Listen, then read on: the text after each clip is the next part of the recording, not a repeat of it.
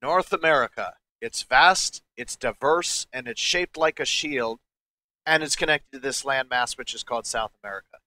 Since the dawn of the human Stone Age, no natural challenge in North America has proven more difficult to trade, communication, and pioneers than the mountains contained within it.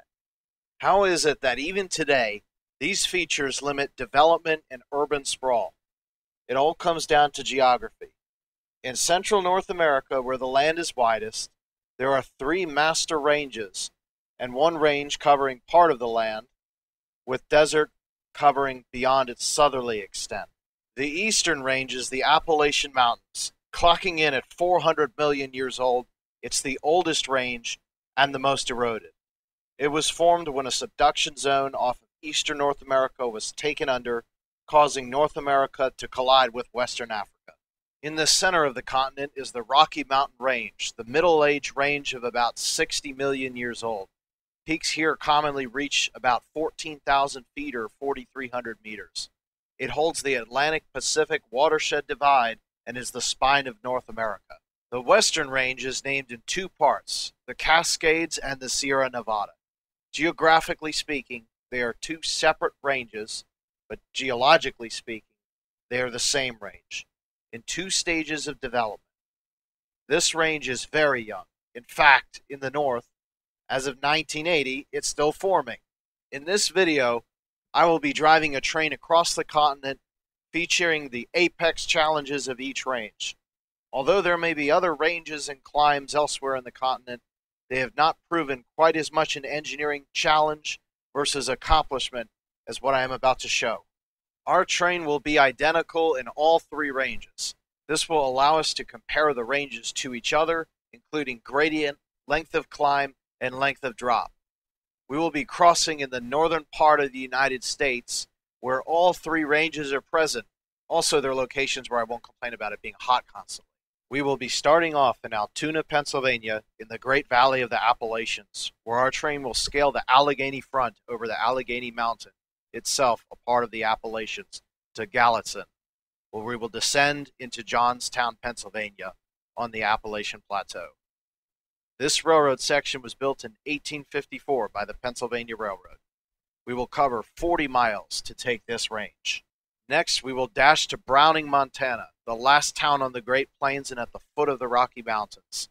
We will climb Marias Pass to the summit and Continental Divide, then descend into the deep western valleys to Red Eagle. This railroad section was built by the Great Northern Railway in 1890. We will cover 59 miles to take this range.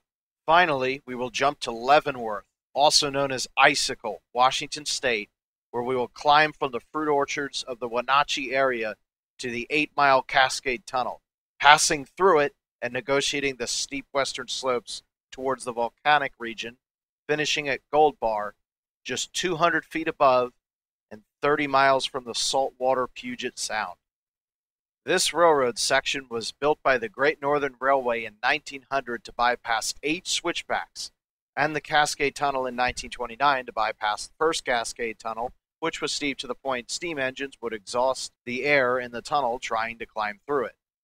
We will cover 71 miles to take this range.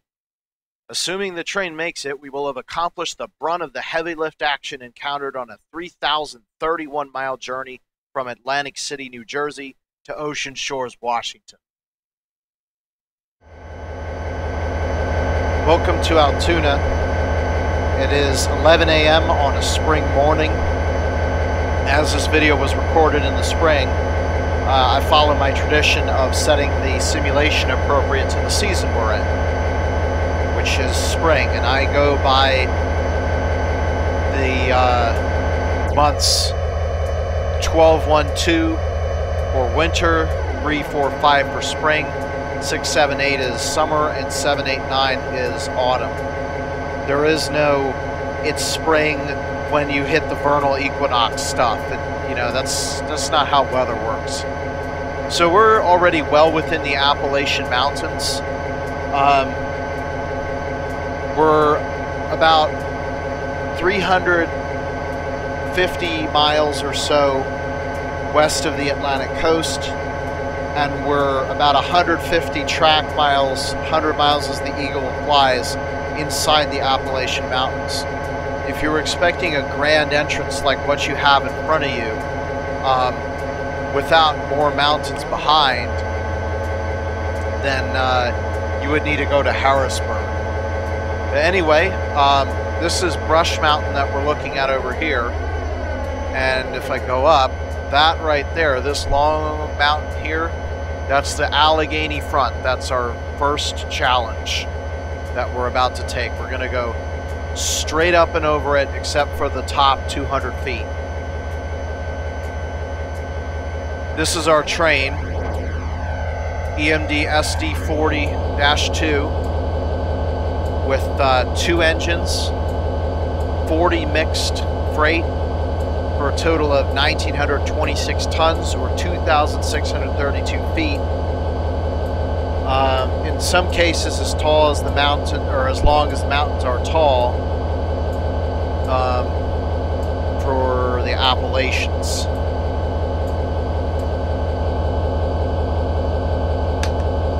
We'll get on our way now.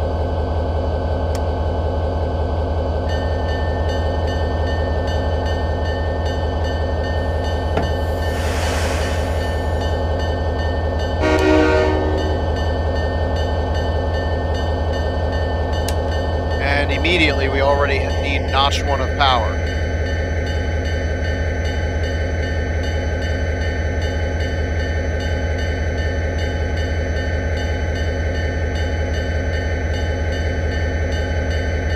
The signals in the first section, or the first challenge, are going to be Pennsylvania Railroad style. This signal indication is clear, the vertical bar with nothing under it.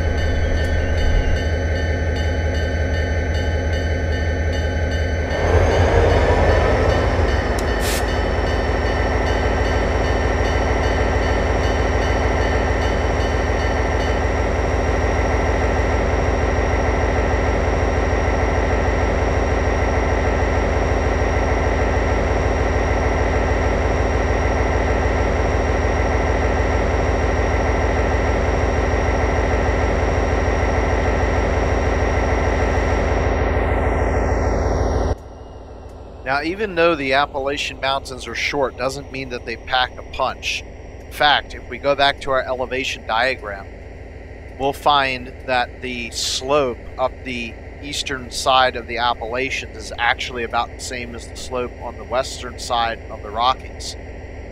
And the slope on the western slope of the Appalachians is actually greater than the slope of coming up the eastern Rockies. In the Appalachians, we're going to gain 2,860 feet and lose 2,810 feet. And in the Rockies, we're going to gain 2,270 feet and lose 3,380 feet. So the two ranges actually compare quite a bit when it comes to trackage. Now, where they don't compare is the surrounding mountains. The Rockies are a lot taller around the areas that aren't the valleys, but they're actually pretty similar in terms of the height of the valleys, at least local relief. You know, we're starting out at 1,150 feet elevation currently right now in the Appalachians, where when we start at Browning, Montana, we'll actually be at 4,500 feet. But all of that extra altitude is gained slowly over the course of the 1,000 miles of the Great Plains.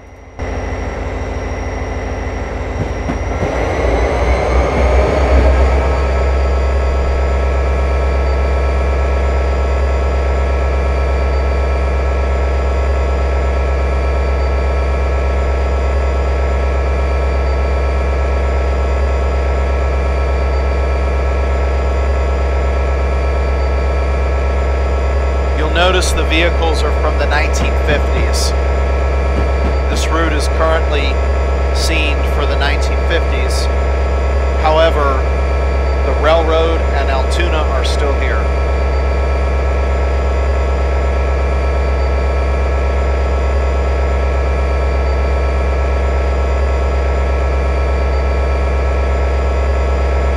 Already going to notch 4.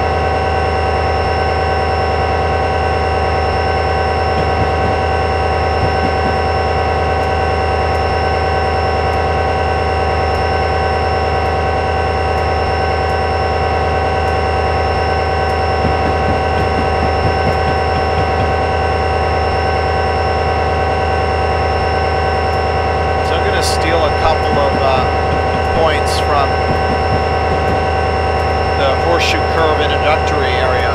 This is part, I guess it's that. Back there is Slope Yard, and it's named because the yard is on a big slope.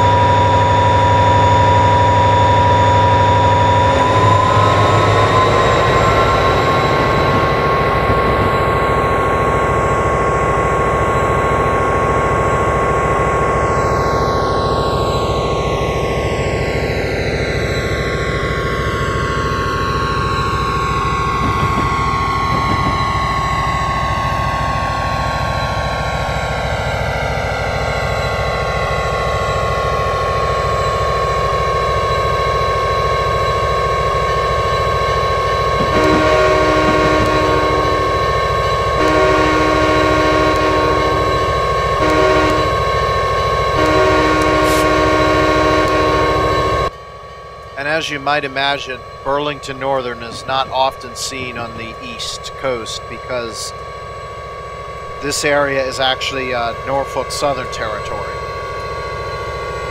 Full throttle.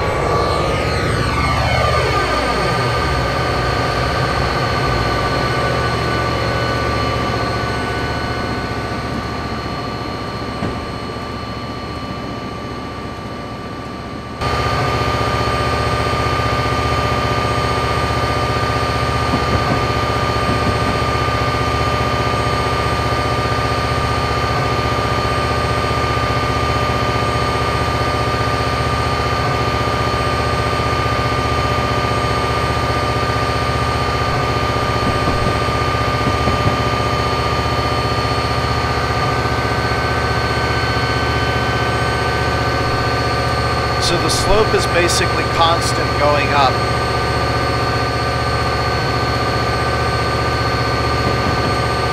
It tends to be steeper around the beginning and the end, and around the Horseshoe Curve area, which is, Horseshoe Curve itself lies halfway up the slope at milepost 242. The top of the mountain is at milepost 248. We're at milepost 239 right now.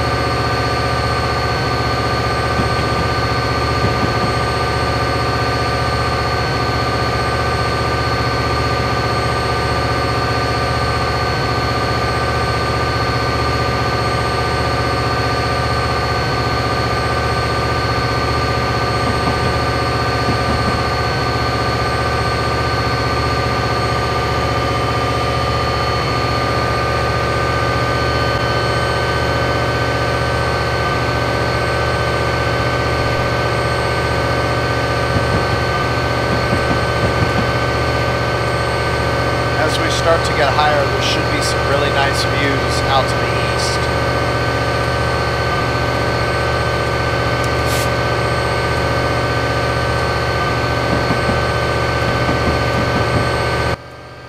Also, interestingly enough, when you compare this pass with the Marias Pass in Montana, the interesting thing about it is, in the case of the Alleghenies, you go up through a steep valley, and then you come down on a flat plain, basically. Whereas on the Marias Pass, it's exactly the opposite. You go up a steep valley, and you come down, or no, I said it the other way around. You go up a shallow plain, and you come down a steep valley. That's if you go east to west.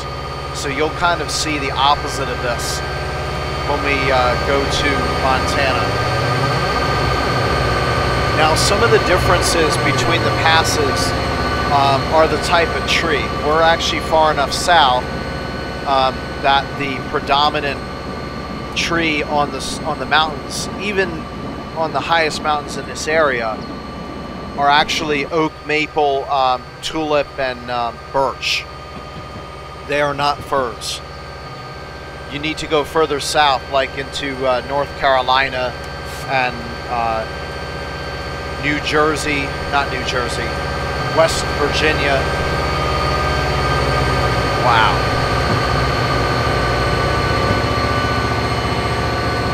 That was cool.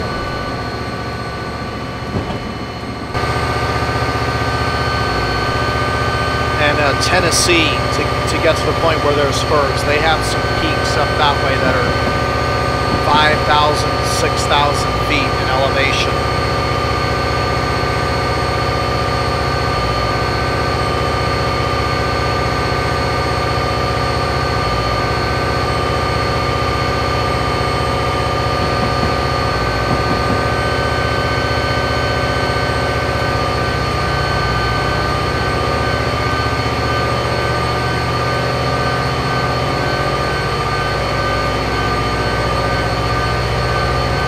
Additionally, in case you're curious, the winds here blow west to east, and we're on the eastern slope of the mountain, and you notice there's trees everywhere, and that's because the Appalachians have been eroded so much that there's no noticeable rain shadow effect. You would actually have to measure the precipitation on the western slope and the eastern slope to compare them, or count the number of trees per acre. It doesn't change the tree type. And in the case of the Rocky Mountains, it's like night and day. You come up in the Great Plains and suddenly you go down in a thick fir jungle. It's crazy.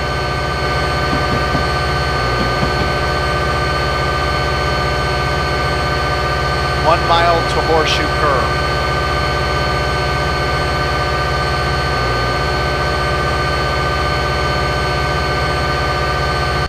Now I know what you're thinking. Oh, this is so grueling. We're going 24 miles an hour. Think about how long it's going to take to drive 50 miles or 70 miles. Well, don't worry. When we get to the top, the train is going to be just fine doing the speed limit. It's only the hard climbs where we're going slower. And the nice thing about the other passes are the gradients are actually not constant, which means that you can pick up speed that you can't on the Allegheny Mountain because it's a constant grade.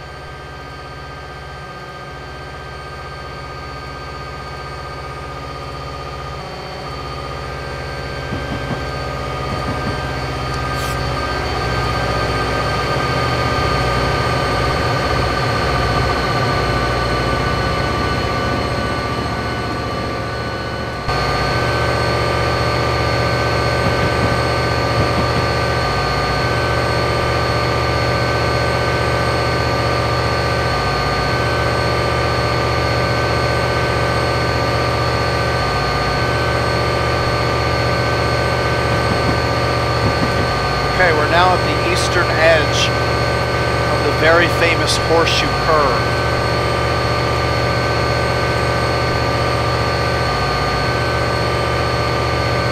This is it here.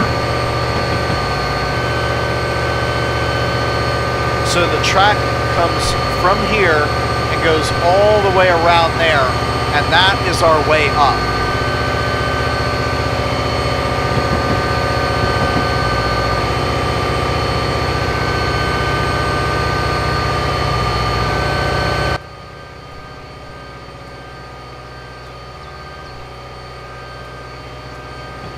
There's actually a place right there where you can watch the trains come through.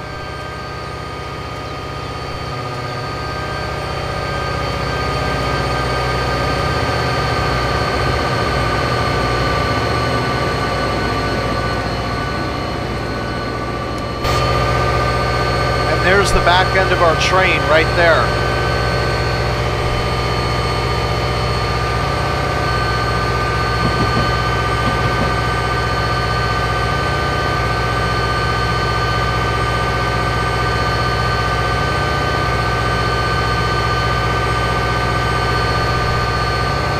Not every day you get to see the whole train at once. And we get a pretty nice rewarding view to the east.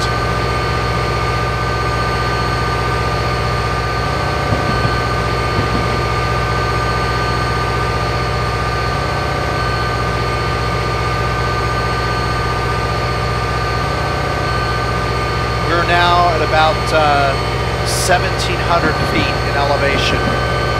We've gained about 600 since we left Altoona.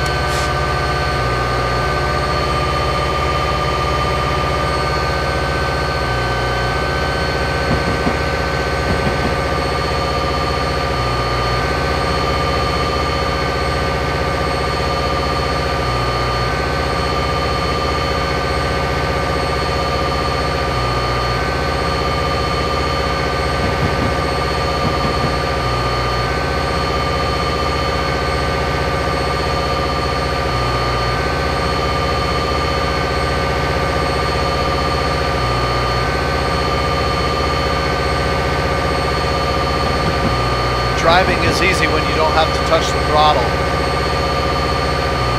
We're not going to be able to sightsee like this on the western slope. We're going to be way too concerned about our speed.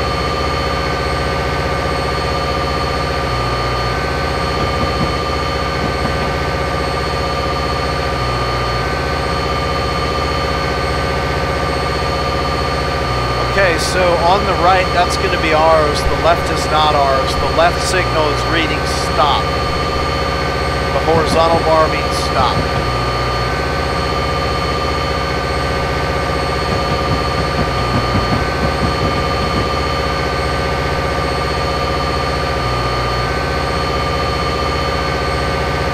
So this is MG interlocking, and also from the tutorials and scenarios, MG stands for mid-grade.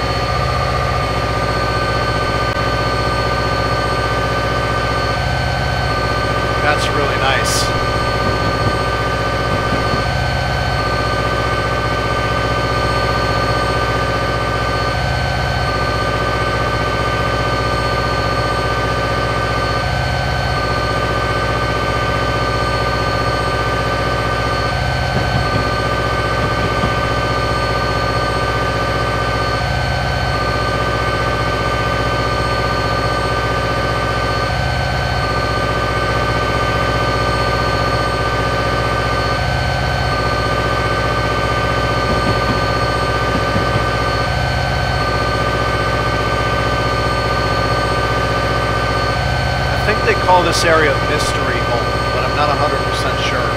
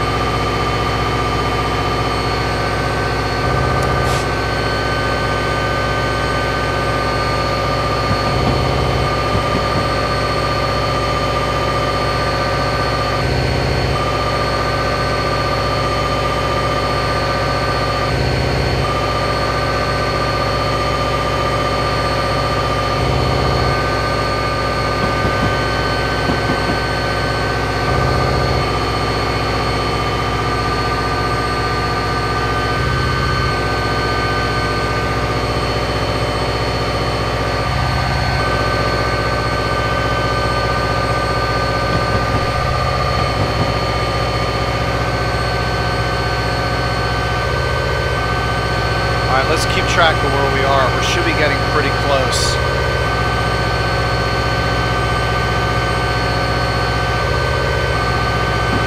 Miles to go. We're 3/4 of the way to the top. Probably at about 1,950 feet in elevation right now. We're about, I think that'd be just over 500 meters. And keep in mind, before you call out the altitudes, remember that the base of the Rocky Mountains is at 4,500 feet, and the base of the Cascades is at 2,000 feet. The base of the Appalachians is almost zero. It's like 300 feet.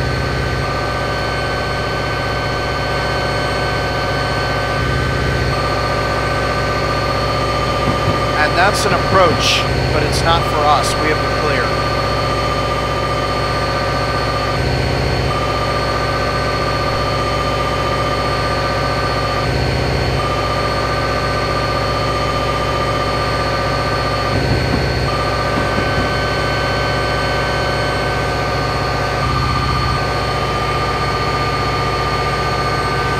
This thing here probably would need a slide fence nowadays.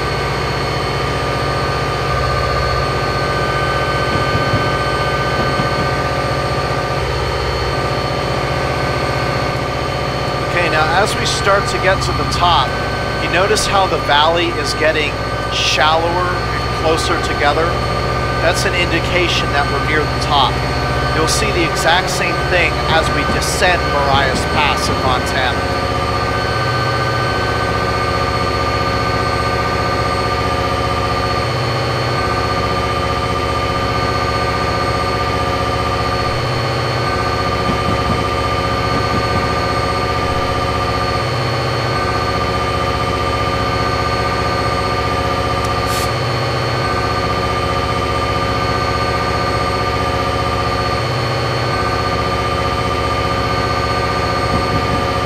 That is US 22, the traffic that you see on the other side of the pass.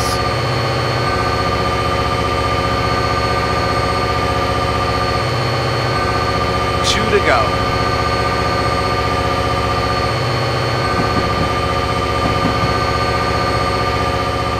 This is a little bit of a false summit here.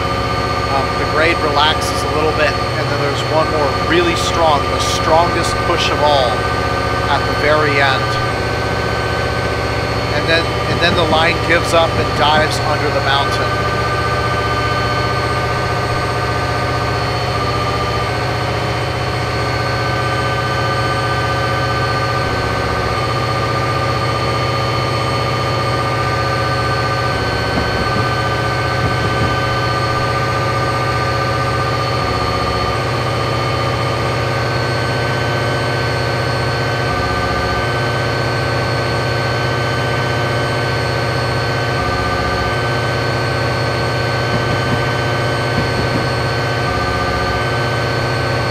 this is the final push to the summit.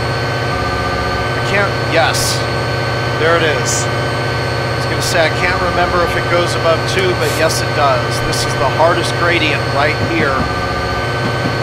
This is the end. After this we go into the tunnel. And there's actually 2 tunnels. There's still 2 tunnels nowadays. The eastbound trains keep to the left there, come down the hill. The westbounds, like us, go up to the right. And this is the last chance that we have to see off to the east. Right now, after this, we will not be able to see eastward again, because it will be occultated by the Allegheny Mountain.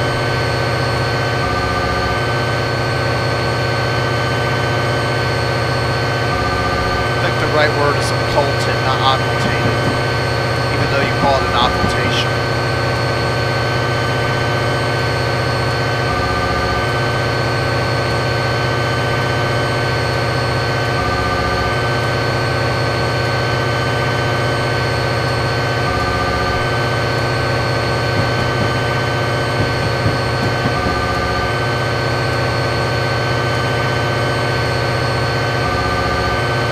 Okay, this is pretty much it. The tunnels do continue up, but at a reduced gradient.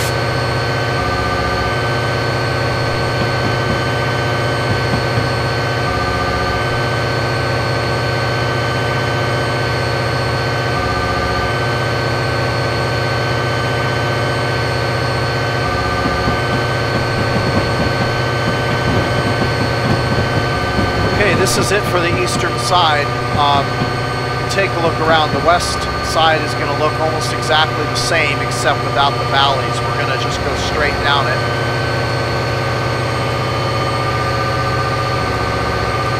And here we go.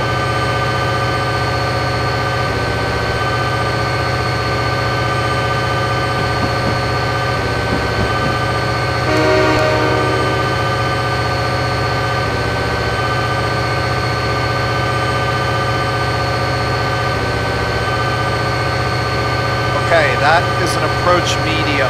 We should prepare to go no faster than 30 miles per hour, which happens to be our speed limit.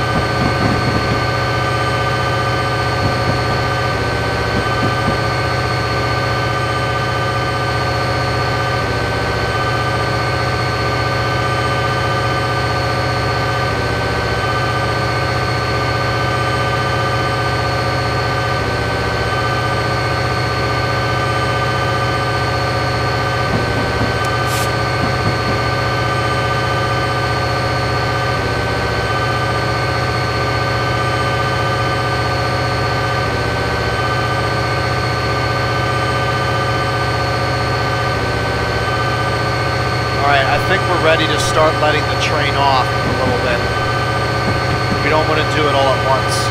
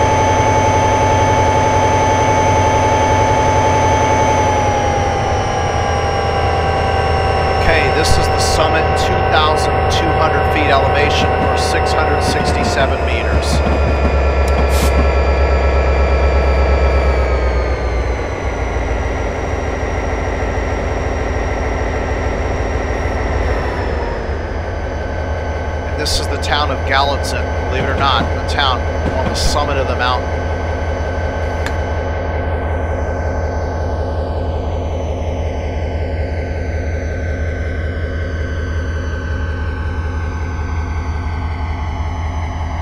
Okay, we got an approach signal, so we should be prepared to stop at the next signal, which may be quite difficult right now.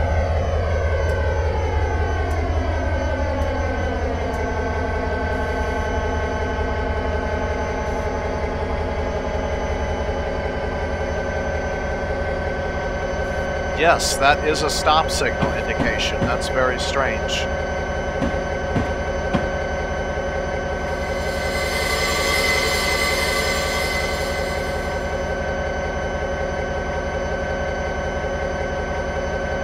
Cool. All I had to do was request permission to pass it.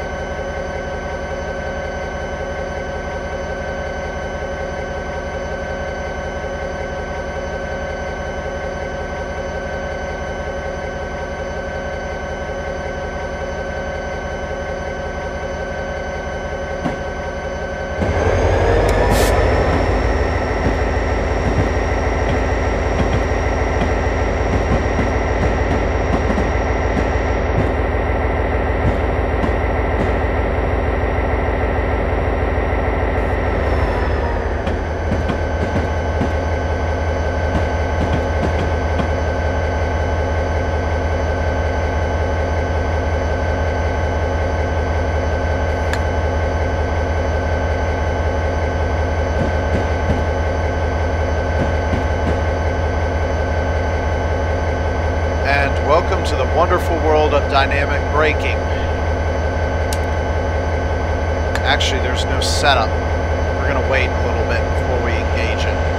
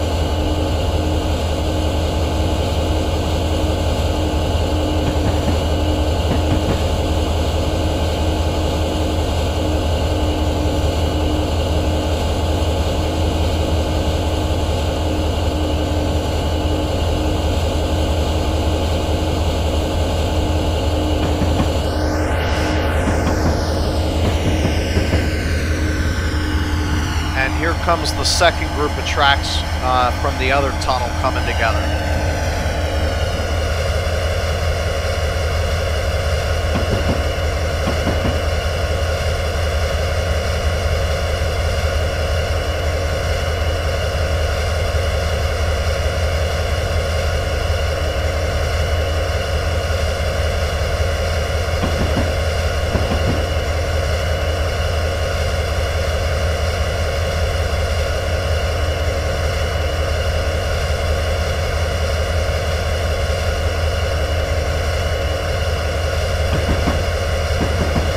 Like I said, once you get over the other side of the mountain, even though it's a steep gradient, it's perfectly straight track. You can go full speed.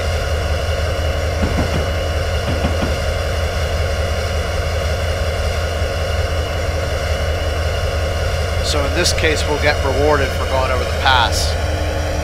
In the case of the western passes, the Marias Pass and the Cascades, we're going to get punished for it because the western sides, we have to haul up the east, and the western side is really, really twisty.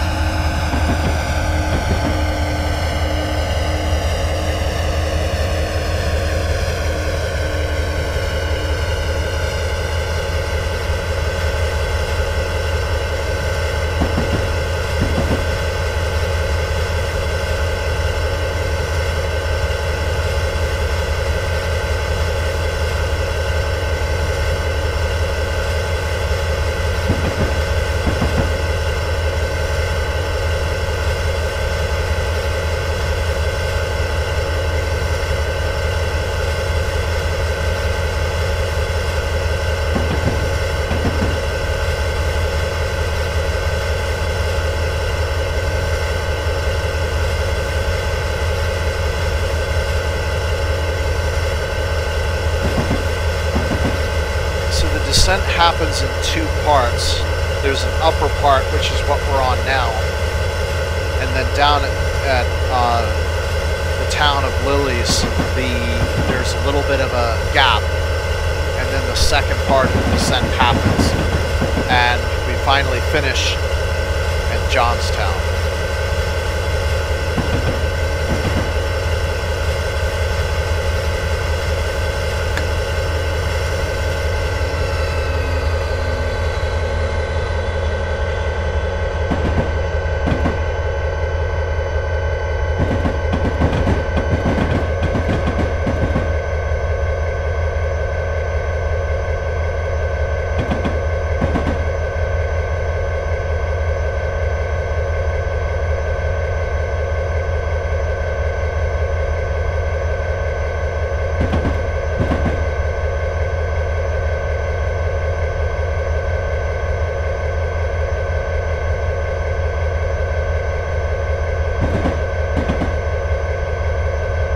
This is the town of Crescent and the station.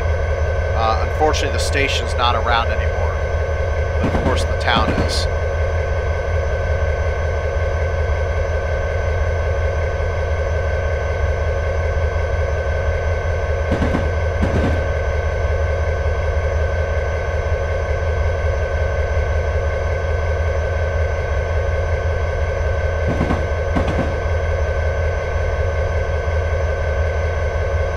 Notice that the tracks are kind of a brownish, almost red color, and that comes from sandstone, which is found in the Appalachian Mountains in this particular area. It's lifted sandstone that's between 400 and 500 million years old. It's actually the same stuff that they used to build a lot of the buildings in Washington, D.C., including the Smithsonian Castle.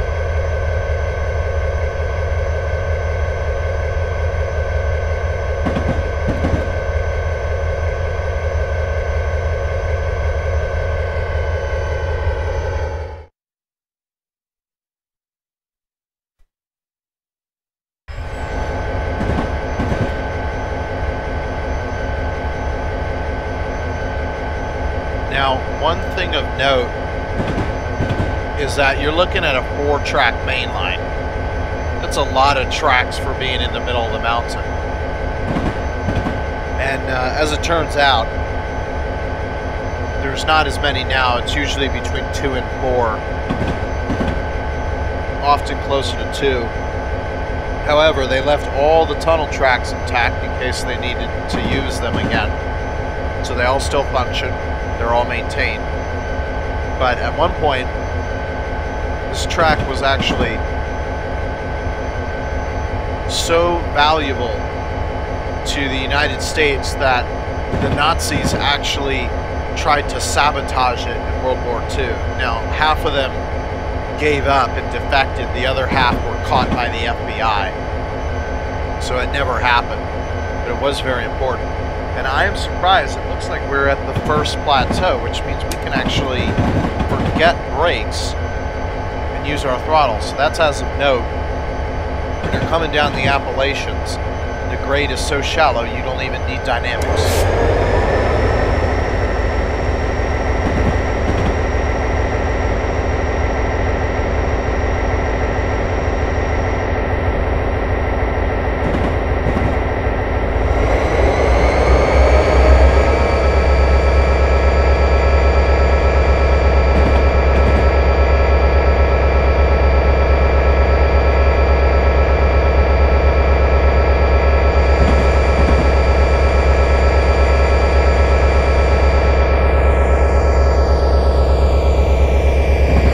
Is now about 2,000 feet.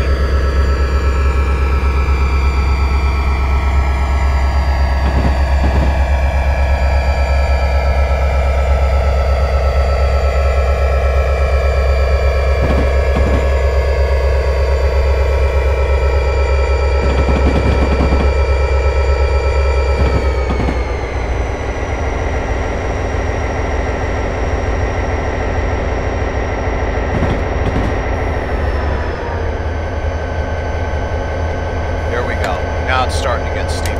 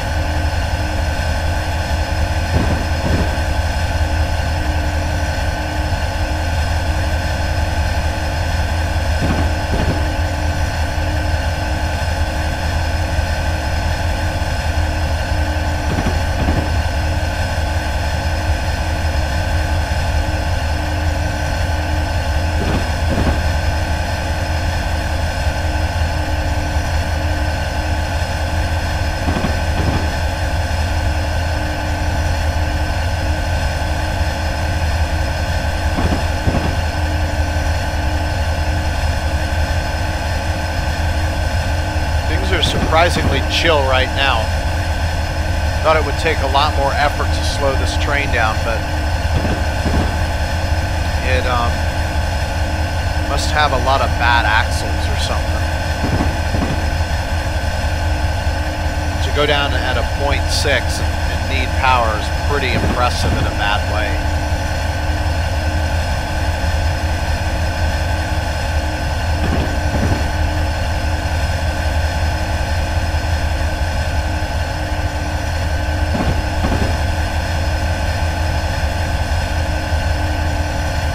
So right now, off to the right side of the train, or the north, the Little Conemaugh River is forming, which will, oh wow, they're actually knocking some trees out,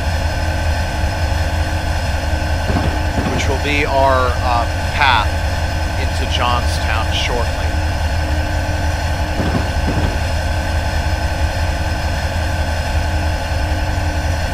I think we've reached Lily's right now.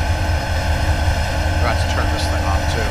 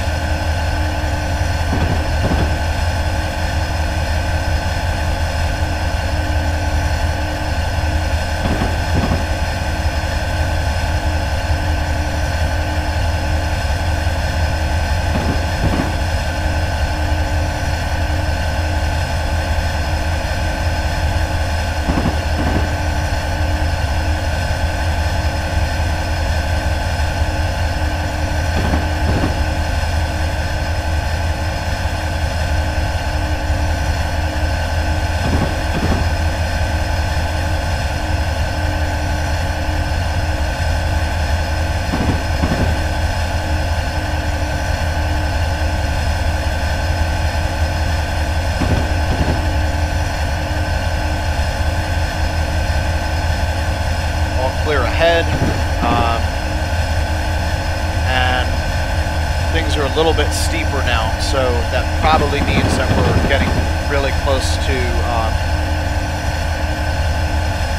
that level section at 1,600 feet elevation, where the gradient relaxes for a little bit.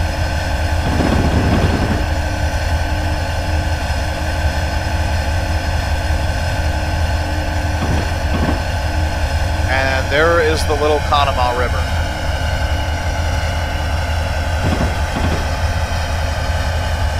Eventually, the Little Conemaugh will join the Conemaugh, and then from there it either joins the Youghiogheny or the Allegheny. Not sure exactly which one. And then when those two come together in Pittsburgh, it forms the Ohio River. And if you know North America, once you have the Ohio River, that will flow into the Mississippi, I think in Memphis.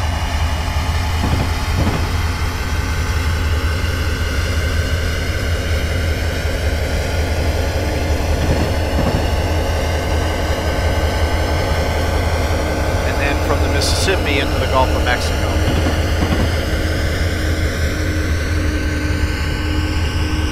Which, that reminds me, I completely forgot about this, but Allegheny Mountain is actually the Eastern Divide, which means the waters that were in Altoona would flow eastward to the Atlantic Ocean via the Potomac River and, well actually no, here it would be the Susquehanna River and Chesapeake Bay. But on this side of Allegheny Mountain, they drain into the Gulf of Mexico. Okay, we've reached that plateau now. They drain into the Gulf of Mexico via the Ohio and Mississippi rivers.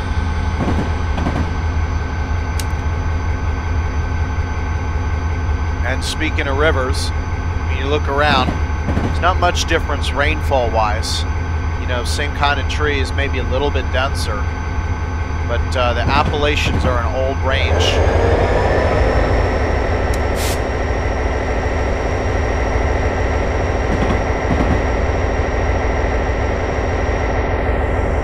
all that wind shadowing is pretty much gone.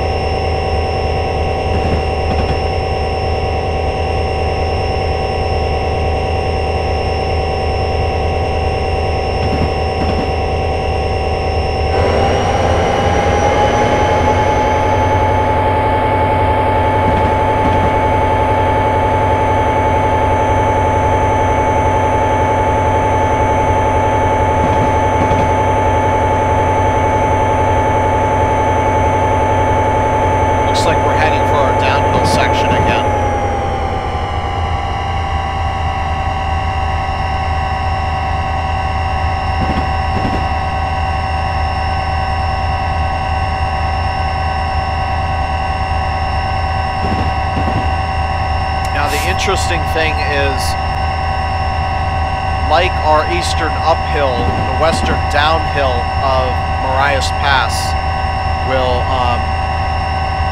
not have any break in gradient. We're pretty much going to ride all the way down.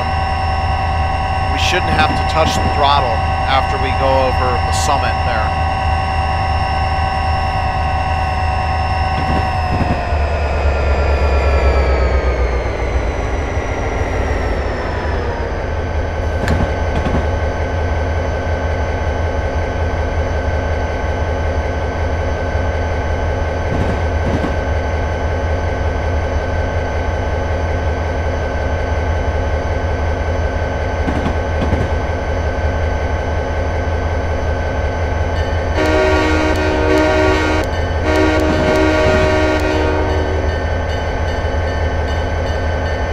Some signs up in the 50s.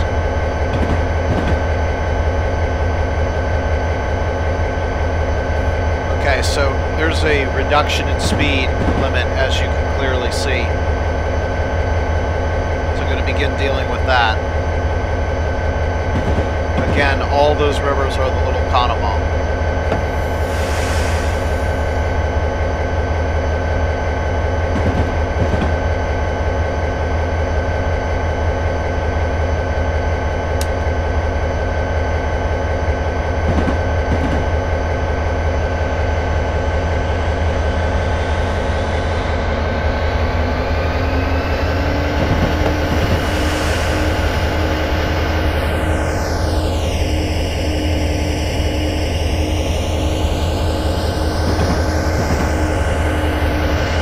If someone can tell me what that whooshing sound is called, that would be great, because I hate it and I don't know what causes it. It happens in my flight sims, it happens in my train sims, it happens in my space sims. It really pisses me off. And I Google it, and I can't find it anywhere. So if anyone knows what this weird whooshing sound is called, please let me know, because it is really annoying.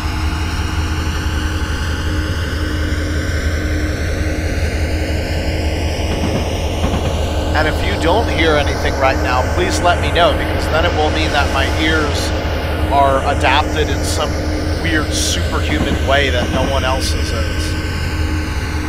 I seriously doubt that's the case, but seriously, if you don't hear it, let me know.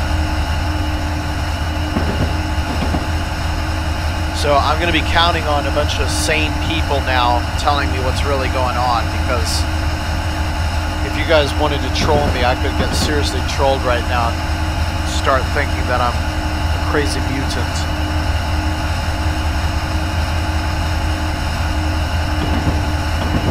And at this point, you can kind of see the landscape is changing. We're descending into a valley now. Basically, we have come completely off of Allegheny Mountain, and we are now in the Conemaugh Valley.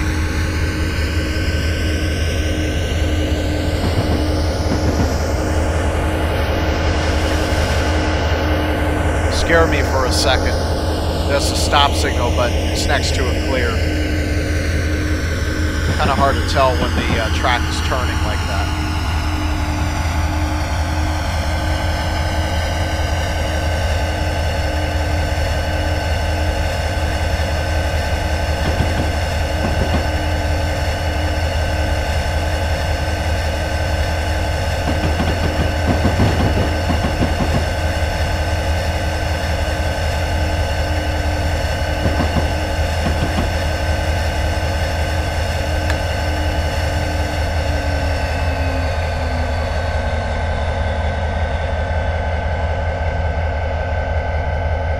I don't know what this is supposed to be at the edge of the HUD.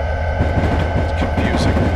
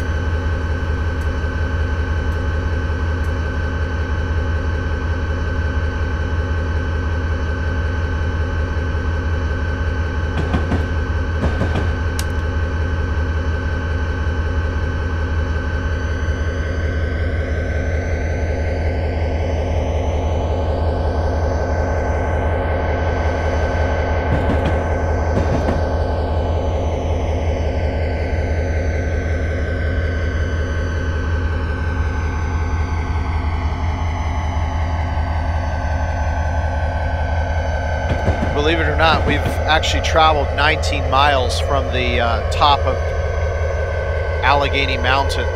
So it really is amazing how much faster you're allowed to come off the western side than you are to go up the eastern side.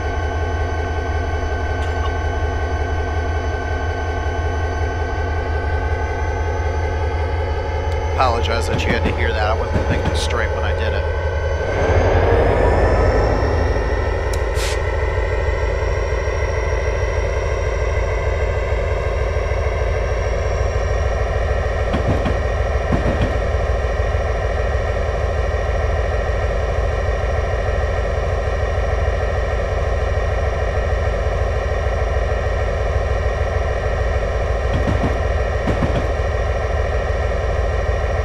Already tell controlling this train down the Cascades is going to be downright scary because those grades are steep.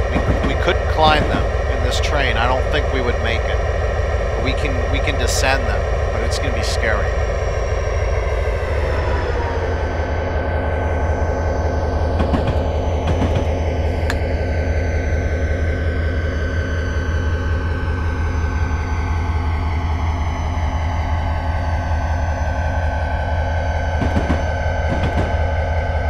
That is, of course, going eastbound. We're going to be going westbound through the Cascades. If we tried going eastbound, we wouldn't make it up the mountain. But going westbound, I think we can do it. I mean, after all, it's meant to be a challenge, right? It's in some ways it's me guessing and taking into account the size of the mountains, right? If I make a misjudgment and we can't get over the mountains, then that means I underestimated them. So far, I think we're pretty good. I think I got it pretty much bang on.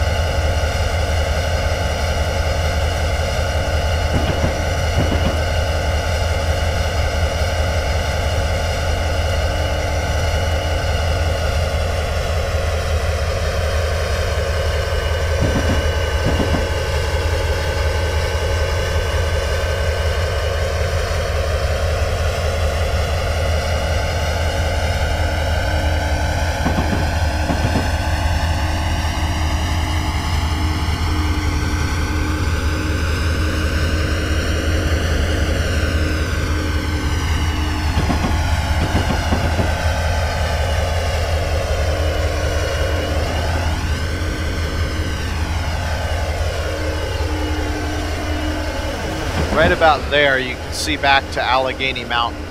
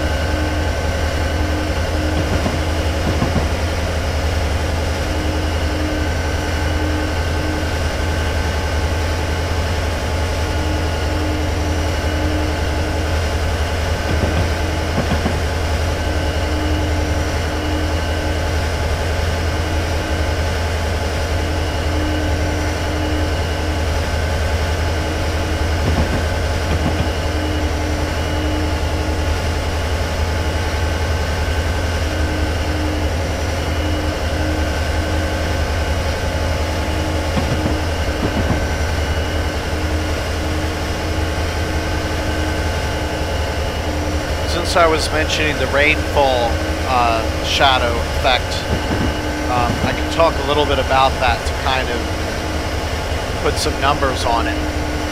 This area here gets generally about 50 inches of rain every year.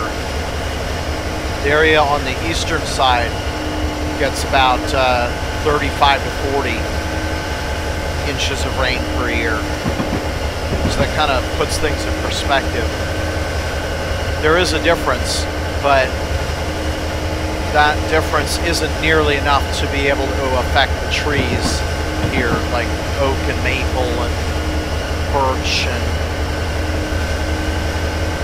tulip. They're not really affected by those kinds of differences.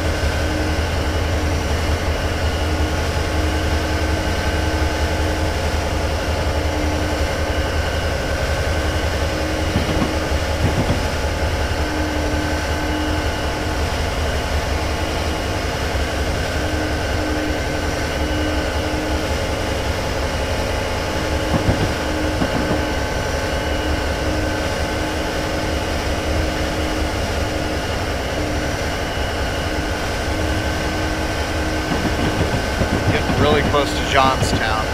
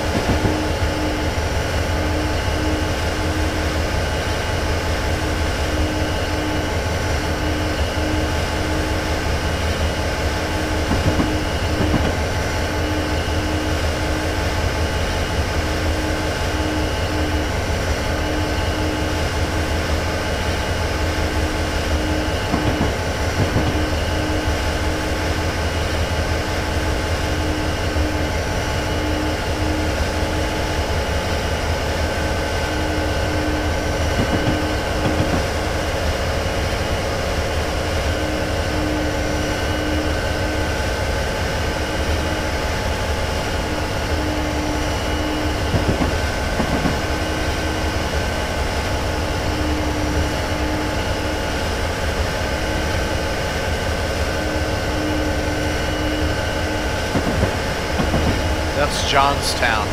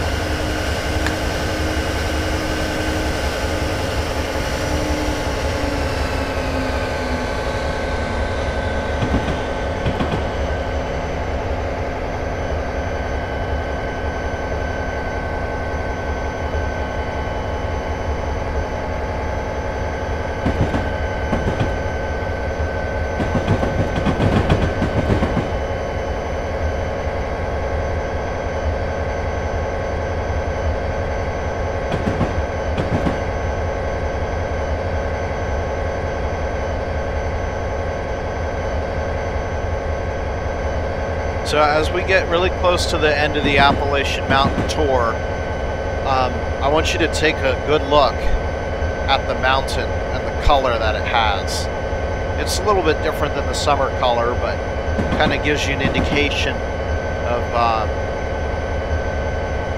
generally what the area looks like from a high perspective. Kind of a lime green color.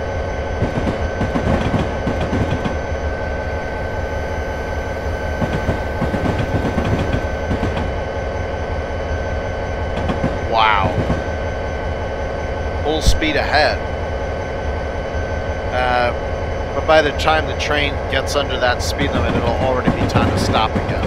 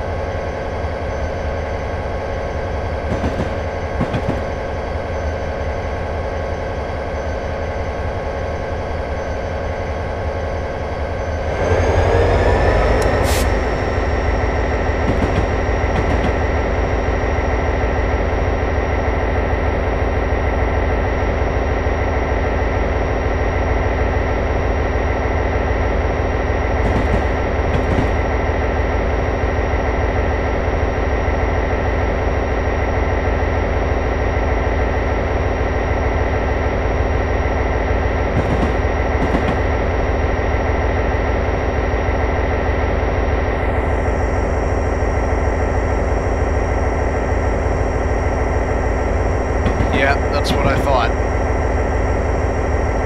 So much for 70 miles an hour.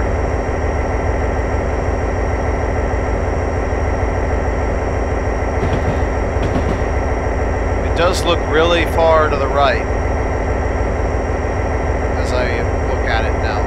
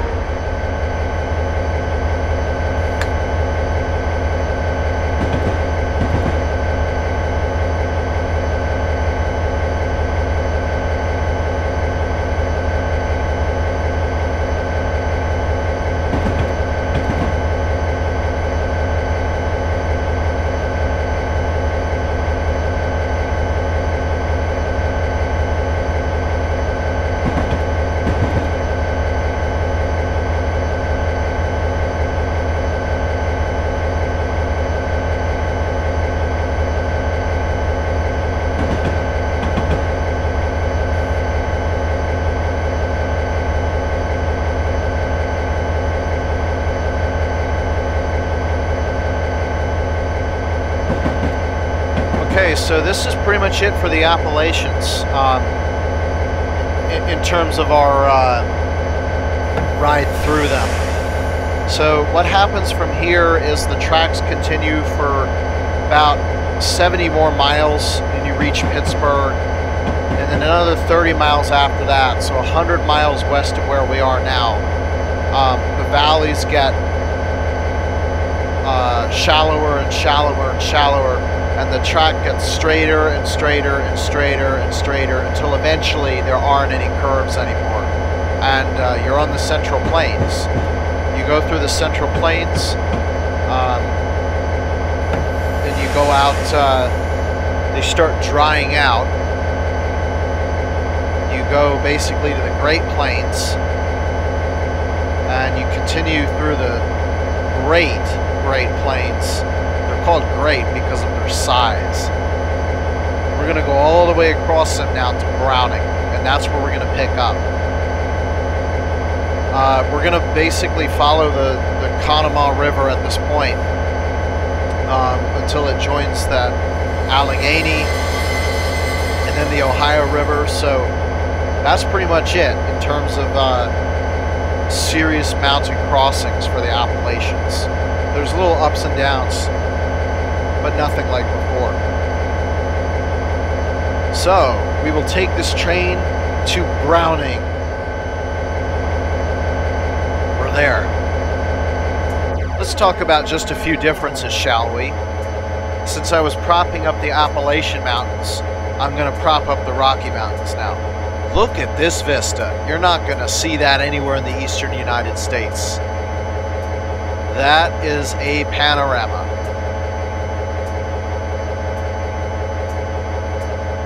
The other thing you're going to notice is it's really dry. It's really, really dry. Where have all the trees gone? Well, basically, two things have happened. One, since the Mississippi River, we have gained about 2,000 feet in the 1,000 miles from it.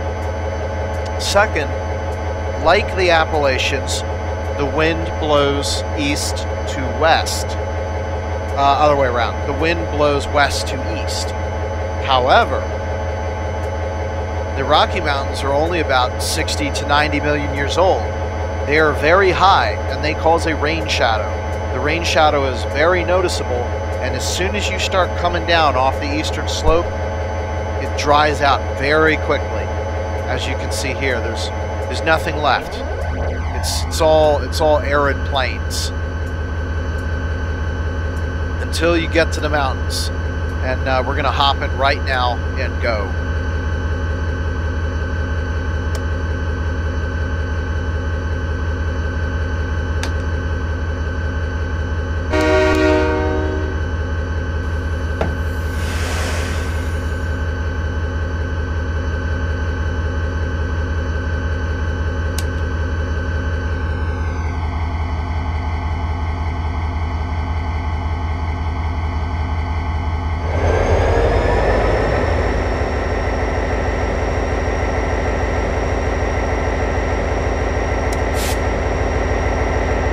Got a serious tug of war here.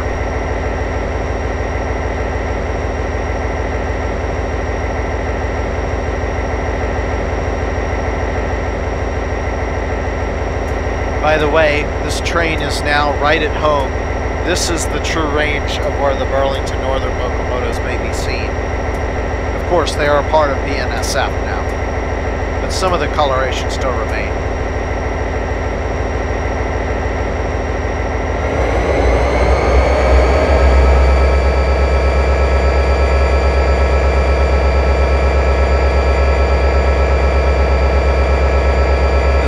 System out here is the BNSF tricolor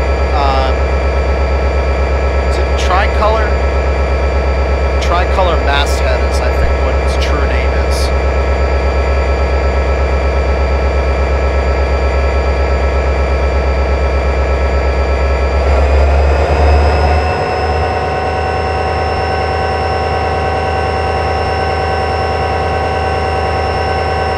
Alright, so check this out. We're here. We go all the way up here, all the way over there, all the way over there, all the way to there. And then we go through there, and then we go all the way back, all the way back. Keep going all the way back, going up, up, up, up, up, up, up. And then right there, kind of hard to see now. See from here either.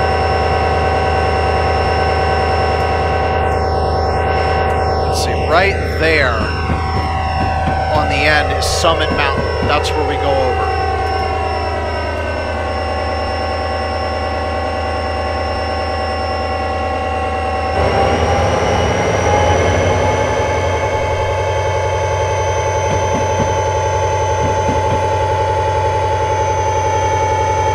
And sort of like Horseshoe Curve, this area up here will allow us to see our entire train.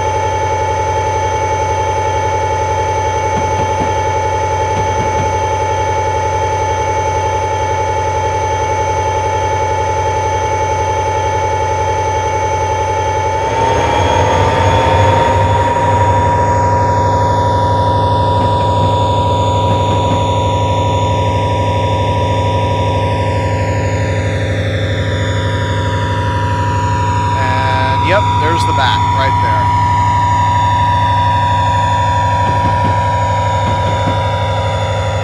So again, Browning is the last stop on the Great Plains, so the land will change quickly.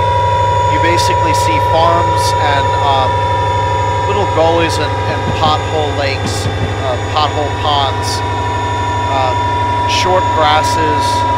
It's characteristic of a short grass prairie, but it's going to very quickly change to a dirty steppe and then eventually scrublands as we climb the Rockies.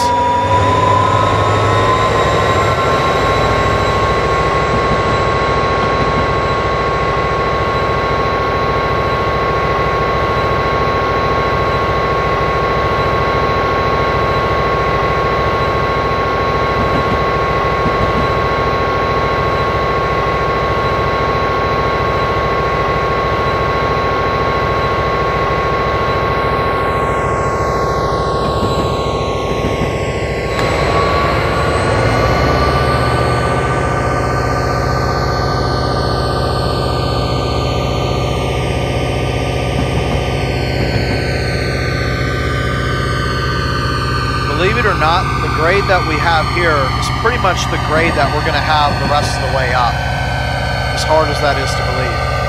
Alright, so this is where our turnaround happens. We're now going to start going the other way again.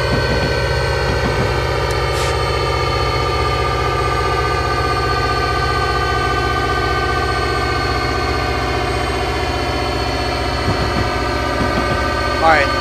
That mountain that looks like a volcano right there, center of the window, that's Summit Mountain. We're going to go over the left side of that.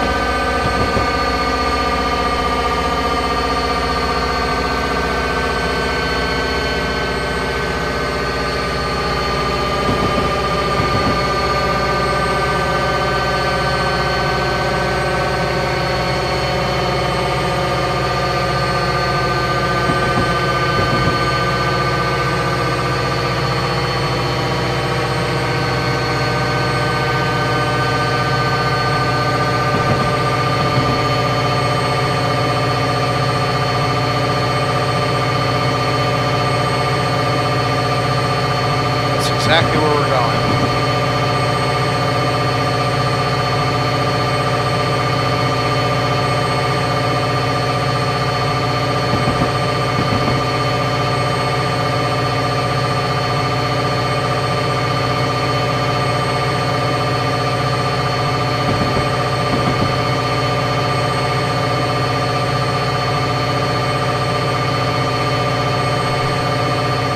So, unlike the eastern slope of the Appalachians, but like the western slope of the Appalachians, we're going to go up in an interrupted climb.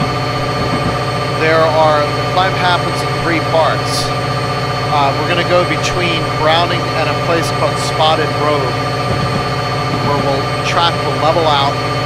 We'll have an opportunity to gain any lost speed, and then we'll climb again to Glacier Park. We'll have another chance to pick up some more speed, and then we go up one more time to Summit.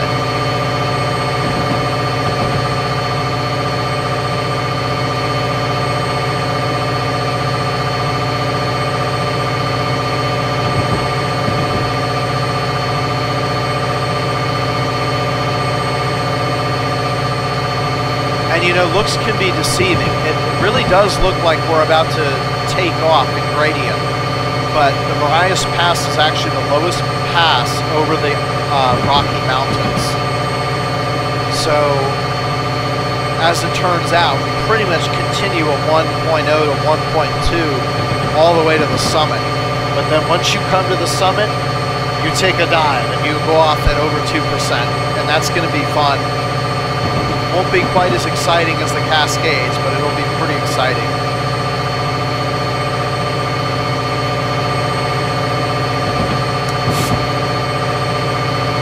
So these mileposts here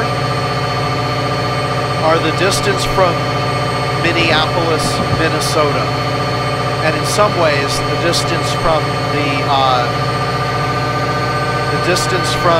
Mississippi River. So in some ways we're 1,150 miles west of the Mississippi right now.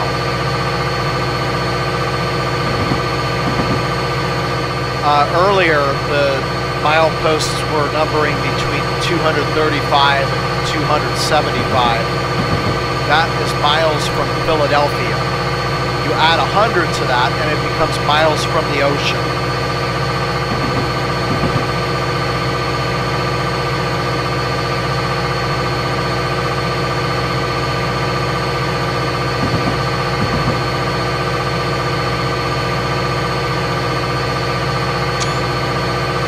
Hope I didn't lose part of my train. I could swear there were more boxcars back there.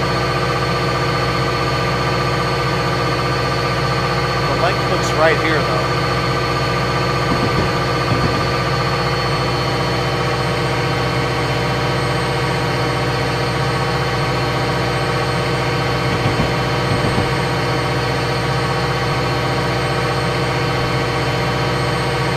Okay, we're getting our first relaxation point. We should start to go a little bit down a little bit more. We're getting pretty close to Spotted Road. If I remember correctly, Summit is at 11:52, I believe. So we're 21 miles east of the summit right now.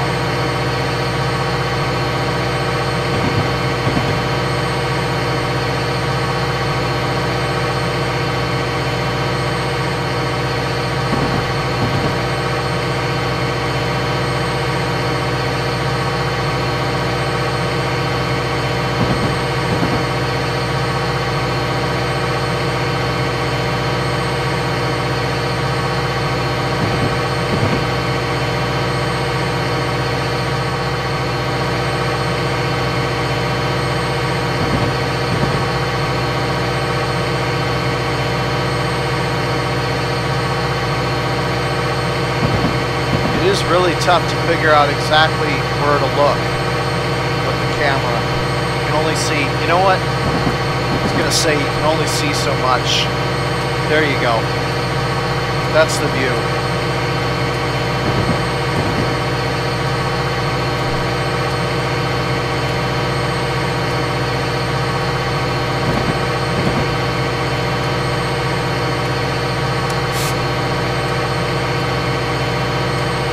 This is going to look awesome when we get into the Cascades. You're going to have like, you look straight up there and you're going to look straight down.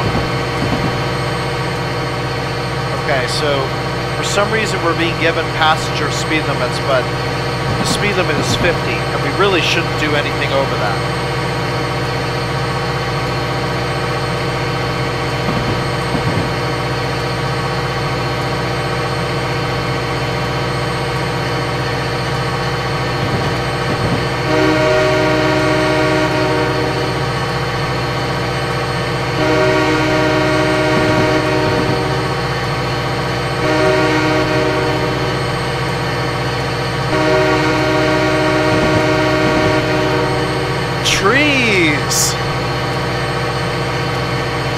What I said?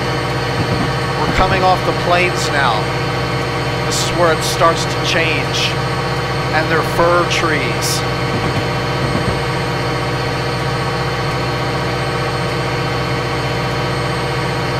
That's how you know we're getting close to Spotted Road. It's because suddenly you're off the brown plains. You've got dots of green, and you've got spots of brown and gray. And you got bushes and you got trees in different places. That's why they call it Spotted Road. It's because it literally looks like a polka dot road.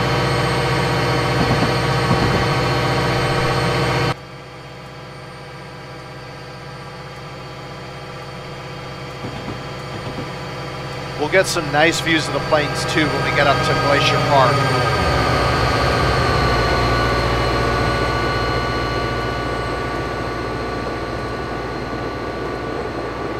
Trying to make this as interesting as I can. I know we're kind of moving slow, but I mean, we're going faster than we were in the Appalachians, to my amazement.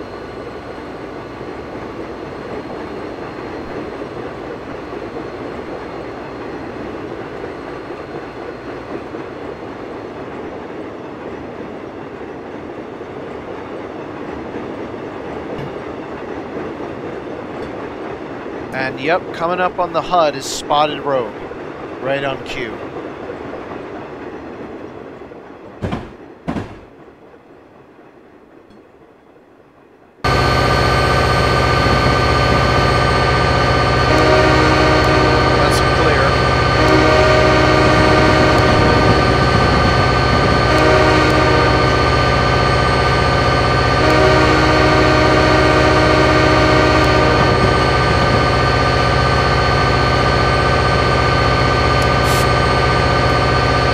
What I love about this pass. This might not be a particularly steep pass, but the change that you go from completely empty, treeless plains, short grass prairie, all the way up to a dense, lush fir forest is incredible.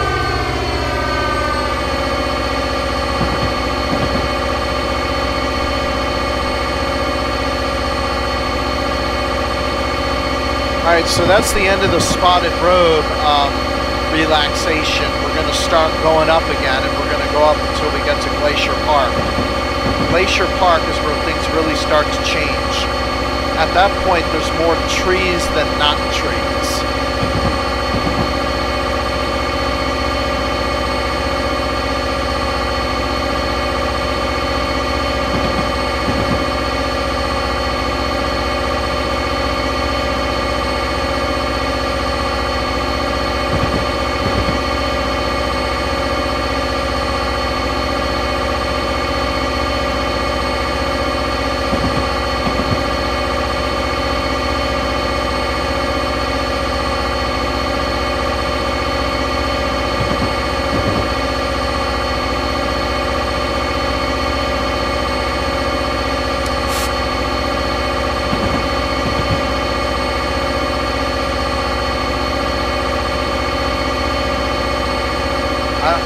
Every time I see that, I think they're cows laying down and then have to look up and realize they're either bushes or hay bales.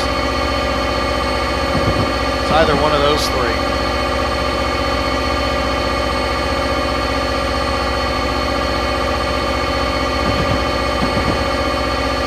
It's always those three in Montana.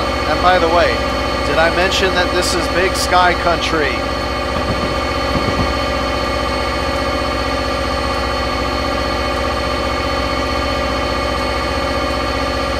You know why it's Big Sky Country? Because of these guys. The rain shadow effect causes all the clouds to lose their moisture, and then they vanish as soon as the air mass comes over the Rocky Mountains.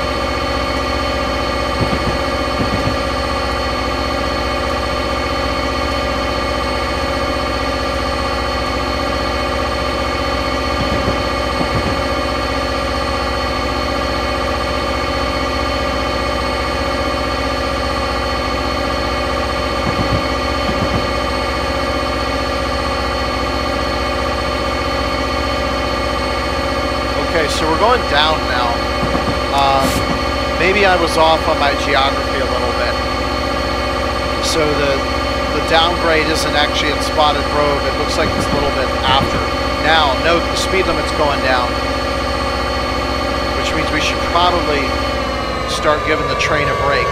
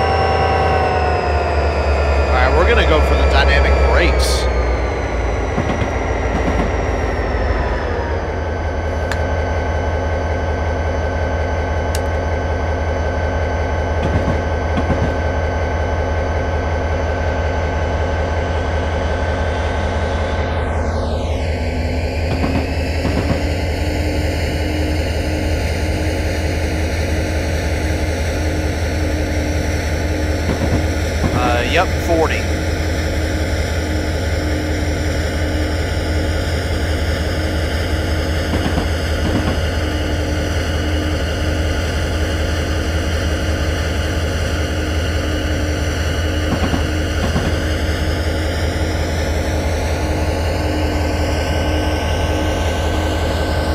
is again, Summit Mountain.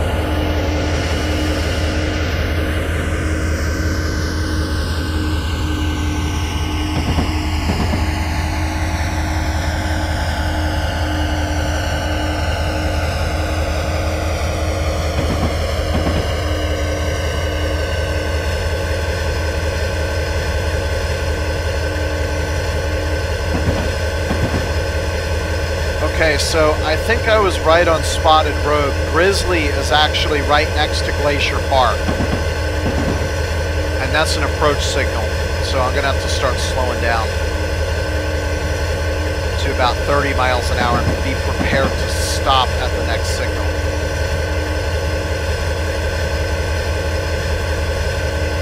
And as I said earlier, Glacier Park is the last opportunity to get some extra speed. It's also the point where suddenly you go from more not trees than trees to more trees than not trees.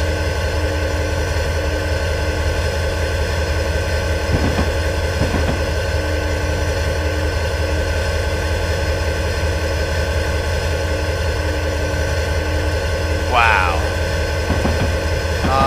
11:38. So we're, what was that, 13 miles?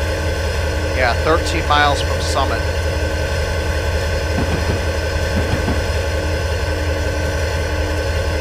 That is fantastic.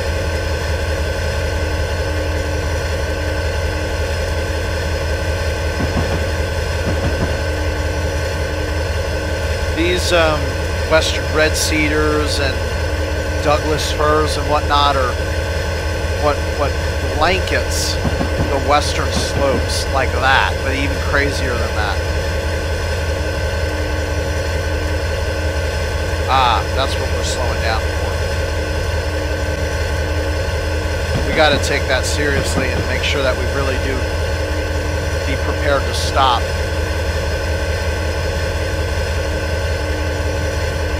Yeah, we're going to be switching tracks up ahead.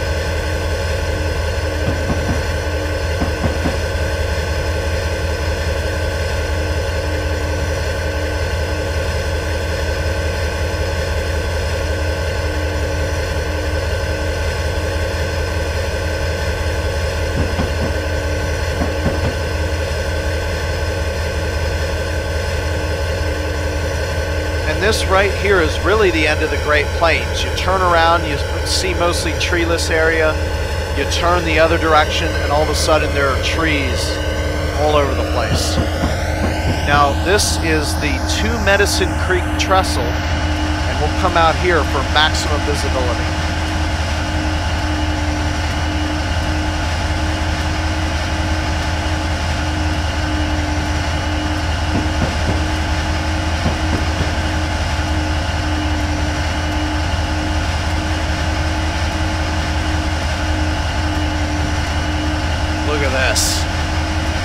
There's another thing the Appalachian Mountains don't have: insanely high trestles.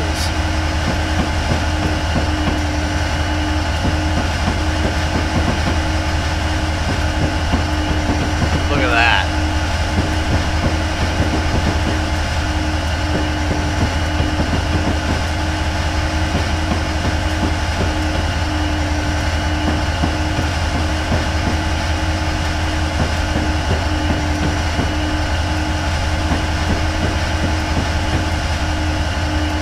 Aren't those trees beautiful? They're even more beautiful in snow.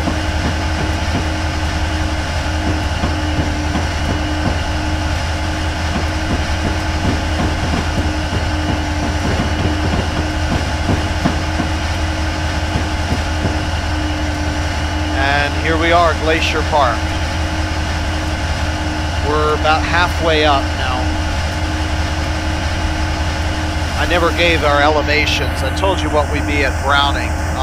Right now we'd be at about 4,800 feet.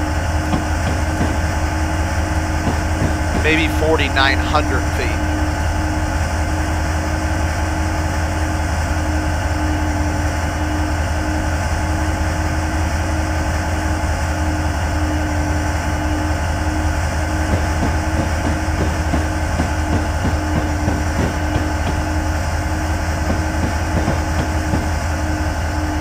Now, the forest, as you can see, isn't quite contiguous, and it won't be contiguous until we go over the summit.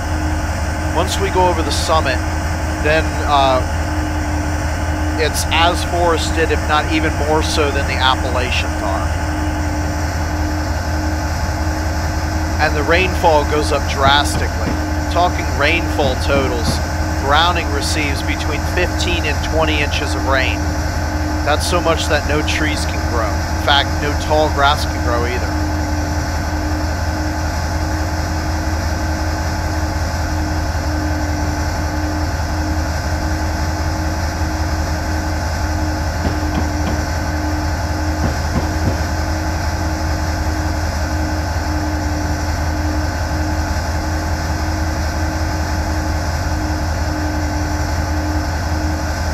So there's another speed limit decrease now. We're going from 40 to 30 once we clear the signal. And that's to contend with the fact that we're no longer on the Great Plains. We're going to go through a lot of windy situations here.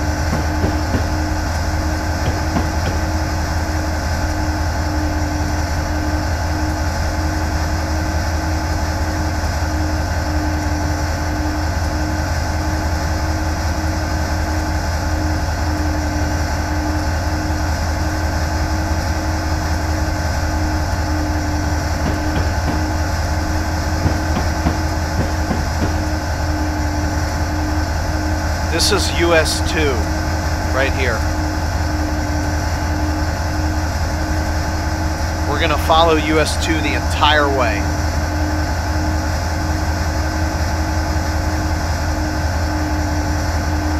And this is Amtrak's Glacier Park station. You can visit this on the Empire Builder service, even today. And this is exactly how it looks today.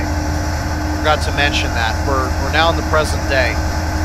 None of this 1950s stuff anymore.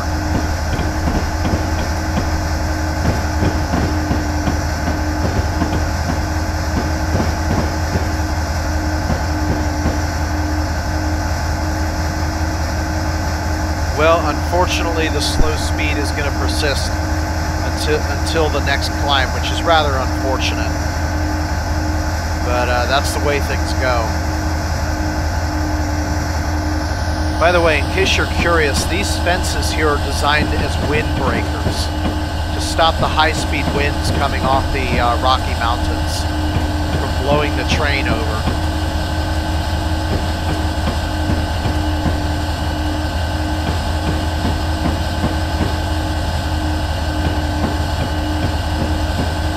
Alright, let's kill the dynamics.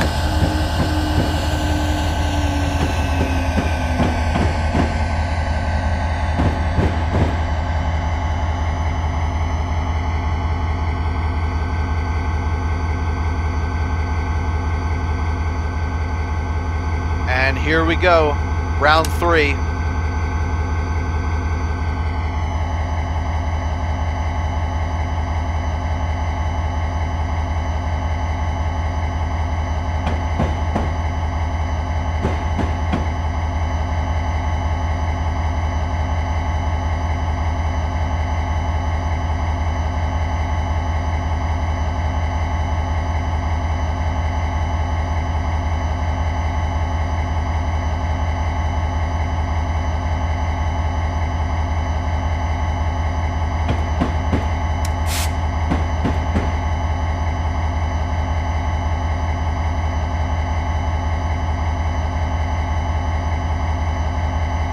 That whole track is 15.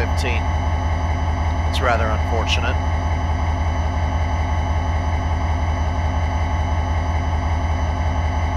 good news is this is actually the same gradient that we've been dealing with pretty much the whole climb so far. So as long as it doesn't get steeper than what it is now, which it will eventually, we should be able to get back up to the speed limit.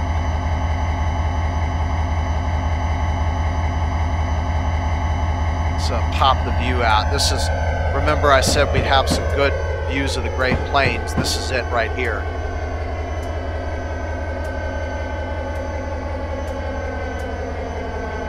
We'll have one more opportunity to see everything at Summit just before we go over the edge. All right, here we go. Green flag is out.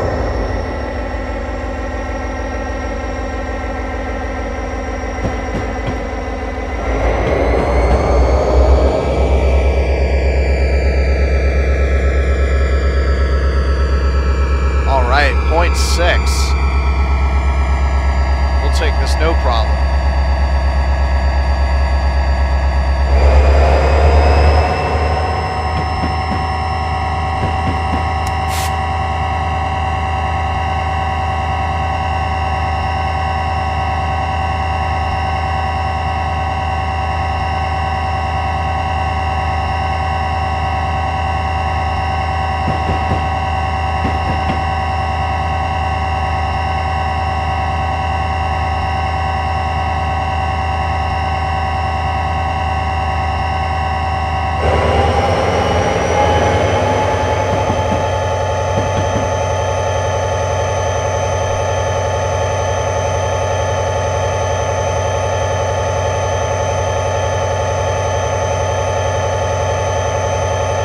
Miles to go.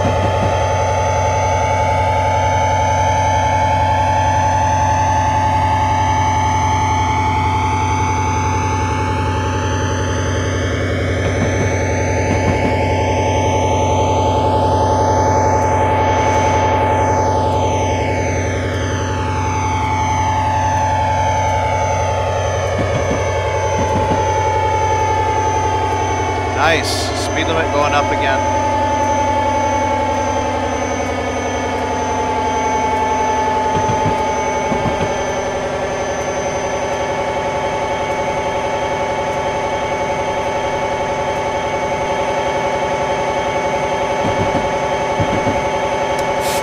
Actually, you know what? We're speeding. I just remembered we had the passenger speed limits for some reason.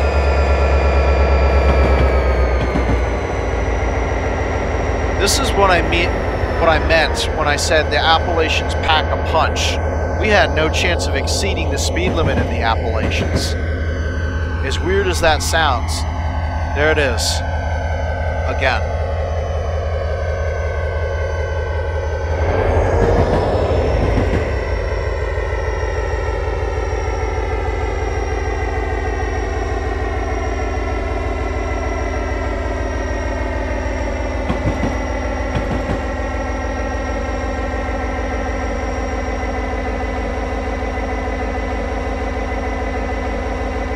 So once we get through this sign, we're going to be able to go to 45, which is pretty significant. And yeah, it is true that of course, the eastern slope is comparable to the eastern slope of the Rockies is comparable to the western slope of the Appalachians, and vice versa. So, you know, when we were coming off of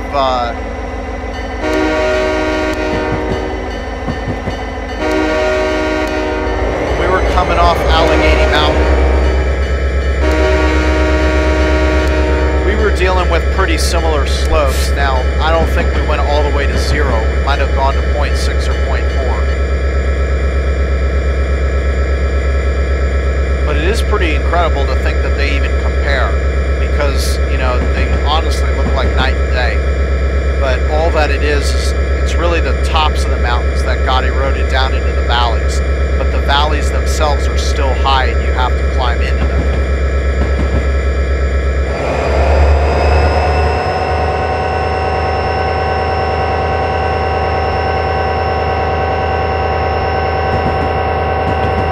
All right, now we're going for it.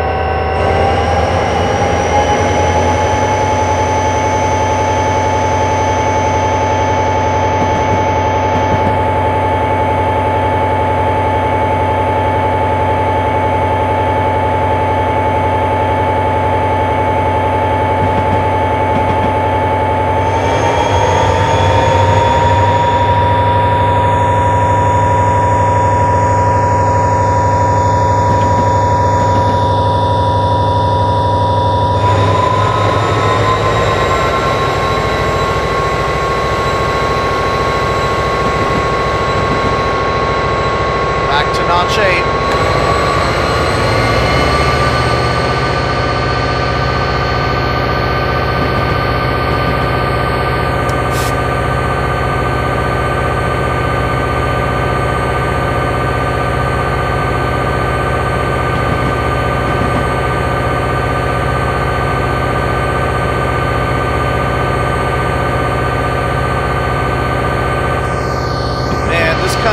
Cutting is disgusting. You're gonna cut a tree, cut it all the way down to the stump. Otherwise, you're making it creepy looking, like the ghost forest of Copalis.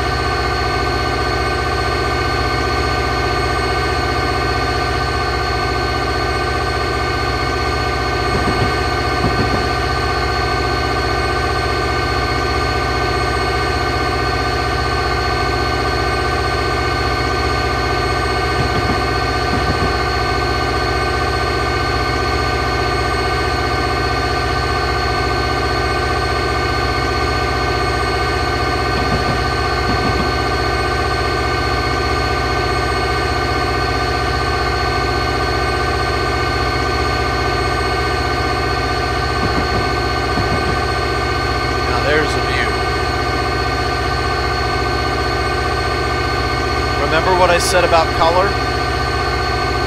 Here the color is gray, not green. It's due to rocks and snow.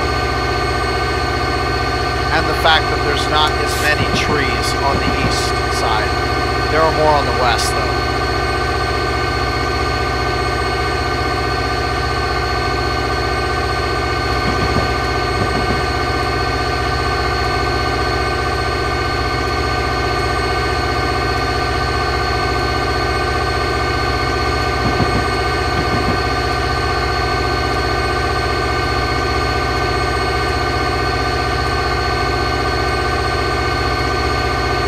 Bison is 3/4 of the way up, and as a matter of fact, it looks like we have 7 miles remaining. By now, we would be above 5,000 feet, probably about 5,050 feet or so in elevation.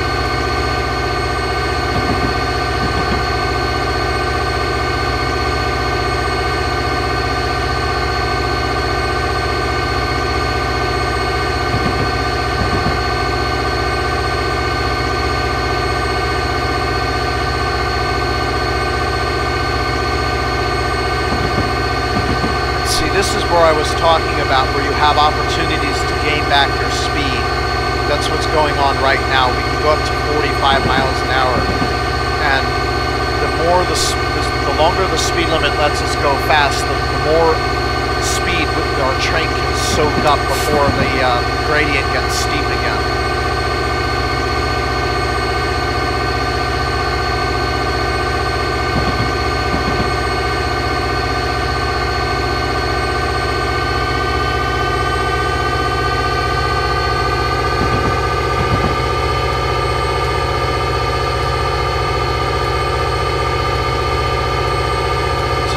Clear what's going on right now. Basically just keep going up, and then right there is where we go over, and then we go down on the other side.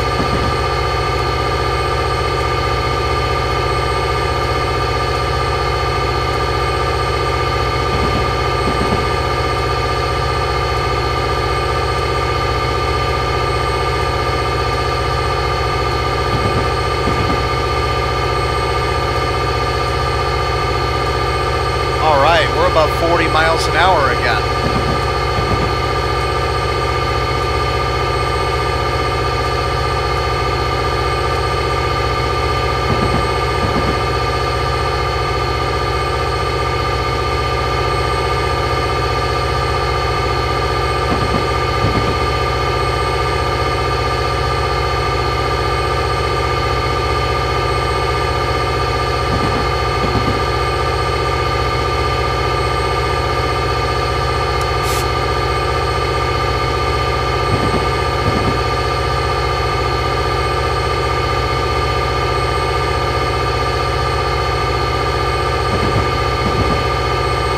It gets a little bit steeper because we actually have a speed limit reduction coming pretty soon.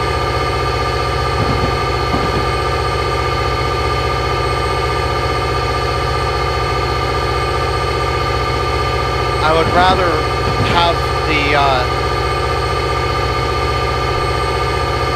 have the slope drop our speed than the other way around. Ooh, that's nice reflection.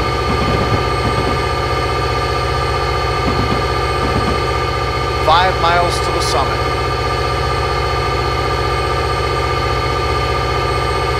Alright, we're gonna have to let it go.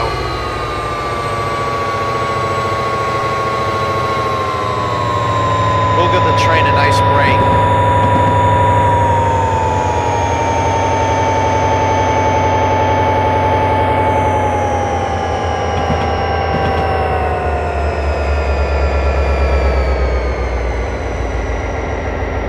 Actually, we're going downhill.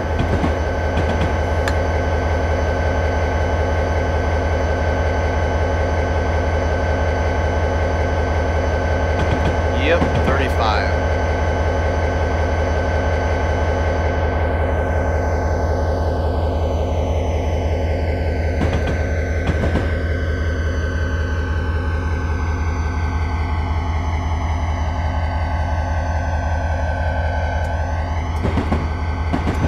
Just up from here where our last views of the plains are.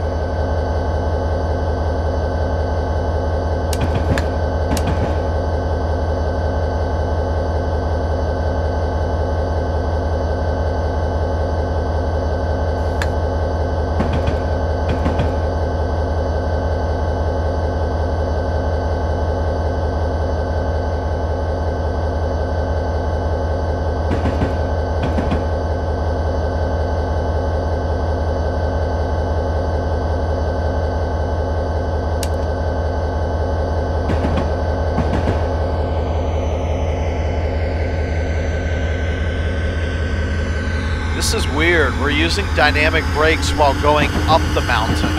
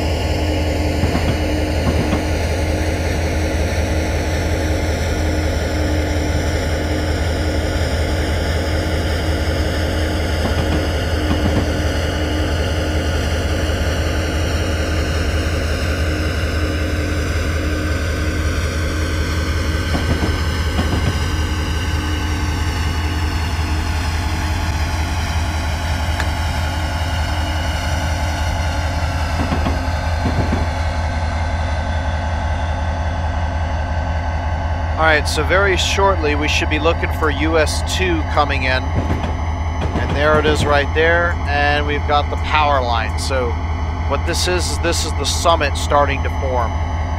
So you can kind of see what's going over the pass right here. That's the pass.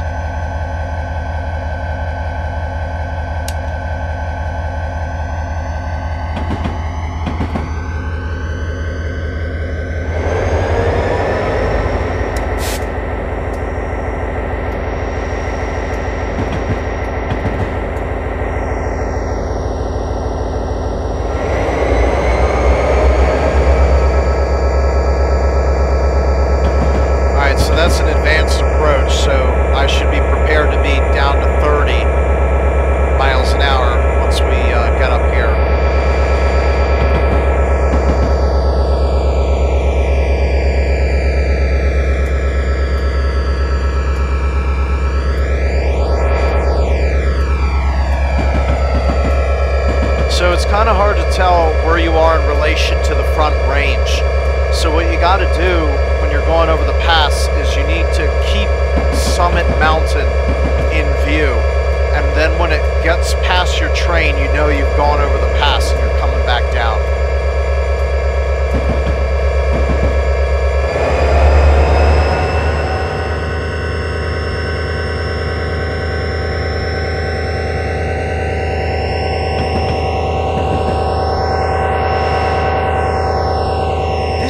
so weird. It's like for the Rocky Mountain Pass, we've been throttled down probably more so than not. And for the Appalachians, we were stuck in notch 8. This is so weird. I'm confused now.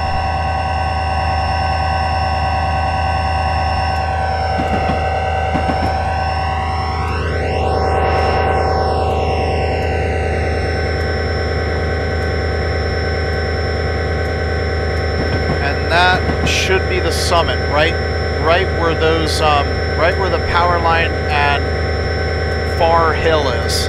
That's the summit. And so far, all the water here that falls, all the rain that falls, will drain into the Gulf of Mexico via the Missouri and the Mississippi. On the other side of the Appalachians, it was the Ohio and then the Mississippi. Now the Missouri is actually a much smaller river than the Mississippi, and the Mississippi is even a smaller river than the Ohio. The Ohio carries more water from the Mississippi because of the rain shadow effect on the western Appalachians. That's the one shred of evidence, is because the Mississippi drains from the Central Plains, which are in Minnesota, and the Missouri is an arid river draining from the Great Plains where it rains 15 to 20 inches. Those rainfall totals are starting to go up now, and we're getting really close to the point where we won't be going for the Mississippi anymore.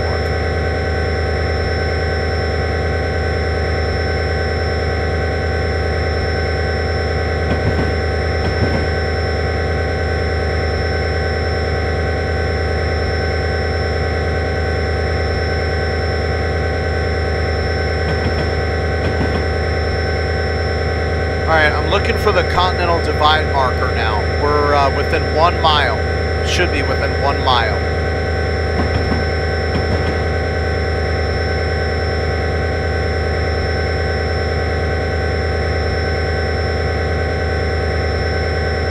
Yep, there it is. You can also look for Summit Mountain. There's 3 indications. There's the name. There's the sign by the tracks, there's the gradient suddenly going downhill, and then there's the location of the mountain. And we're pretty much, it looks like it's right off the right side. Actually, no, it's right there.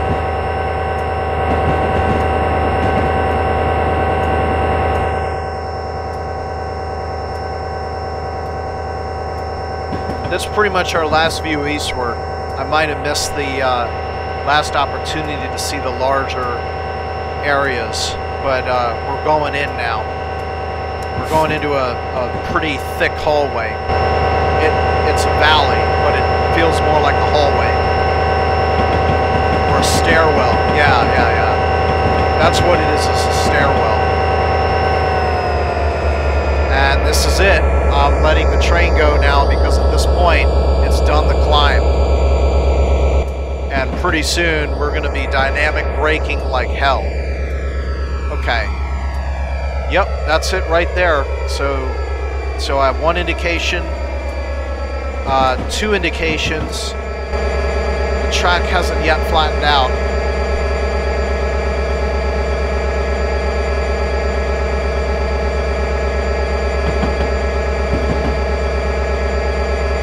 And the trees crowd more and more and more.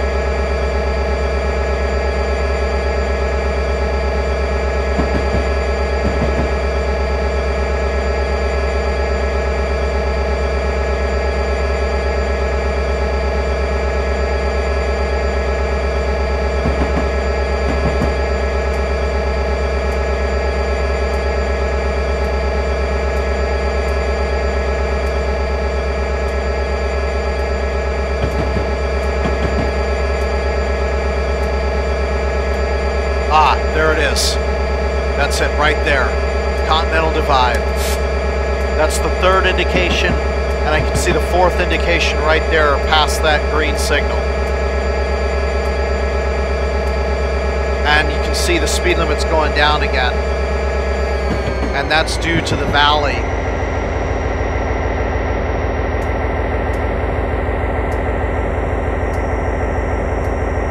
Go back inside. There's a lot that's going to happen right now. Alright, so there's our sign right there, Continental Divide, elevation 5,215 feet. We're going over the summit now. Now I'm going to cut power. This is where stuff is going to get really steep. That's the Lewis and Clark Monument, the summit of US 2. And at this point, our rainfall totals are going to go from 30 to 60 to 70 inches per year. The remaining green areas are suddenly going to crowd in with forests. We're going to go into almost like a rainforest or a moist forest. The land between us and US 2 will drop out, and before you know it, we'll be on the side of a steep valley wall, 1,000 feet above the valley floor. Oops, forgot to completely cut it. Alright, we are going down now, that's it. This is the highest elevation you have to reach to get across North America. At least in the center of North America, the northern United States. And Summit Mountain's now behind us.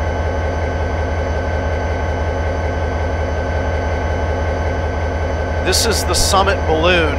You see the track going on to the left here and coming off even further to the left here. That's where they'll turn around helper engines after climbing. I don't know if we could get the train back out of this, but we're going in now. So this is where everything starts and the fun begins.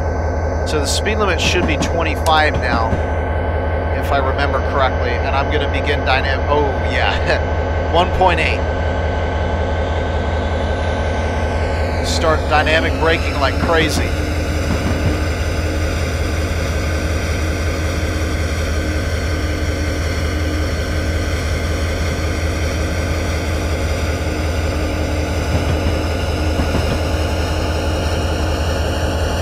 Should get a really nice view coming up. That is our last view to the east. We are going down. We'll never be able to see the east again after going this way now. It'll be permanently occulted by the Rocky Mountains. And there it is.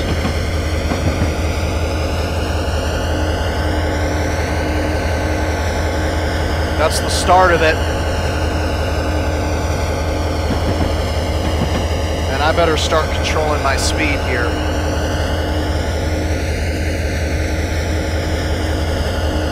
Welcome to the West. Slamming in maximum.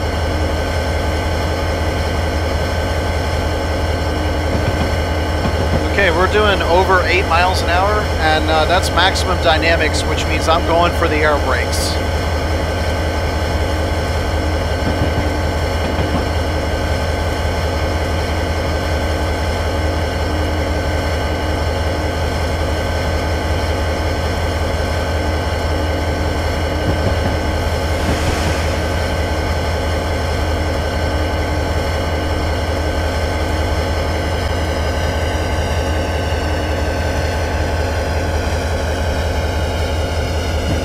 Should not have to touch the throttle again until we get to Essex.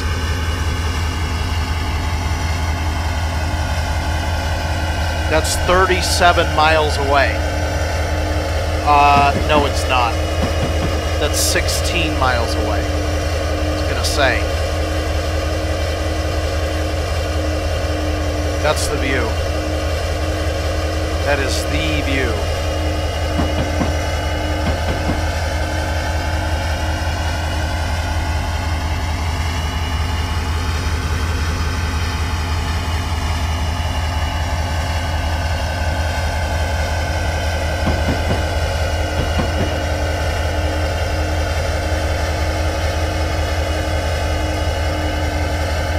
My apologies if I'm sounding overly excited, but I really like this part of the world.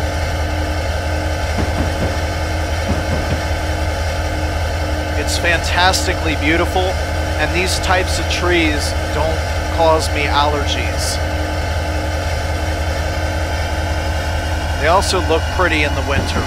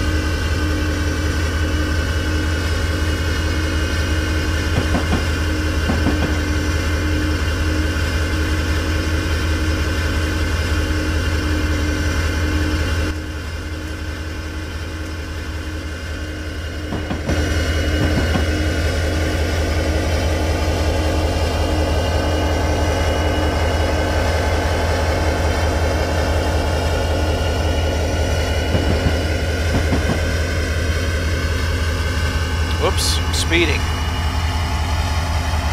Didn't even realize that, because the speed limits are set wrong for some reason.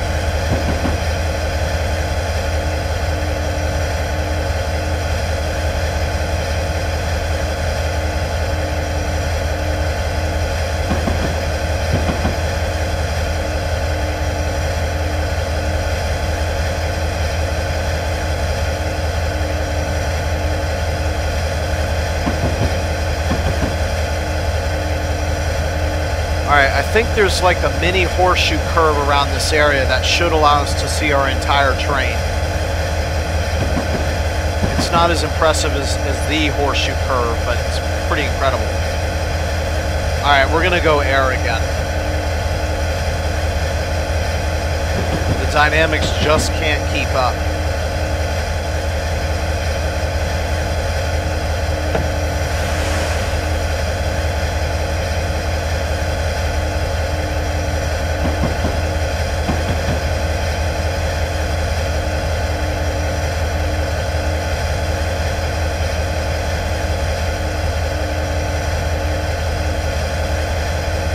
We haven't touched that horn in a long time.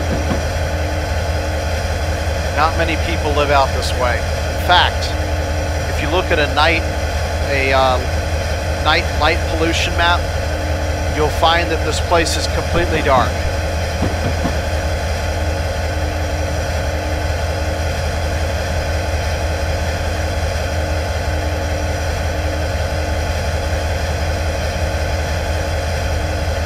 So in the Appalachians where we were earlier, the darkest it gets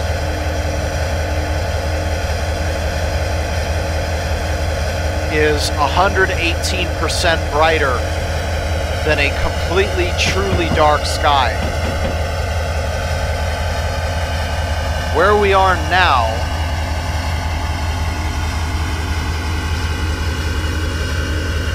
if I look this up real quick, where we are now, it is 2.2% brighter than a perfectly dark sky. 2.2%.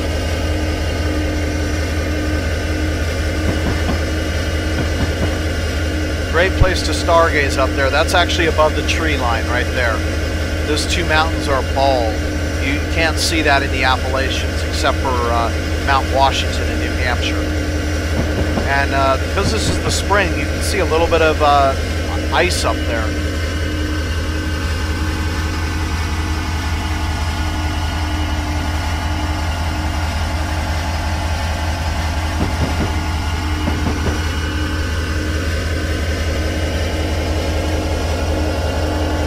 pretty sure the slope compares pretty well with the eastern slope of the Appalachians. I think that was anywhere between 1.4 and 1.8. So I think we're about the same slope, interestingly enough.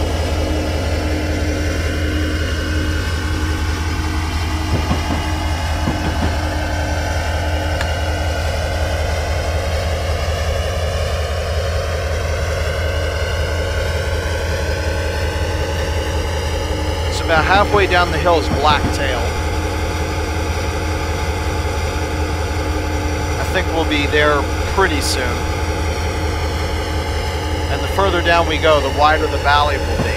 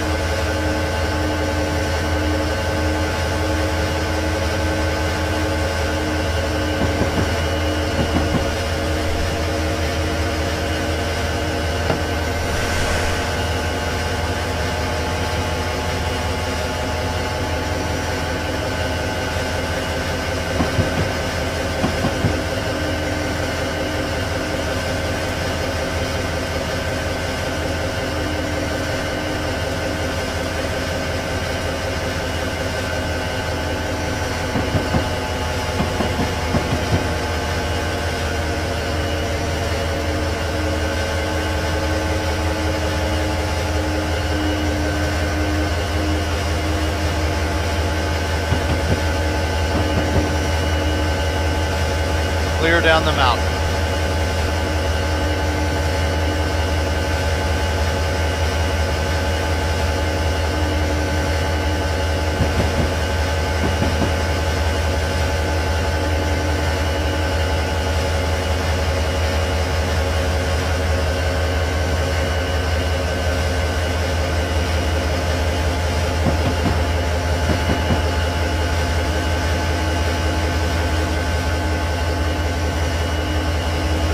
It's like fractals. The further down you get, the bigger the valley becomes.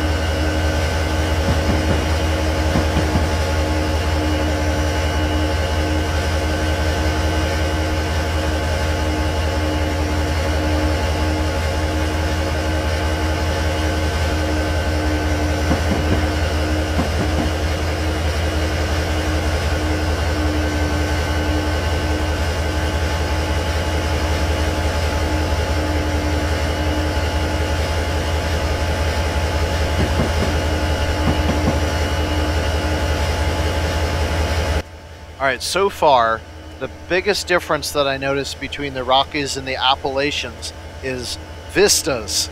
The Rocky Mountains have them. The Appalachians do not.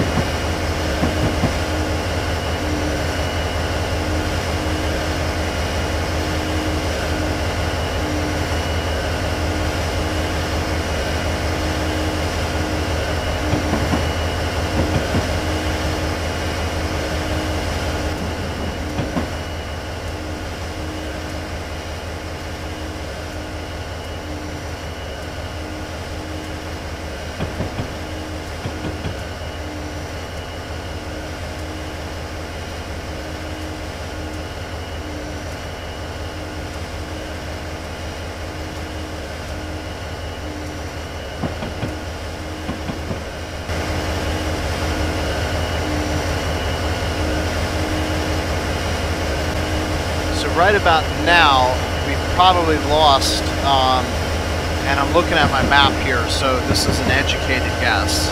about 600 feet, which would put us at about 4,600 feet in elevation.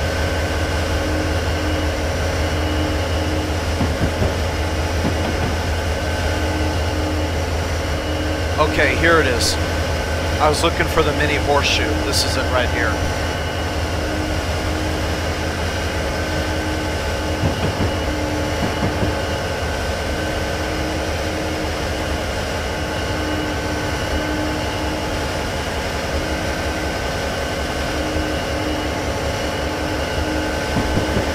And I see we're finally getting to Blacktail. And Blacktail's halfway down. I believe it's at 4,500 feet elevation.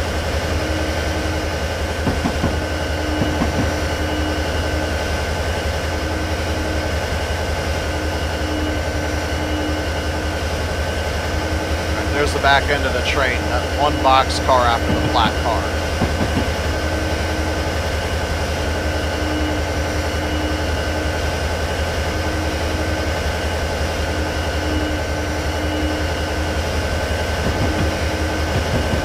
Oops, speeding again.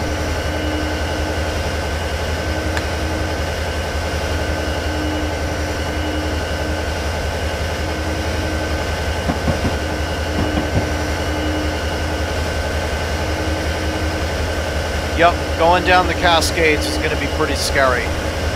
It's going to need at least dynamics and air. At least.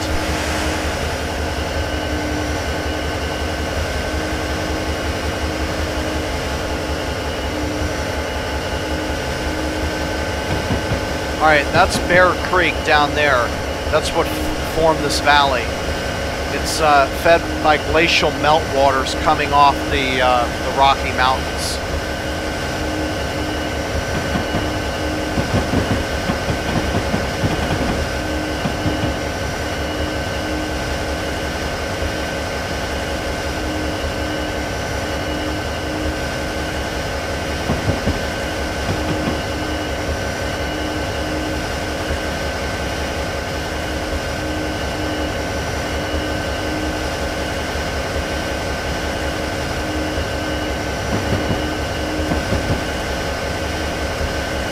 I really hope all these camera changes aren't really annoying. I know sometimes I'm making a few mistakes on which one to look at, but I hope this, kind of look here and then look over there isn't annoying. I'm trying to take it all in is what I'm trying to do. I'm trying to maximize vistas here.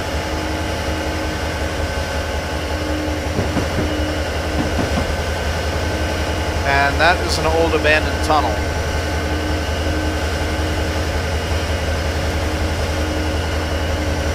With a signal head stuck to it.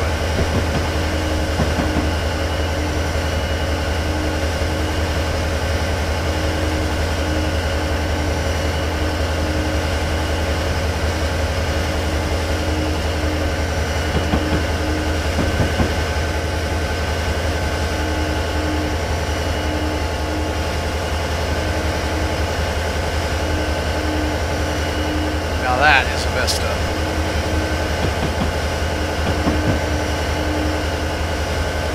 That'd be a really great place to take a 360 right there.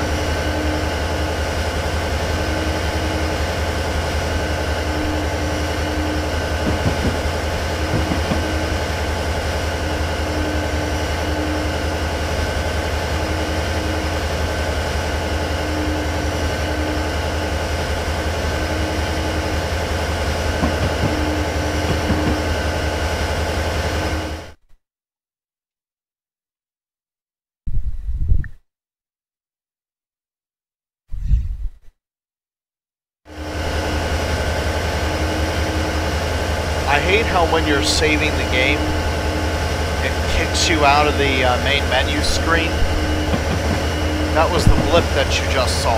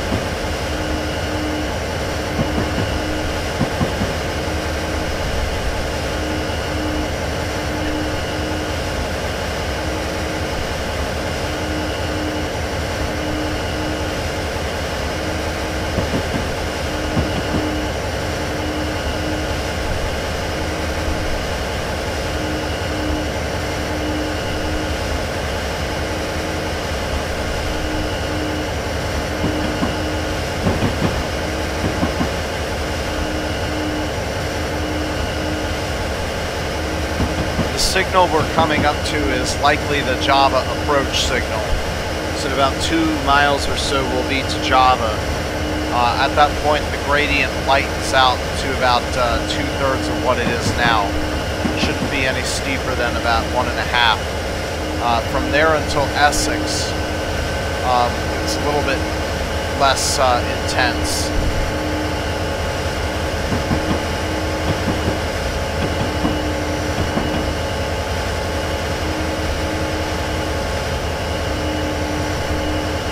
There's a slide fence right there. Just talking about that on our first challenge.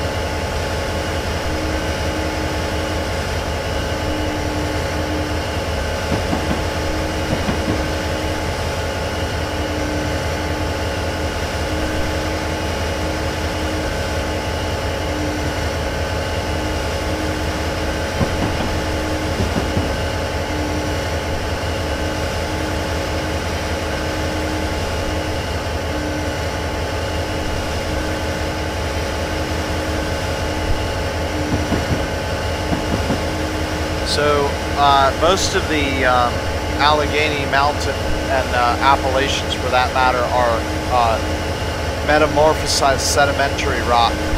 Because as you can see here, the Rocky Mountains are largely igneous rock, igneous intrusive rocks. The igneous extrusive rocks like rhyolite has been kind of weathered down. And a lot of that are now currently in the glacial deposits of creeks.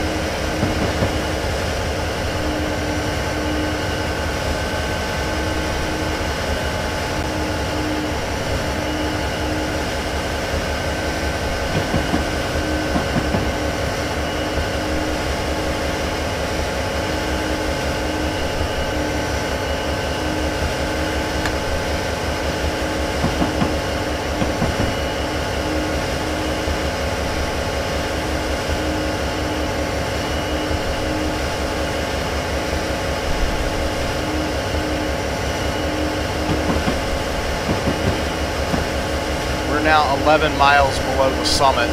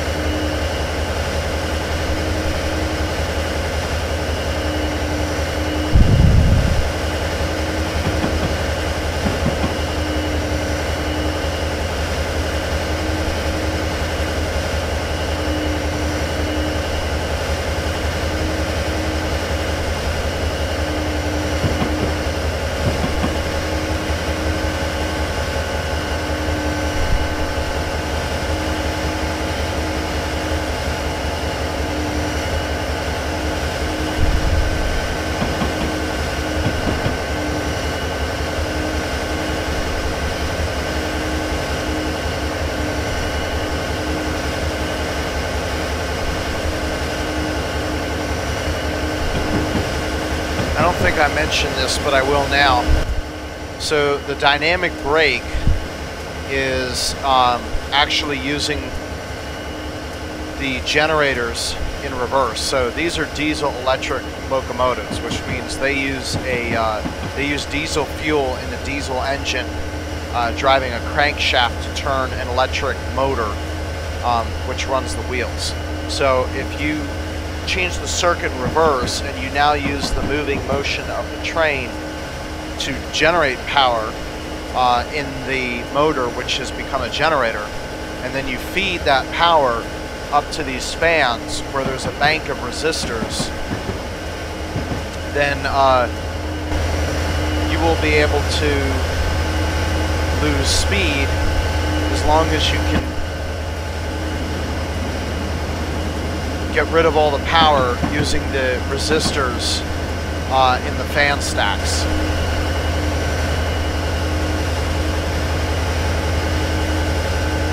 In the case of electric locomotives, it's even better because you have an electric source. You're actually able to return that energy to the system and charge whatever device you're using. So you can actually, when you're braking in an electric train, depending on the configuration, if you use dynamic braking, you can actually provide some of the power generation used to move the trains, which is really cool.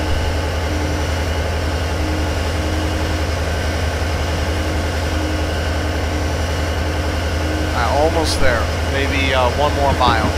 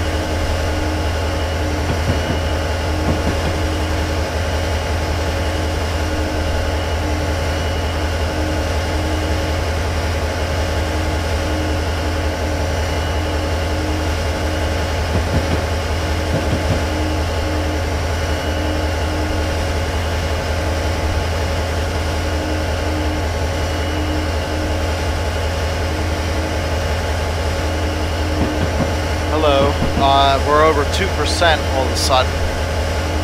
So I'm going to get ready to use the air brakes.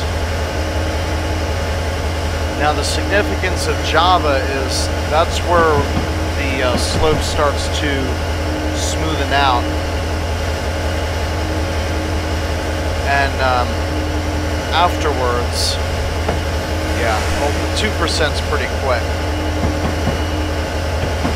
Afterwards, the middle fork, I believe it is, of the Flathead River comes into Bear Creek. And we follow the middle fork Flathead from there on out. Which effectively ends Bear Creek since the Flathead is much larger. That's it right there. So that's Bear Creek coming into the middle fork of the Flathead River.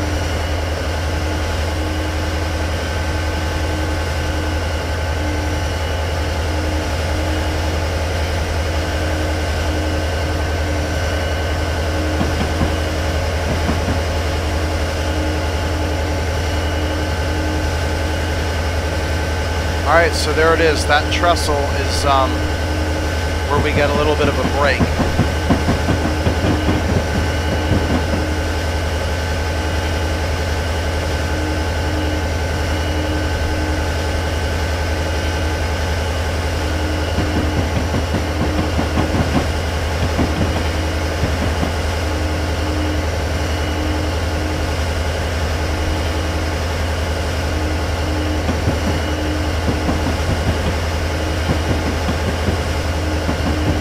US2 again.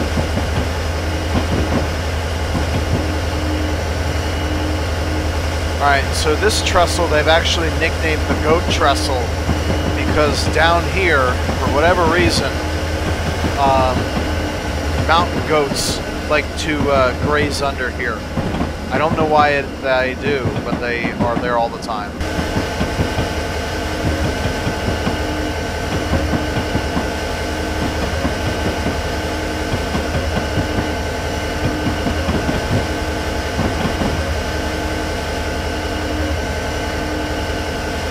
See, we also switch sides on the valley now, finally.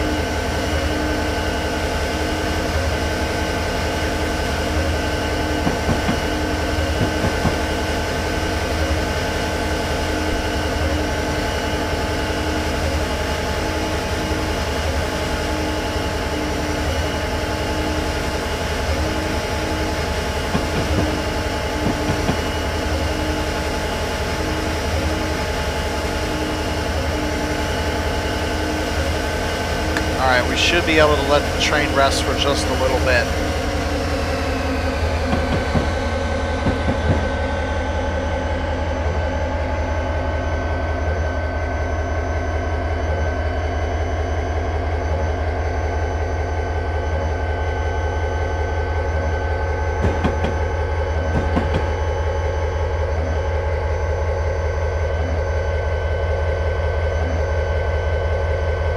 As we get to Essex, things will start to become less and less intense. Finally, the dynamics will be put in silent the final time.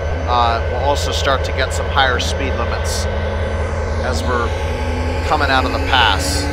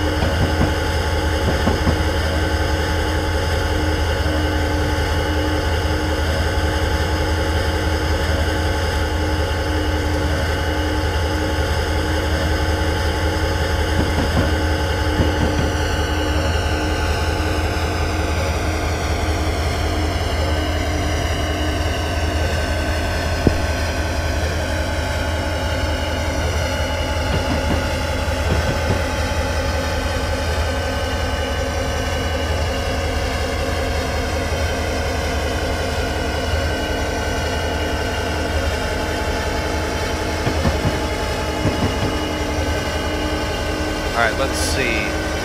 Speed limit's gone from 25 to 30.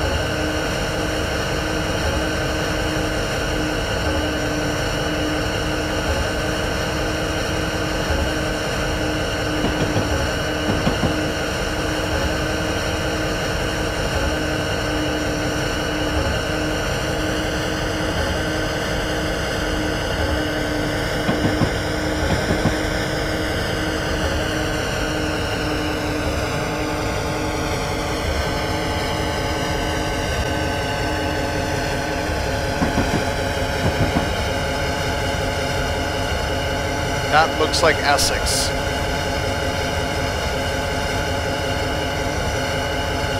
That's at the base of it all. After that, we'll run through the valley.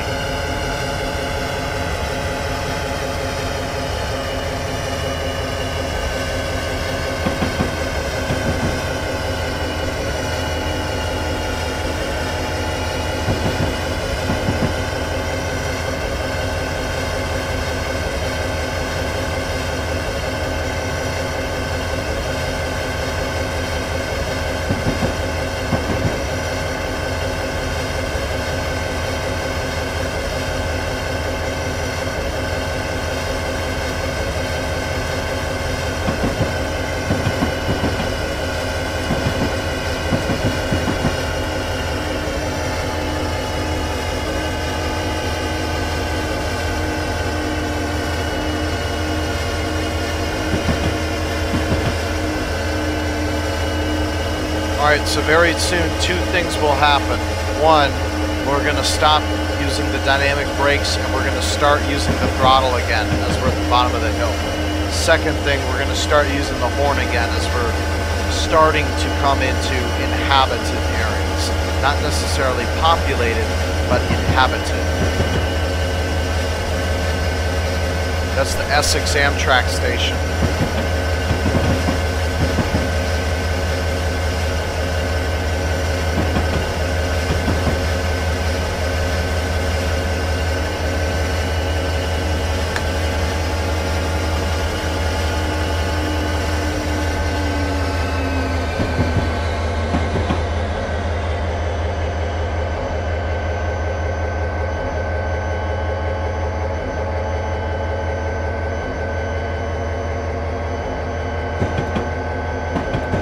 Up to 40 for the speed limit, and this is the famous Isaac Walton Inn or hotel, famous railroad hotel in the middle of the mountains.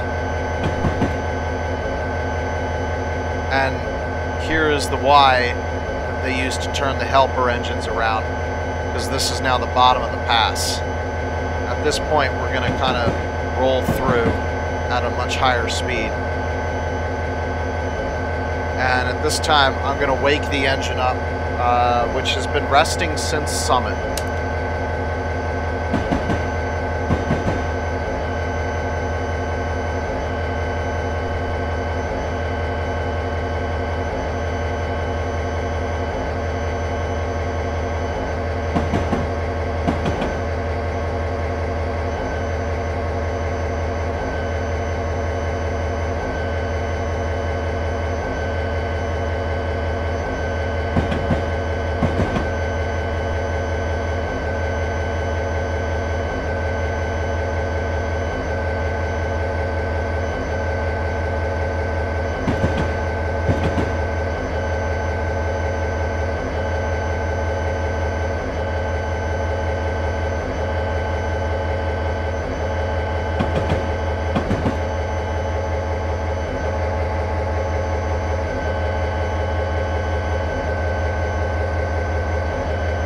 So even though we've gone through the pass, like the Appalachian Mountains, we're not done with the Rockies. We've still got plenty of trip left through the mountains, probably over 100 miles till we get to pretty much Sandpoint. That might be closer to 200 miles, to be honest. Sandpoint, Idaho, where we cross into the arid high desert region of eastern Washington.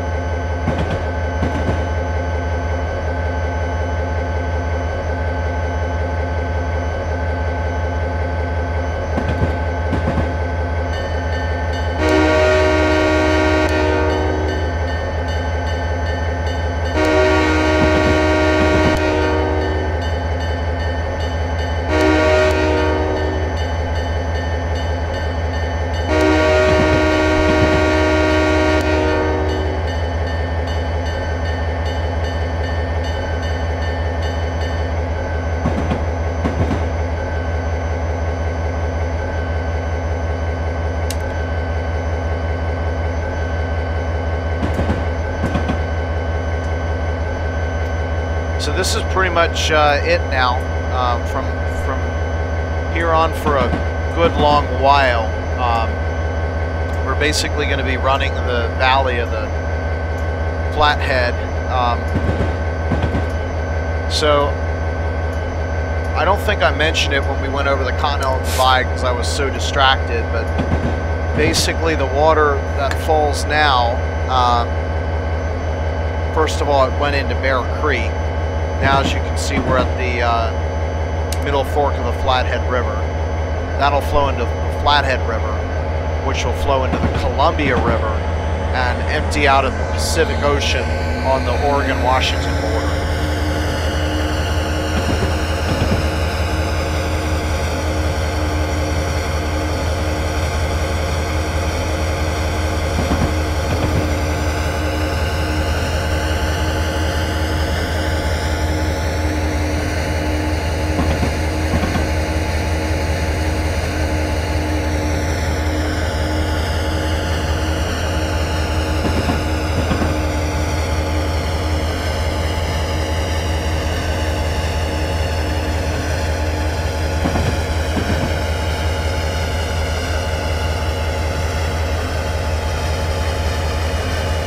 They used to call this the Essex Pit, and I think at one time there was a siding here.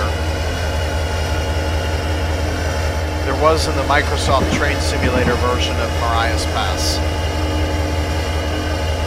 I don't know what happened to it.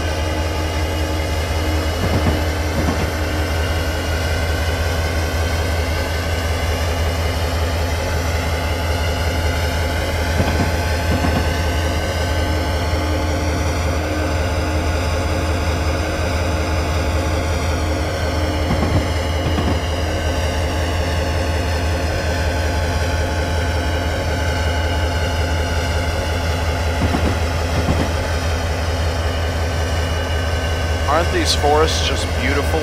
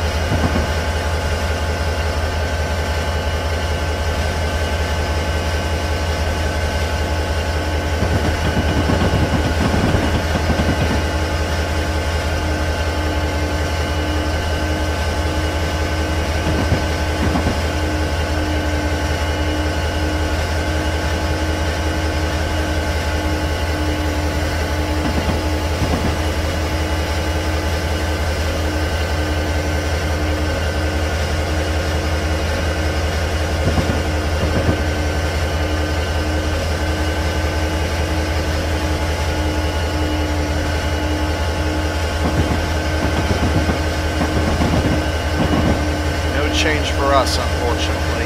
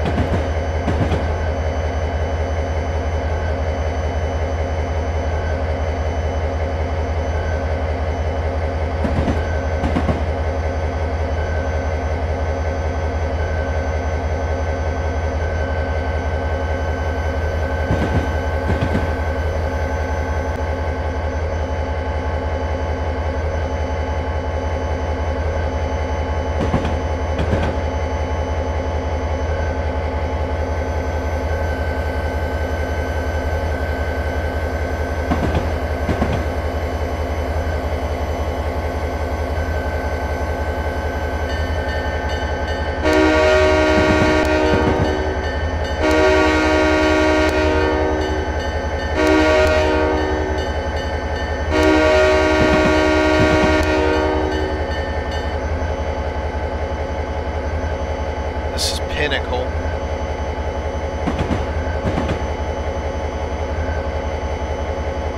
And if I'm right, the next town is Red Eagle. My favorite part of this area is everything from Red Eagle out to Karam.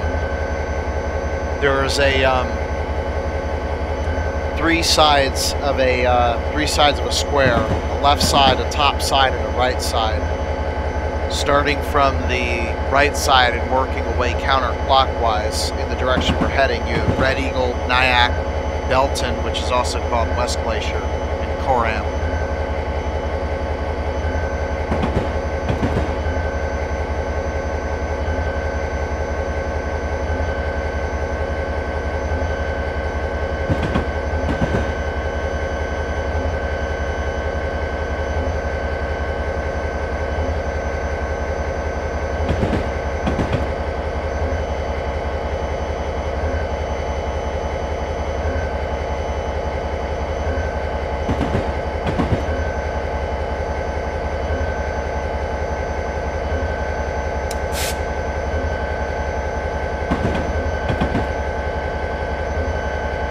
Shortly, we'll be coming up to our first tunnel.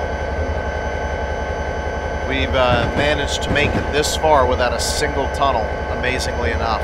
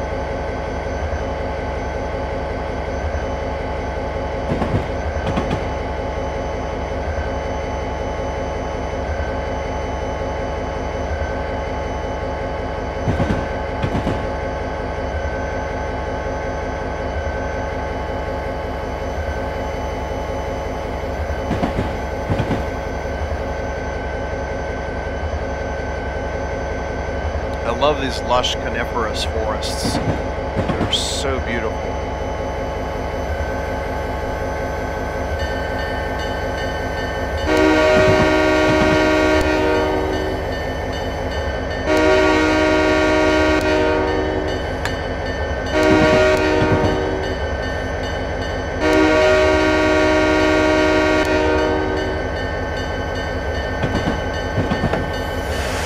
I forgot about payola.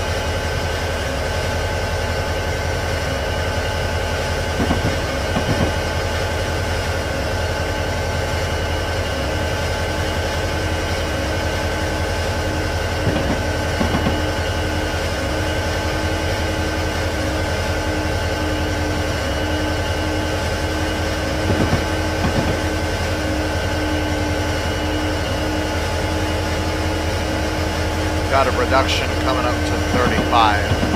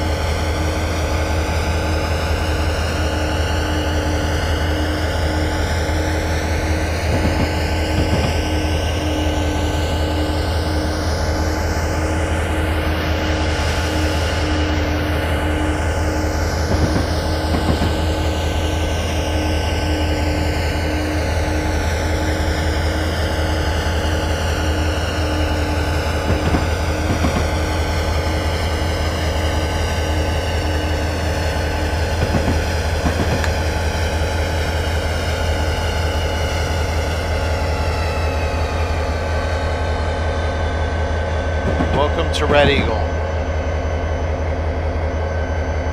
Okay, so my thoughts. Honestly, I think the Appalachian crossing and the Rocky Mountain crossing can be comparable. I'm pretty sure the Appalachians were steeper on the eastern slope than both slopes of the Rockies. That's honestly what I remember. On one hand, the descent off the western side of the Rockies is definitely longer than either the ascent or the descent in the Appalachians. So, to be honest, honestly, I would call the challenge just as hard for both, if not slightly more intense for the Appalachians, because at the time it was built, railroad technology was a rather new thing, so there was no by the books. They basically had to invent things as they went.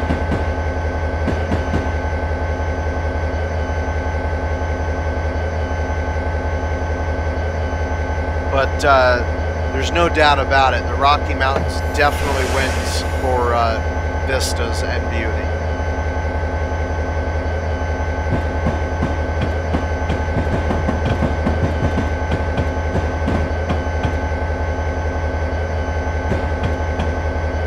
So that's it. 60 million year old range. The closer we get to, isn't that handy? An unsigned 10. The closer we get to, this is a nice, beautiful area here. The closer we get to the Cascades, the younger the mountains will become. The Cascades themselves generally are about 15 million years old in the eastern sections. So we'll get to see some crazy things that aren't visible anywhere else in the continent. That should be pretty exciting.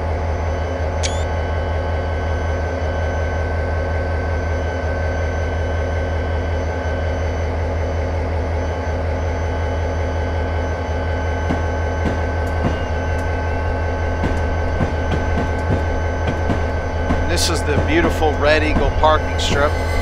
I will see you guys on Challenge 3 to Icicle, Washington.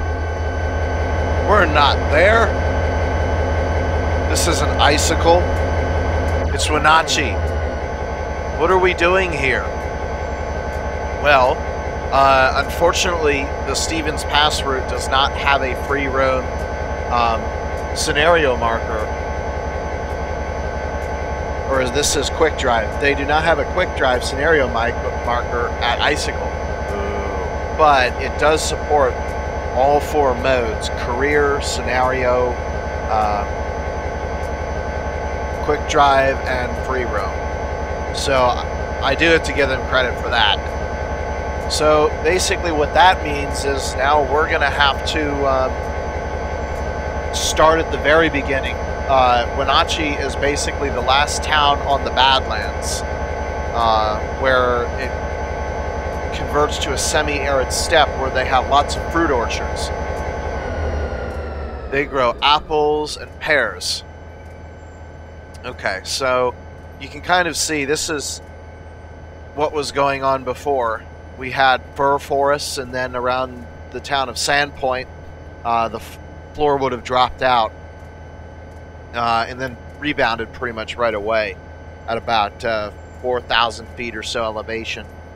We're at about 2,500 right now, I think. And basically the land here gets about 15 inches of rain, so it's actually slightly more arid than the Great Plains that we were starting off in, interestingly enough.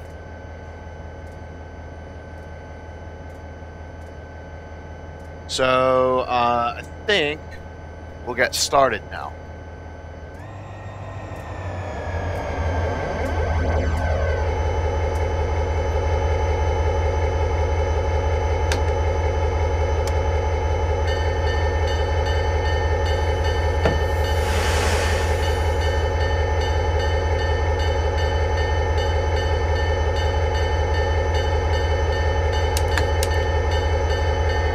So one slight advantage that we do gain in starting off in Wenatchee instead of Leavenworth is that in addition to having 92 miles, we do get to pick up some speed before we get to the steeper trek at Leavenworth. If we started from Leavenworth, we'd be going a little bit slower.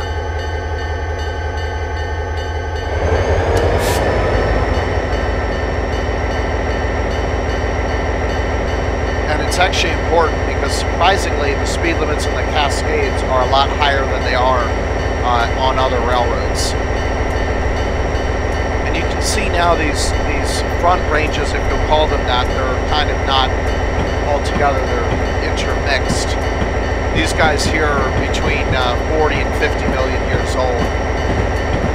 They have slightly different process that form what's known as the high Cascades, which we should be able to see at the very end of the trip.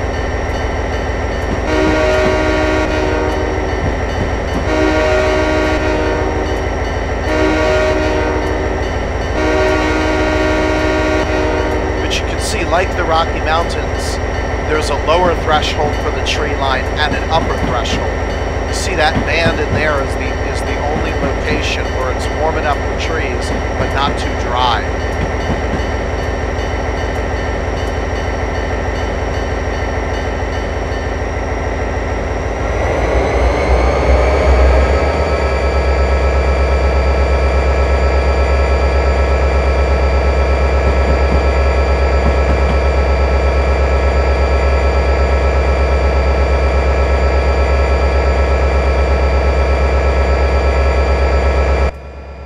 Now, even though we're starting back from Wenatchee, that doesn't mean by any circumstances that we're starting outside of the range. Like the Rockies and the Appalachians, the Cascades are several hundred miles thick, and in some respects we're already in it. But the initial climb doesn't really start until you get to Leavenworth. We'll still be drifting upwards, though, as you would be coming up to the Rockies. There's a 1% grade leading up to the Rockies. Even in the Appalachians, just following up the Juniata River, there's average of about half a percent slope. So it's pretty significant regardless of where you start.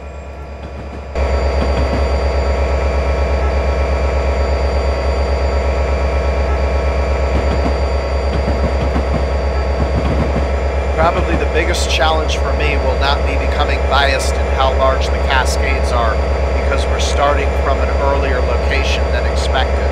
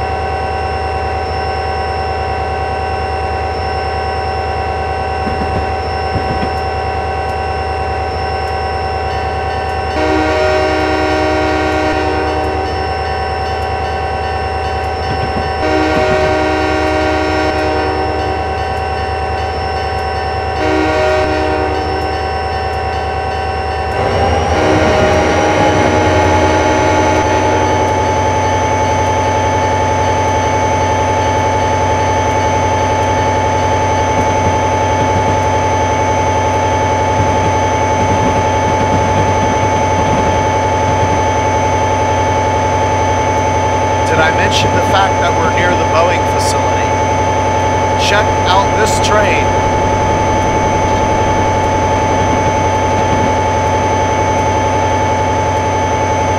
Those are 787 fuselages.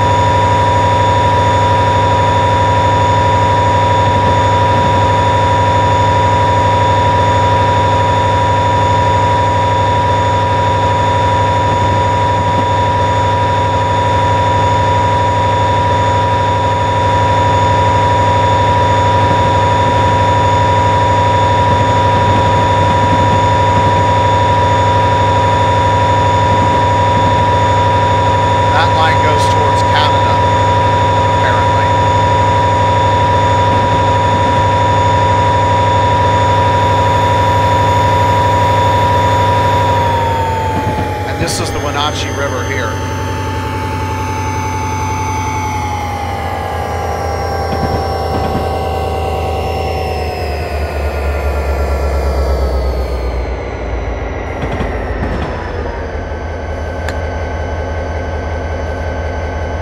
Speeding a little bit here.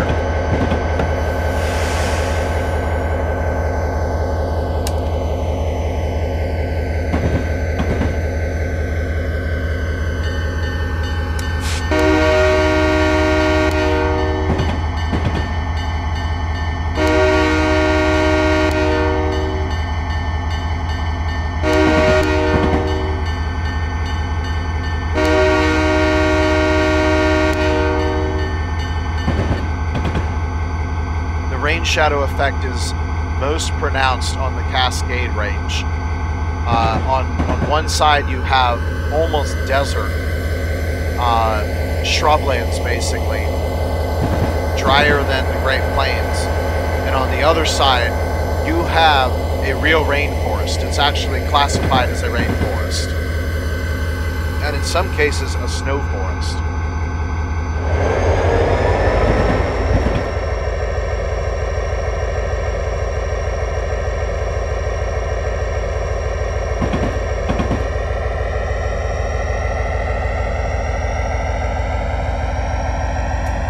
This thing already.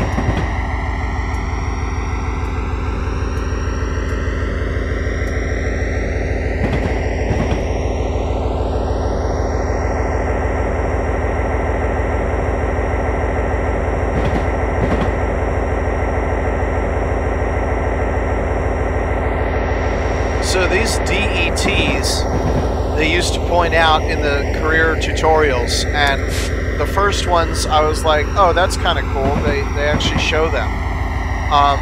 But they were saying more on this later. And pay attention. And in the second tutorial, where it was from Leavenworth onward to Scenic, all of a sudden I heard the detector talking to me in the Microsoft Sam voice. And it sounded like, BNSF detector 1654.7. No defects. Repeat. No defects. Axle count 2, 4. Detector out. So I don't know if it's going to do it this time, but it's pretty interesting what they can do.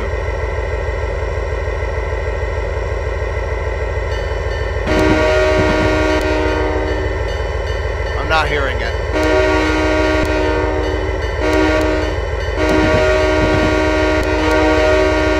I saw him go under me. Do we just have a one under? Search through the apple orchards. There he is. Okay. Folks, don't do that. Seriously, that's really stupid.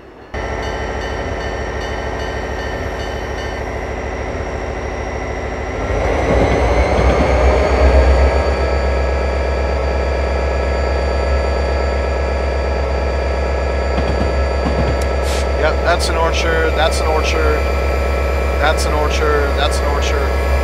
It's either apples or pears.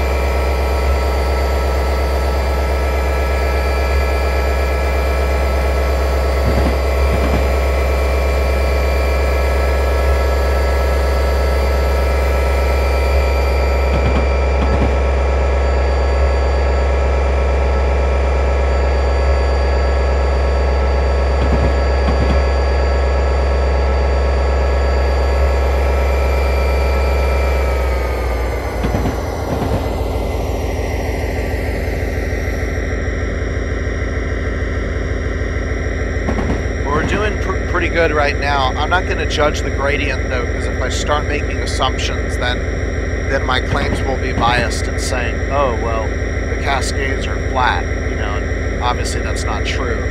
We're not at the part where the railroad really tackles the Cascades. That doesn't begin until Leavenworth. And let me tell you, when it starts, you're going to know. You'll know right away. I'm going to go for this switch very quickly after Leavenworth.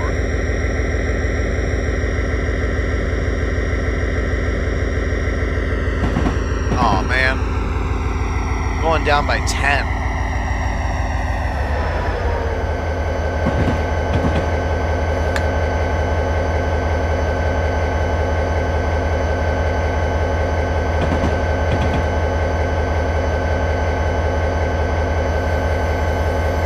Now, if this is like the Marias Pass, what they're going to do is they're going to lower my speed limit where it's really shallow, and then when it gets steep again, they'll say, oh yeah, you can go 50 miles an hour. But yeah, good luck with that.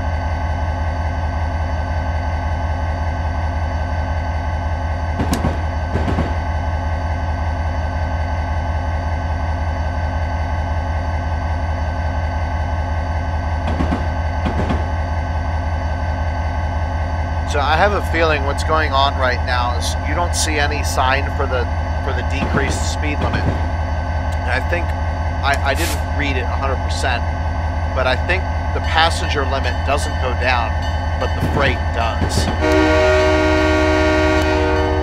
So the freight's actually not going to show up on the map.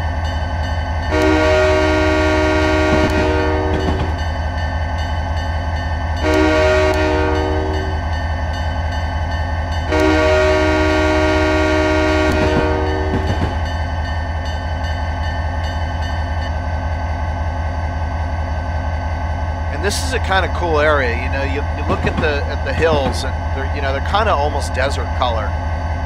Technically, some of those areas are classified as a cold desert. The whole of eastern Washington is classified as that. Further east of Wenatchee, we were basically coming out of that, being so close to the river. So there are isolated pockets, but obviously down here where there's grass, that's not arid at all. Still, I mean, it's a dry forest. It's not like it rains there all the time.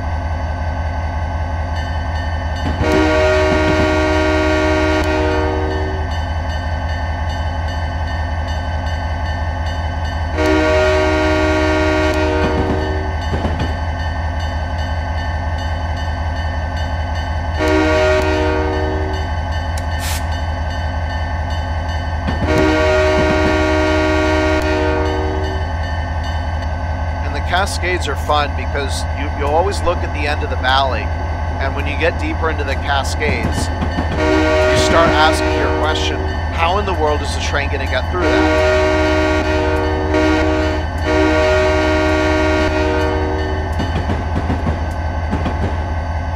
And you ask it again and again and again. You know, it gets crazier until you're basically facing a flat mountain. You're like, how is the train going to get through that? And the answer is, it's going to go through it.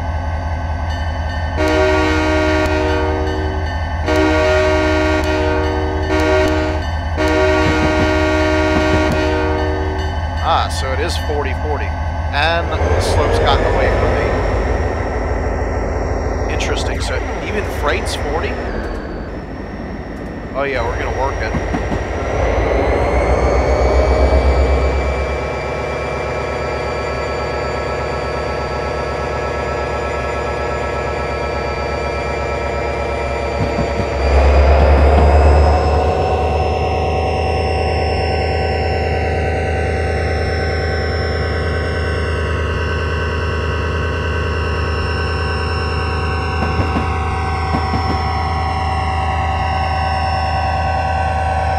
That's an Horseshoe.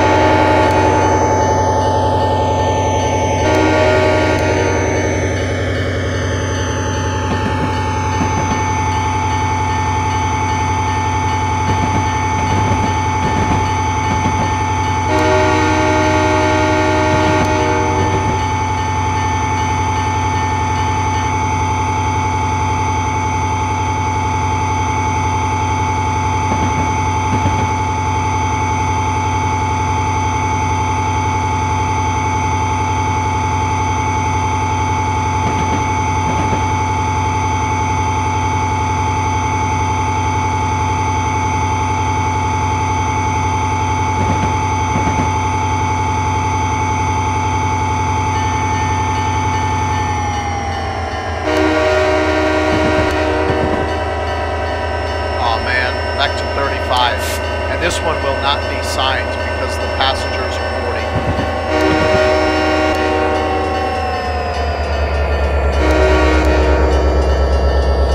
40. So word on the street is that the town of Kashmir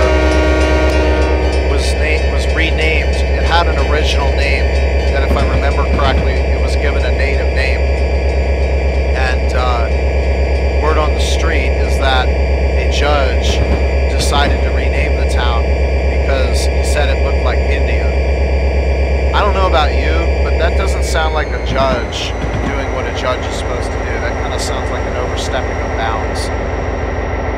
Judges are supposed to be determining whether or not laws are just within the Constitution, not renaming towns based on their personal opinions.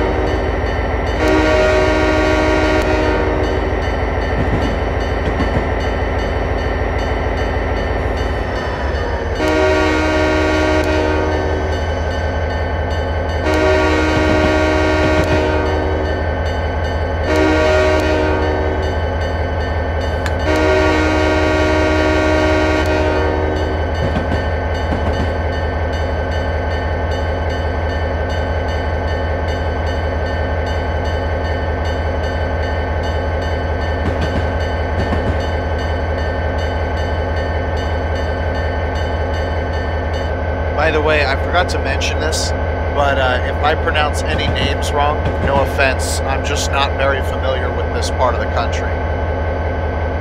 But I'm learning.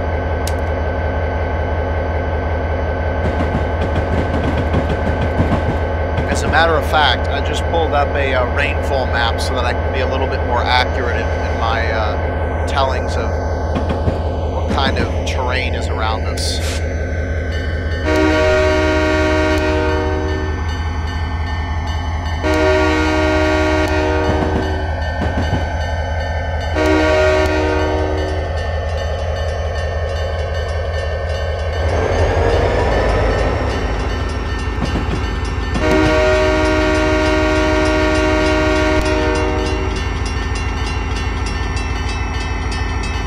A lot of fancy gizmos just for a lumber yard.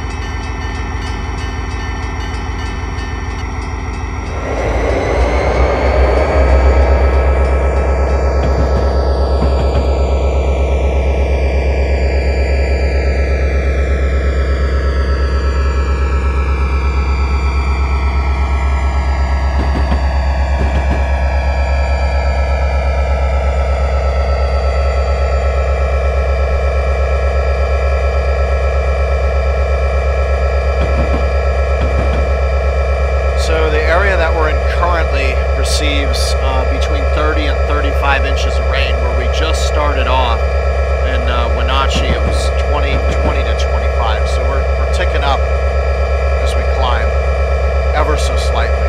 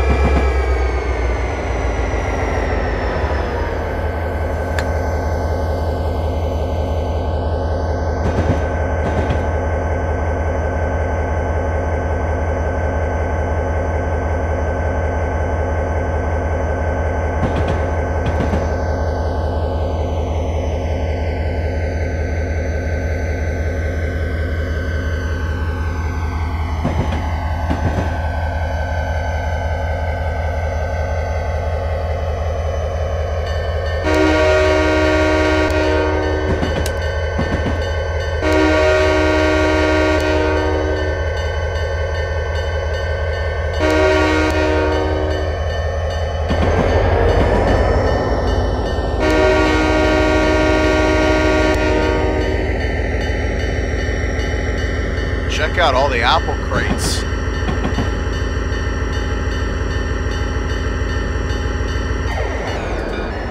That's a ton of apples.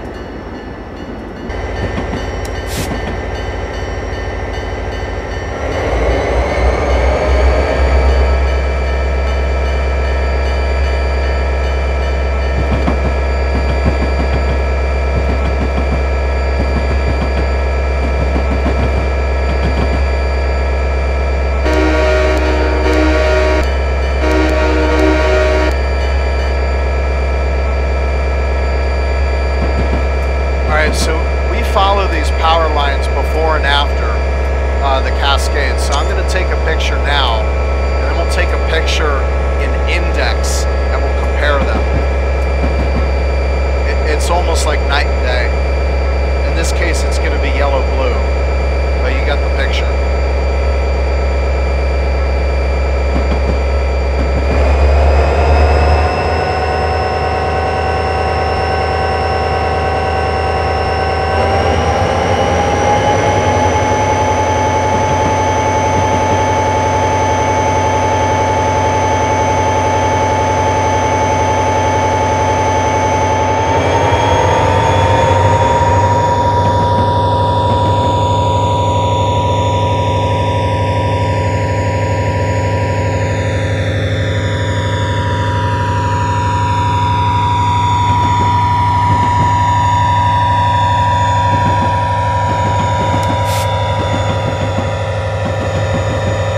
Trees are in bloom because it's spring.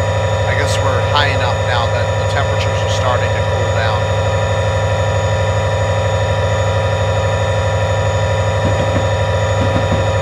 And the Cascades are known for their snowfall, so if we get some snow left in the high pass on the tracks, I would not be surprised at all.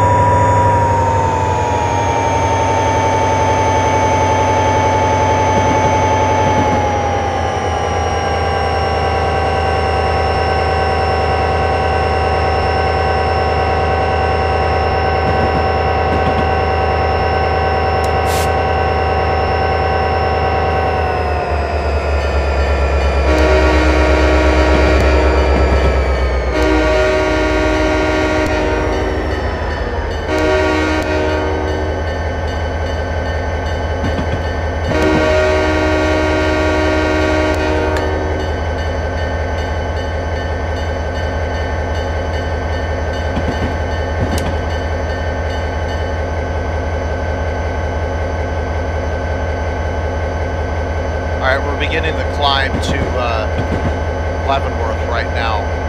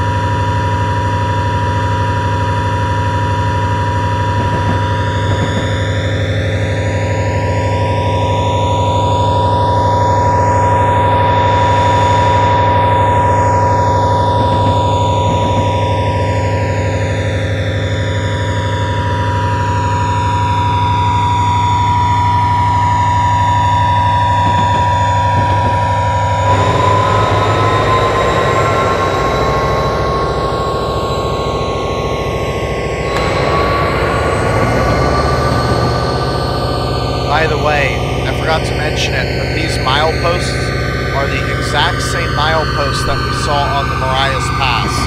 They are miles from Minneapolis, St. Paul.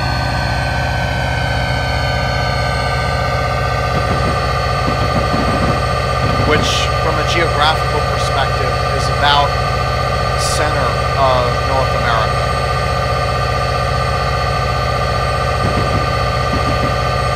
Okay, here we go with the speed going up.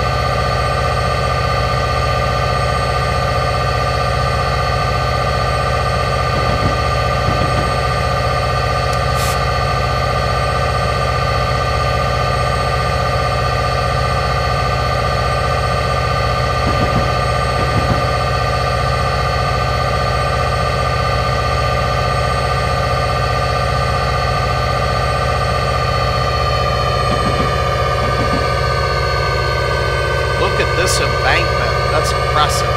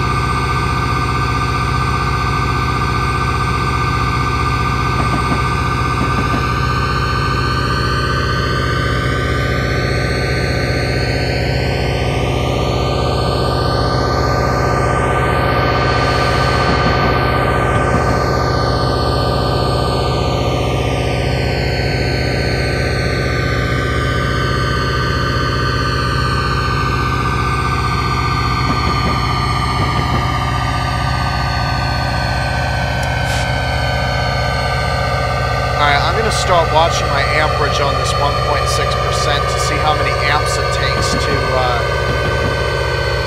cross this thing. Because that'll give us an indication on the prospects of getting over the Cascades.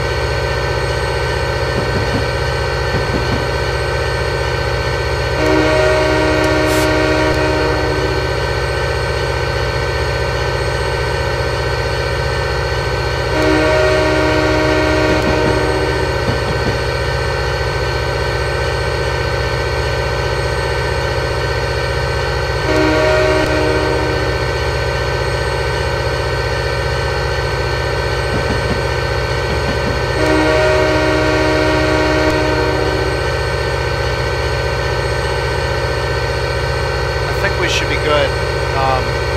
At 550 amps, that means we can basically climb anything up to a 3.2%. I don't think it gets that steep if I remember correctly. It will on the way down, but not on the way up.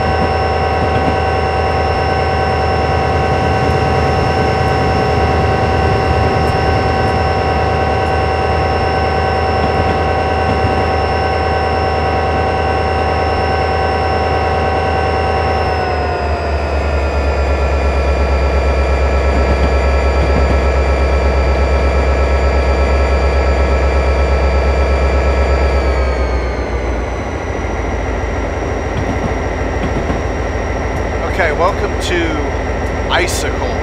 This is where we had intended to start, and this is the last break our train is going to get before we climb the Cascades. So this is where I'm going to start judging the pass in order to not give it an unfair advantage over the other passes which we didn't start earlier than planned. This is the Icicle Amtrak station. And immediately we should get a change of scenery.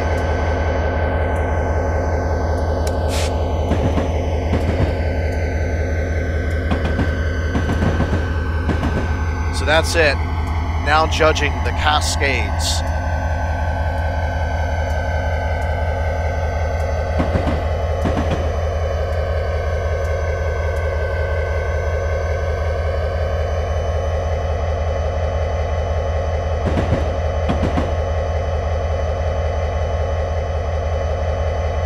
Also, notice the abrupt change in color. The mountains went from like a yellowy color to a green color.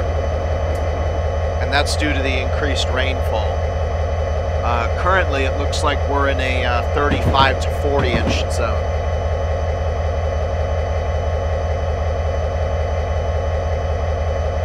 With the brunt of the precipitation being on the western slope.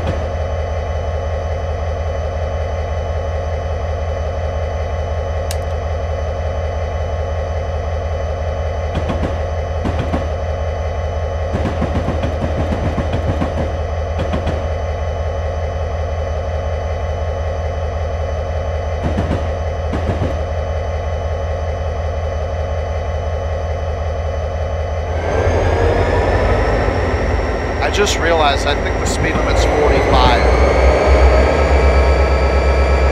which gives us an opportunity to get some speed real quick.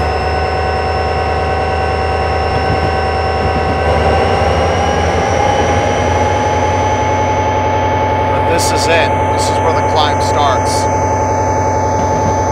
And that pissed me off. I could have been going so much faster.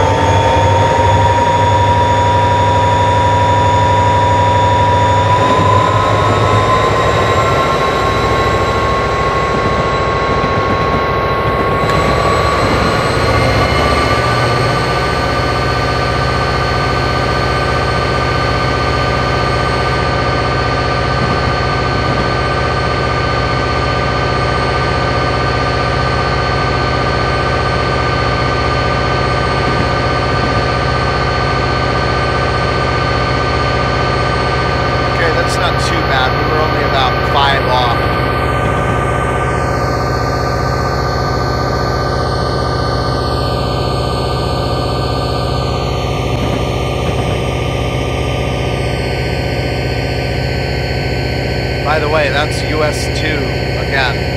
Look familiar?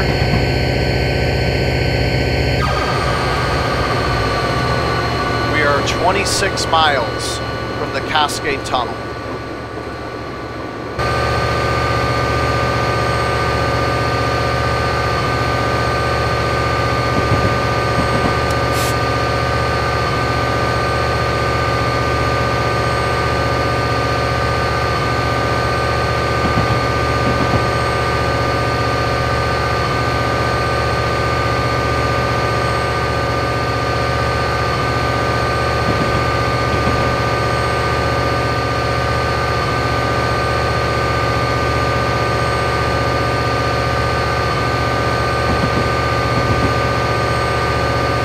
Fairly clear where our train's going.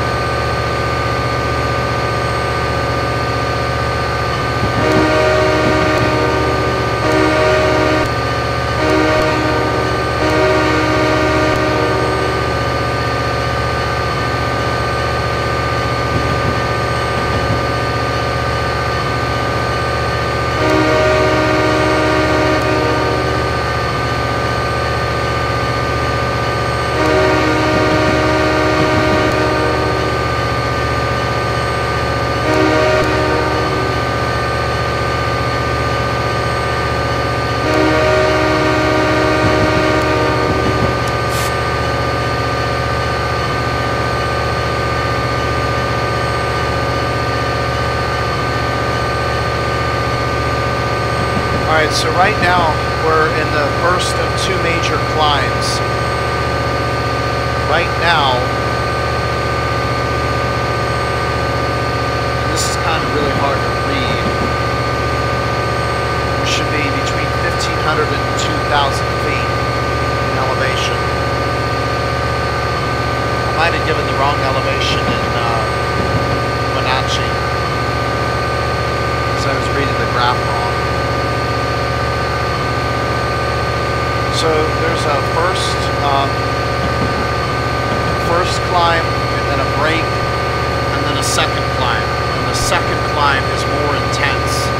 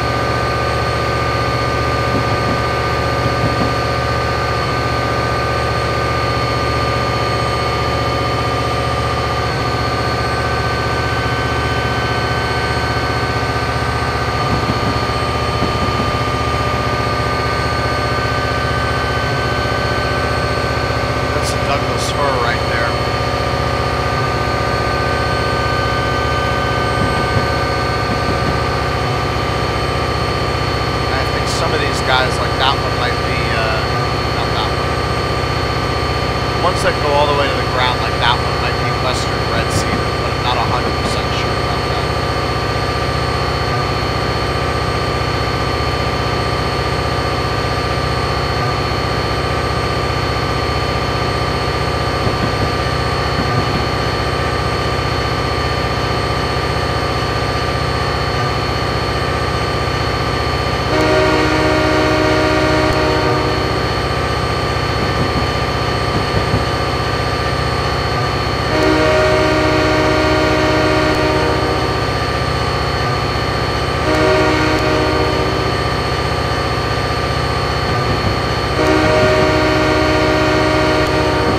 Not exactly sure why I'm honking for that.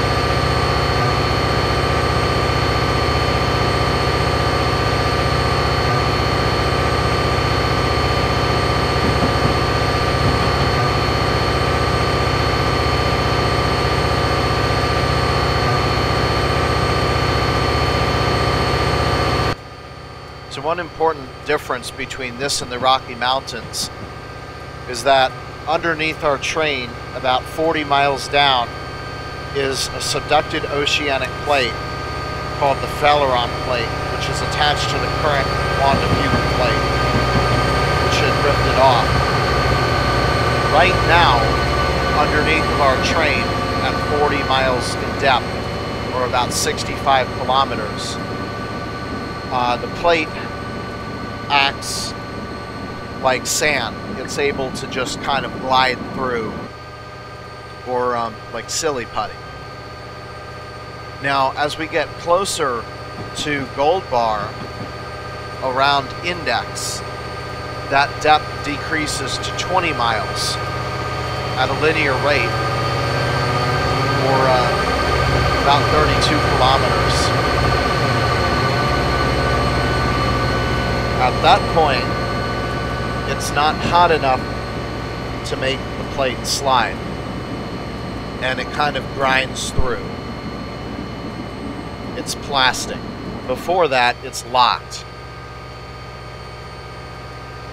When it's shallower than about 20 or 15 miles or 25 kilometers, the plate can't slide at all, and it acts like the rock it is. So what this means is when it gets heated to the plastic point where it starts to become like plastic, the waters and shells and other volatiles that are attached to it as it gets subducted are suddenly heated to the point where they boil off into the surrounding rock, which a lot of times is granite. And granite, in the presence of water, the melting temperature significantly decreases.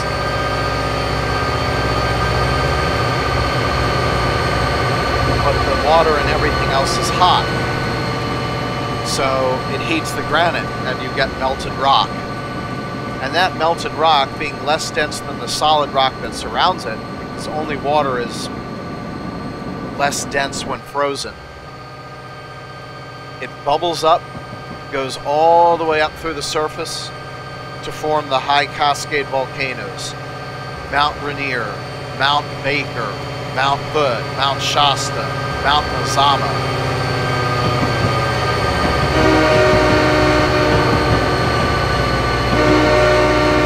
And that's how we reach the volcanic Cascades to the west. The ones right here are somewhat non-volcanic. They were formed by volcanic processes, but they are not volcanoes currently.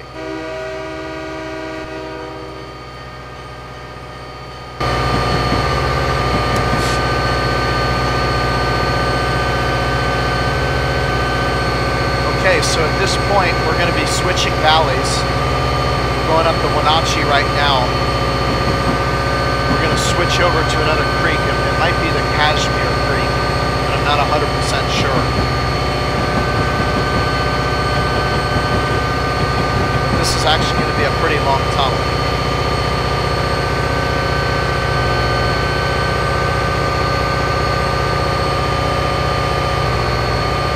And when we come out of this tunnel, it's going to look a lot different than what it looks here.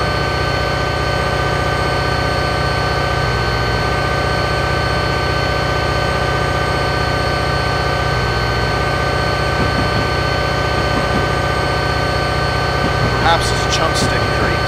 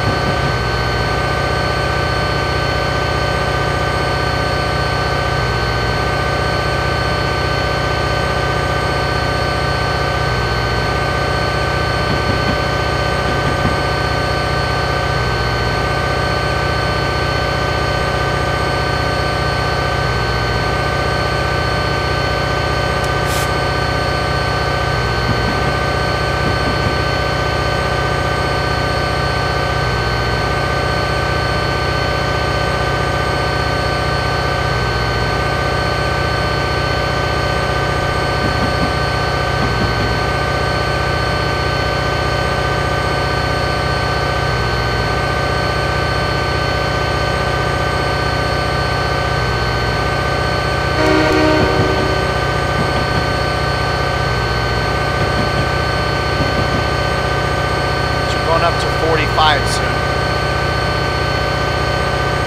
And this is the break that we get here.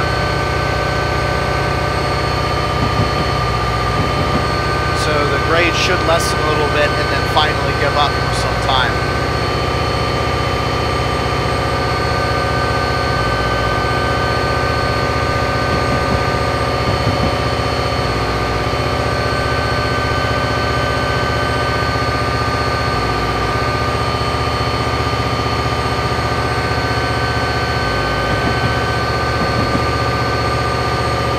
This valley here receives about 40 to 50 inches of precipitation. And you can see the difference in the trees. A lot more green.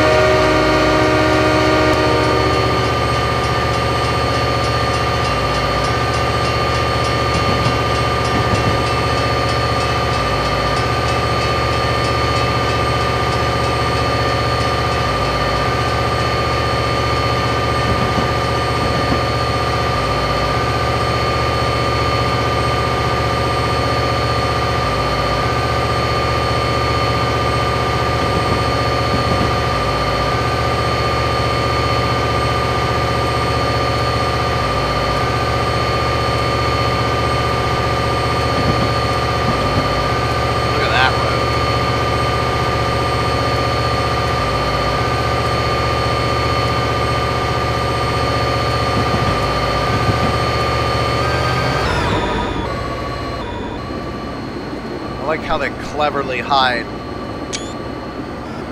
the edge of the road here under the bushes.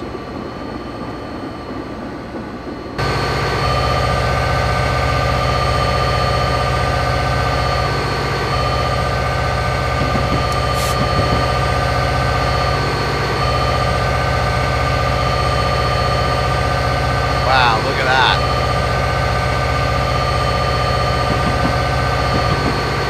I think 40 to 50 inches of rain per year at this temperature isotherm, which is about, I think it's about 5 centigrade, puts this as a wet forest or a moist forest, not quite yet a rain forest.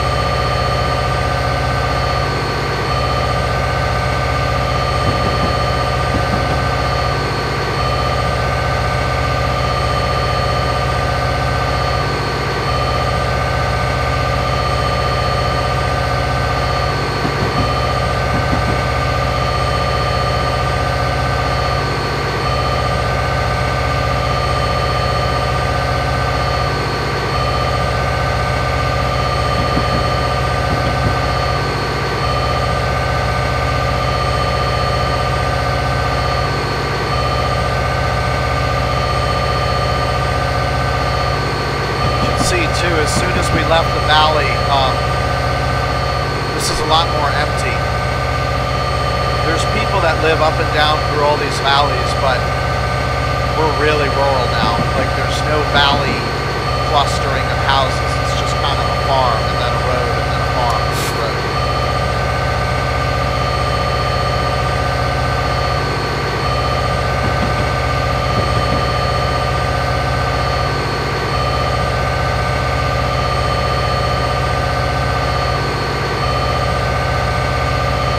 Alright, still 45, so if we get a break, we get to go to 45.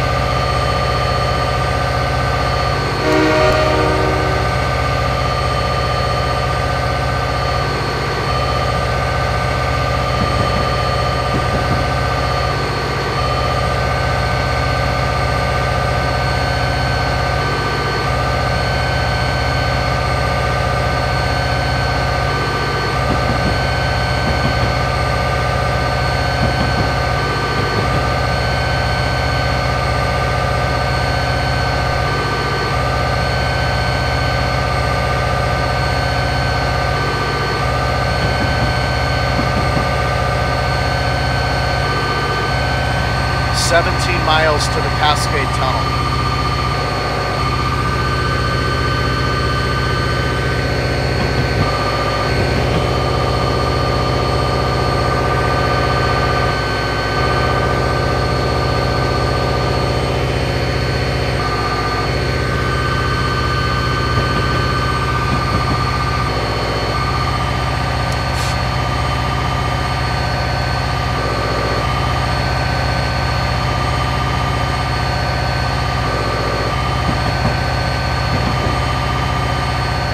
This is the part where I'm going to say that, like the Rocky Mountains, the Cascades go up a relatively flat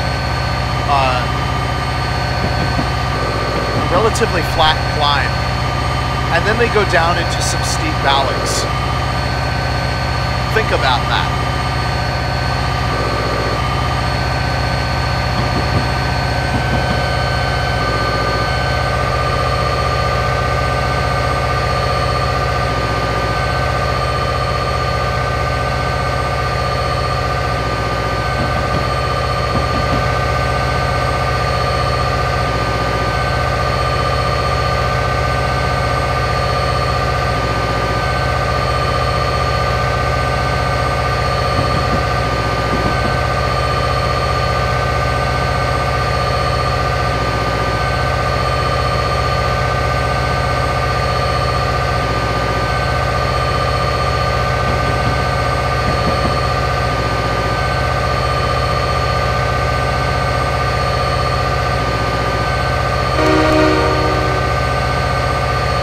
The Cascades loves tunnels.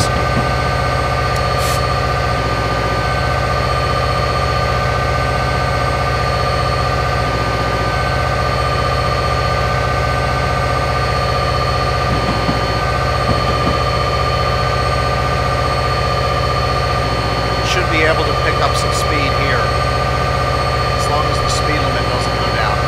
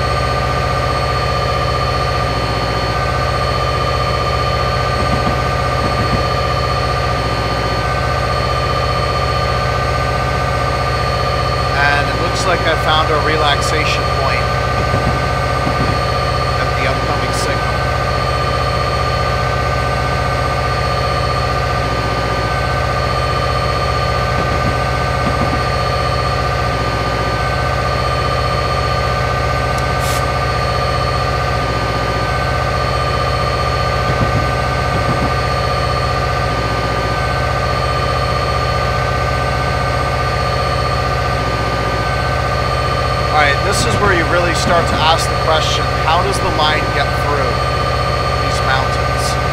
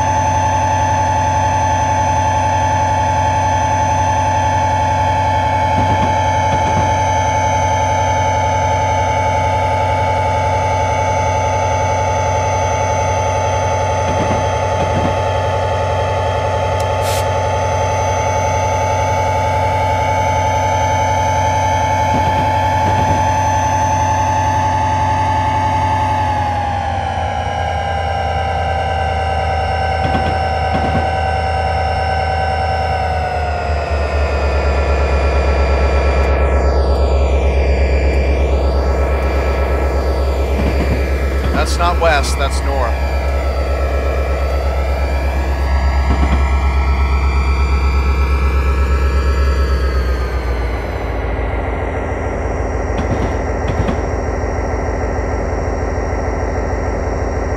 And that's it. We're coming up to the inflection point for the steepest grades. So we've pretty much given the train all the rest it's going to get, unfortunately.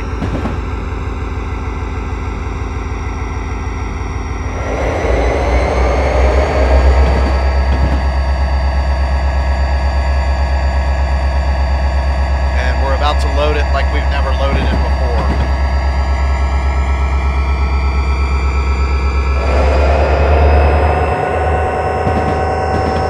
Slow at first and then increasing all the way to the Cascade tunnel.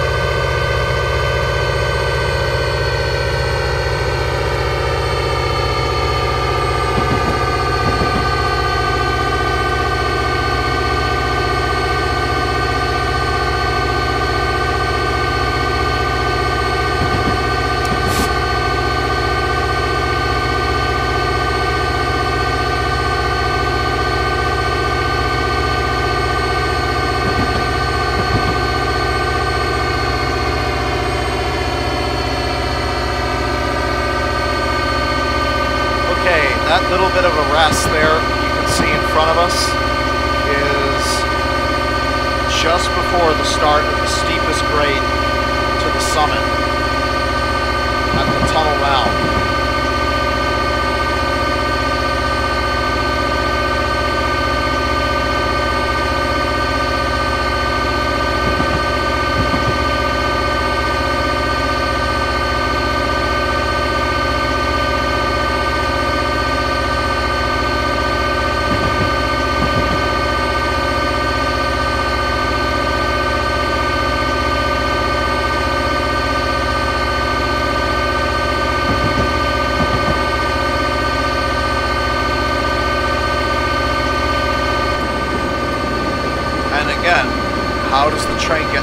Mountains.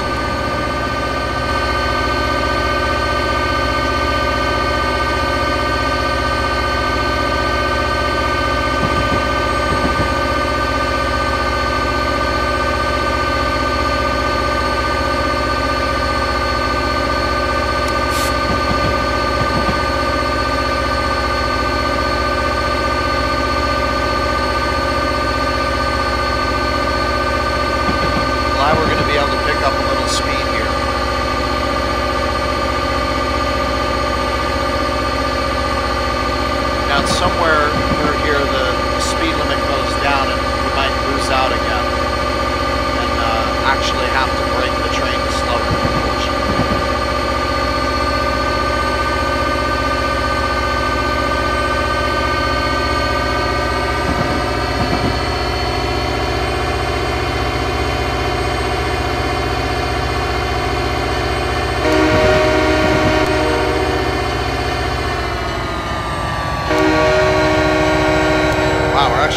Light speed limit. It's good.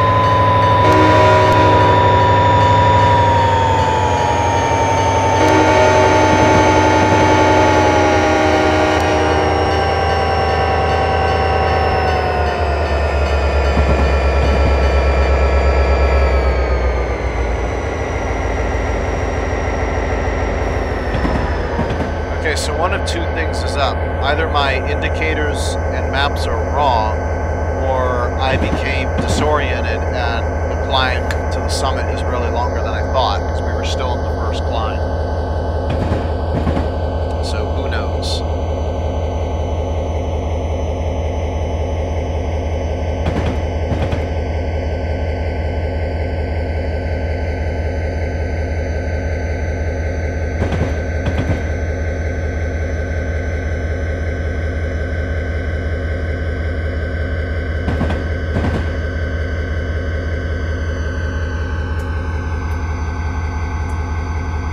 Alright, here come the vistas.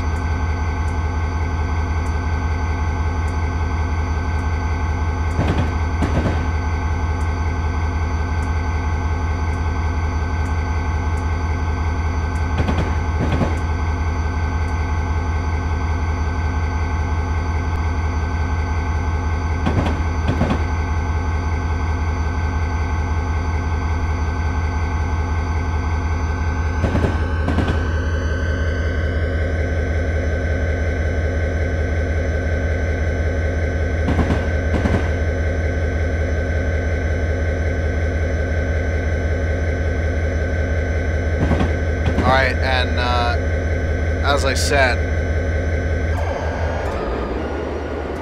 that slowdown's coming up. We'll see a sign for it, unfortunately.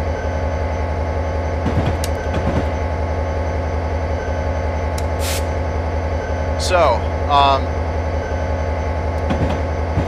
going back to the Appalachians are famous for rivers flowing through their water, through the mountains.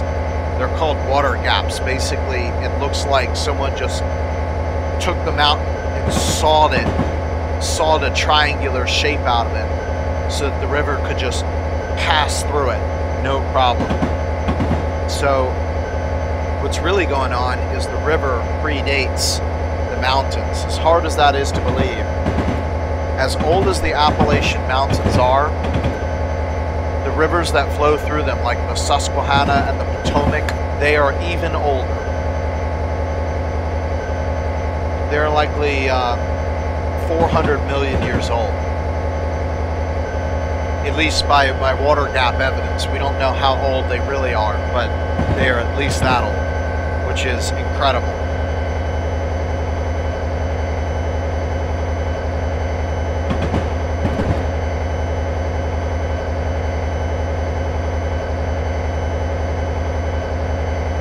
More on that later.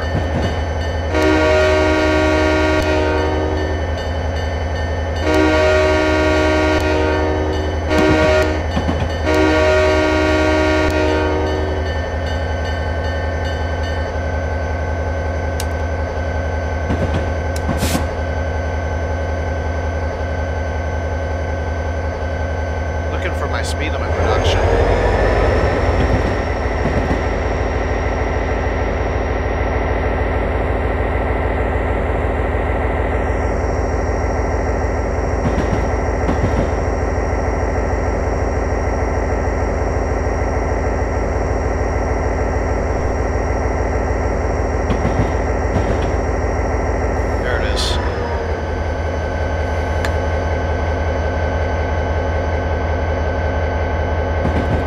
wish the speed limit would go down after the hill goes up, but the speed limit goes down and then the hill goes up, which is not only extremely wasteful, but it seriously slows us down.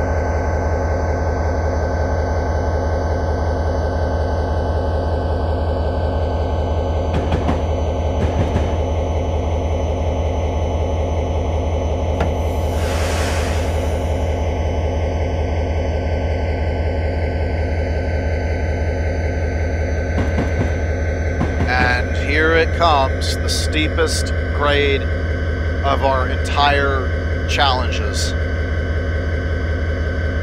This is the only one where I'm concerned about the train not making it.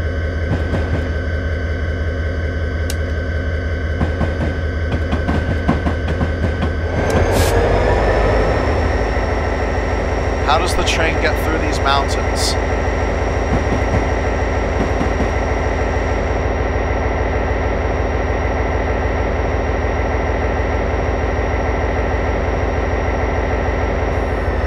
I continually ask that because, you know, the people who designed this railroad had to have asked that same question a million times.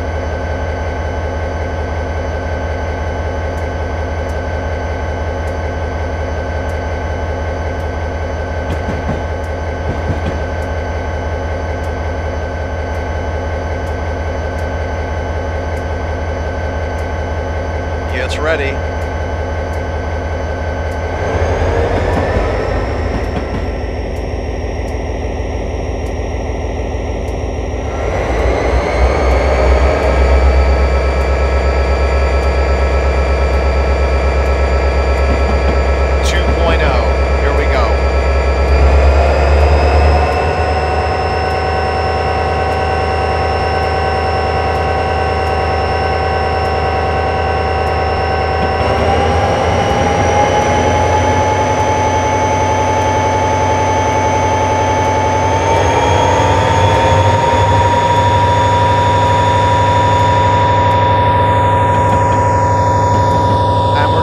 Valleys again,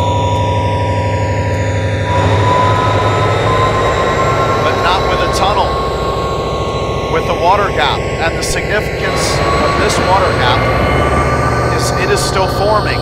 This is what it looks like in the process of a water gap forming. View of the river, and in the past 30 million years, this new mountain has lifted up and created a new ridge, essentially, but the river predates the mountain ridge, and it continually erodes as it tries to grow.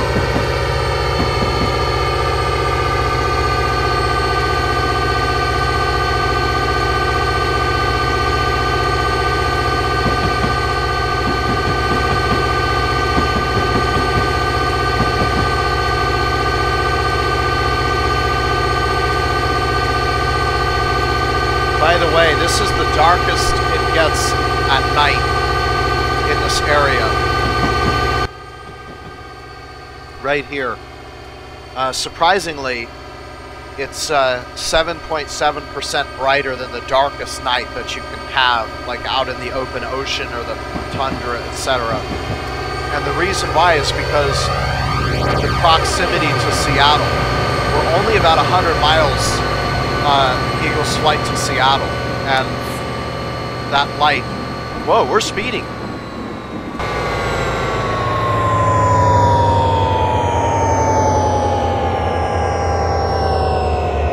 I didn't expect that.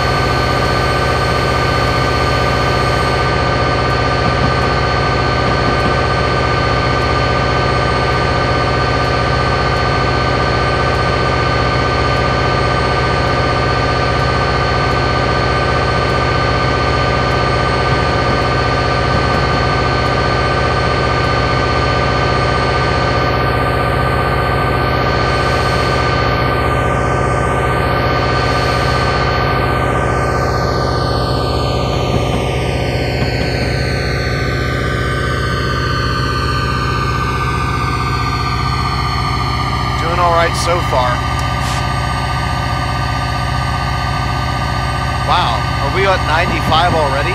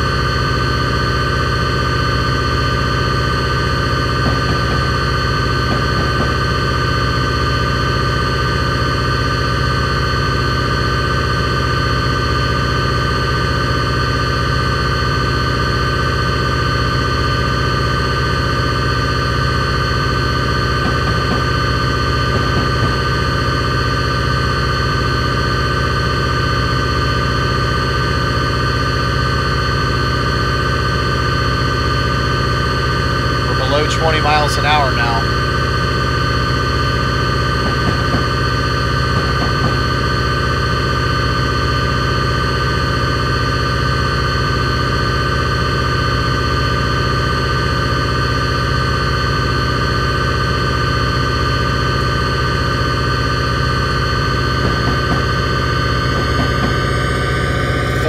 Miles from the tunnel.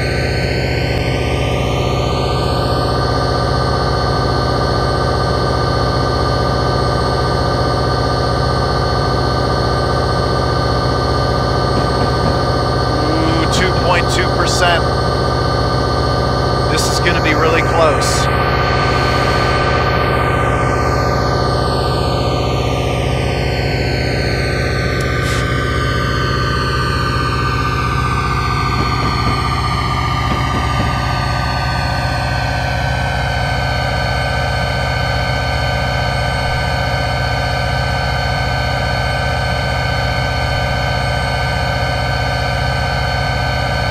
We're at 700 amps.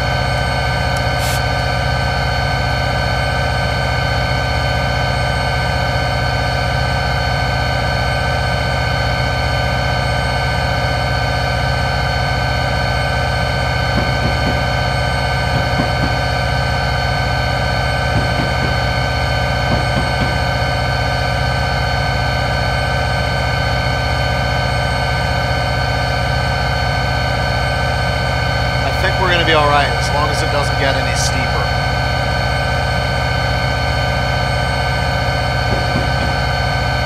This is about how hard it would have been to climb out of Mariah's Pass, so I guess the answer is yes.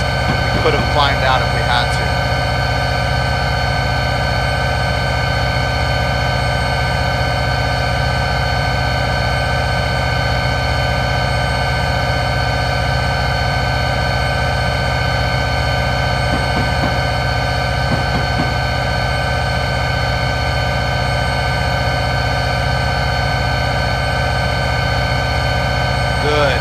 Relaxation to 2.1.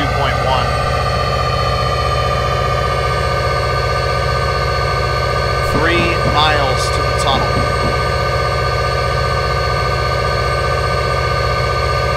And another relaxation.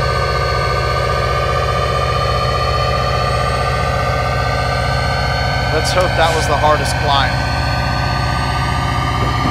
Because, oh man, we're back to 2.2. That's cutting it really close.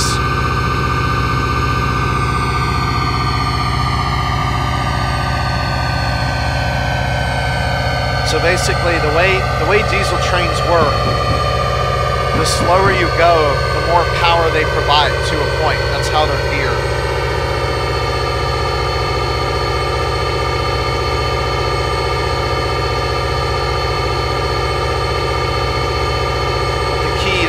Point. If you go past that point, you're screwed.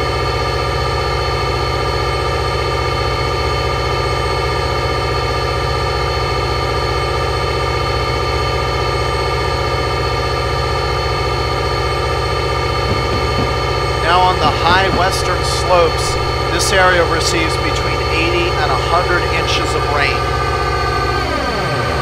Definitely wet and just shy of the rainforest threshold.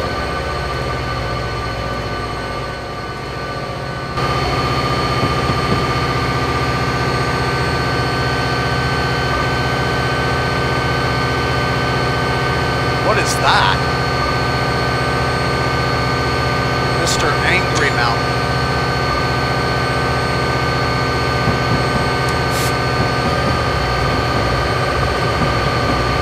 A bad omen.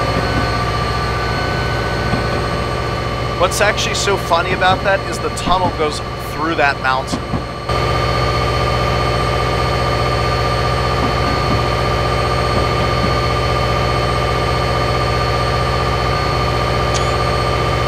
Oh, it just disappeared.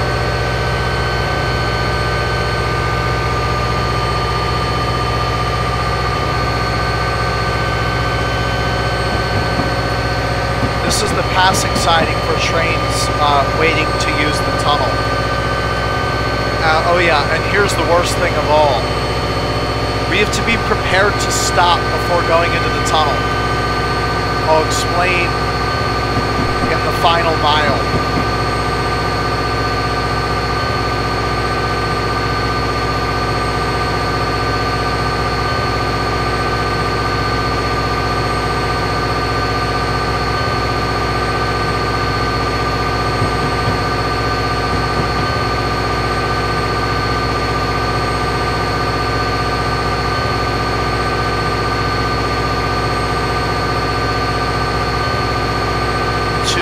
Miles to go until the Cascade Tunnel.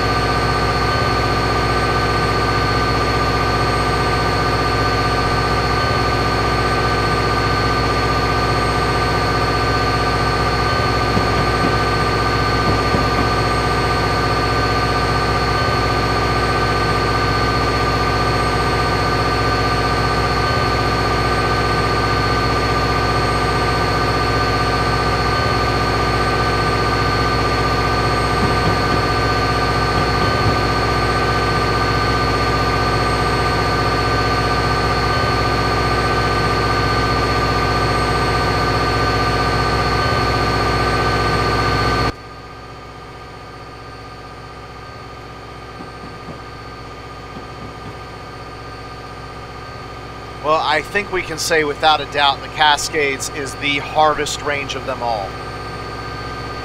The Rockies and the Appalachians were pretty close in terms of challenging, but the Cascades is another level, clearly.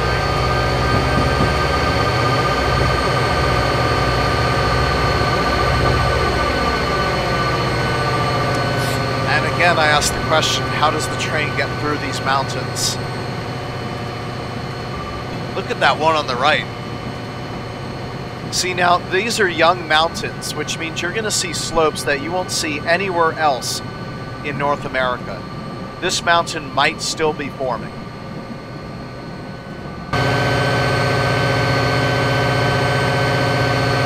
And now look at the colors. Dark green, even greener than the Appalachians.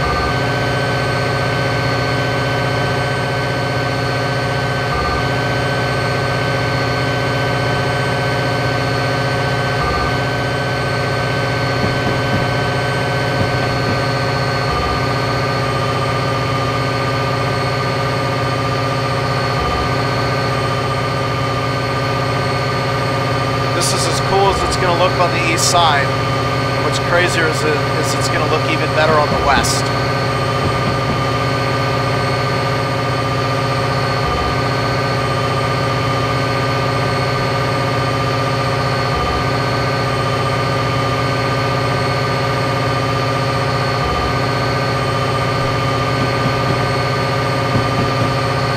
One mile to the Cascade Tunnel.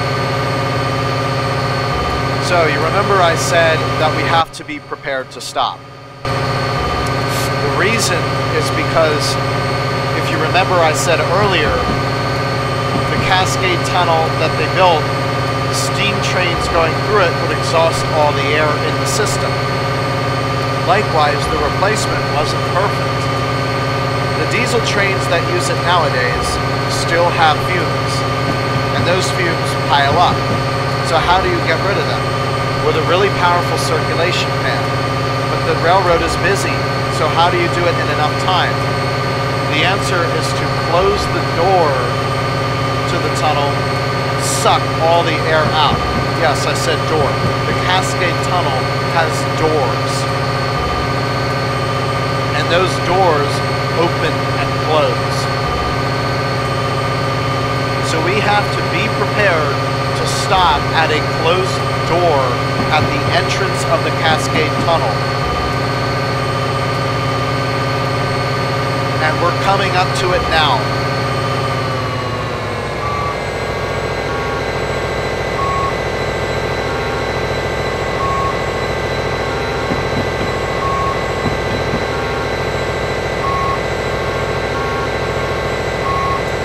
This is the mountain that we will be going underneath.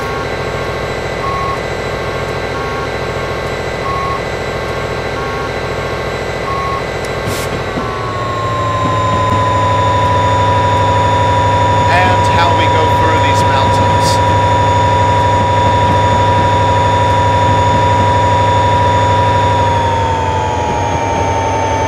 Alright, I want to start looking for that door.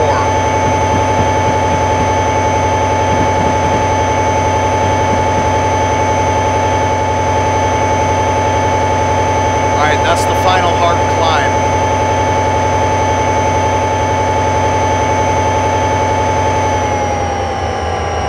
So at this point I'm going to say that we did it. We're leveling off at the summit now.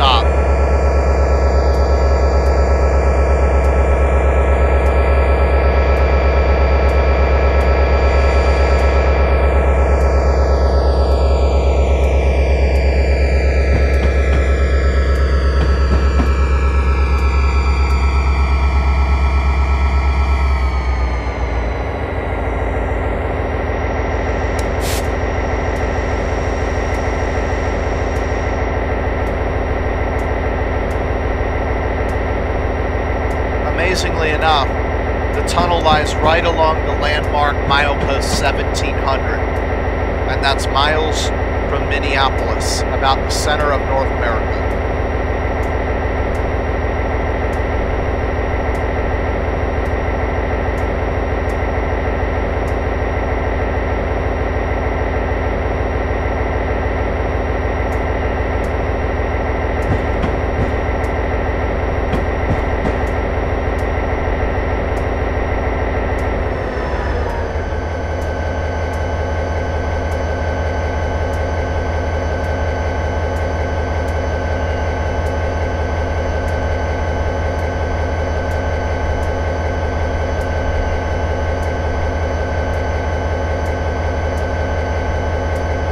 The door is closed. We had to prepare to stop right now. And as I speak, the door is opening. Watch that signal. And we're green.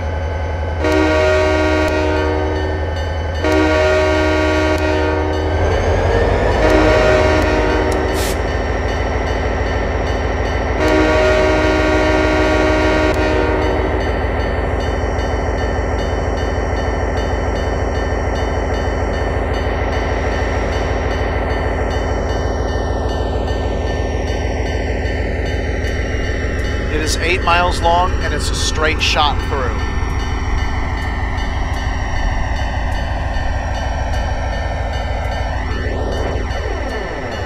So here is our last look at the Eastern Cascades.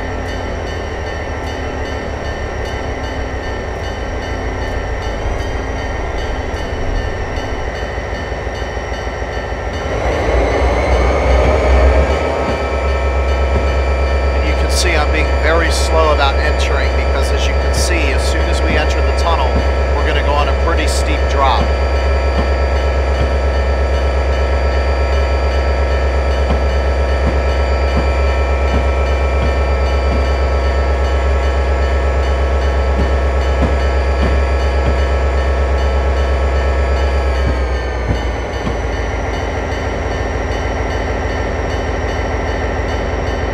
Here we go.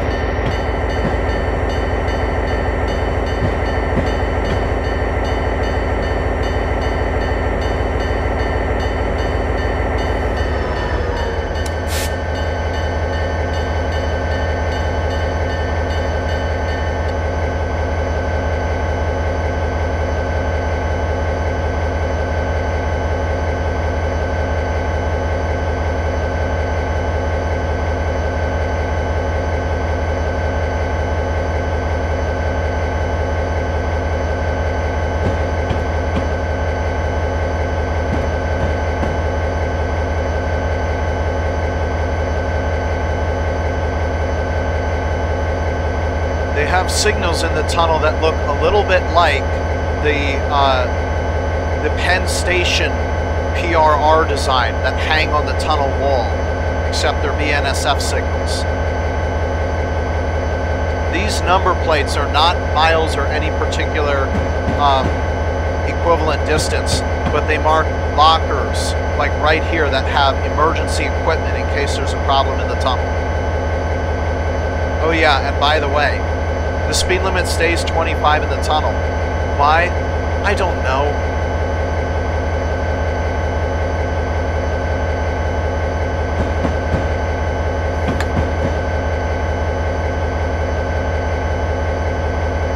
Yes, dynamic brake time.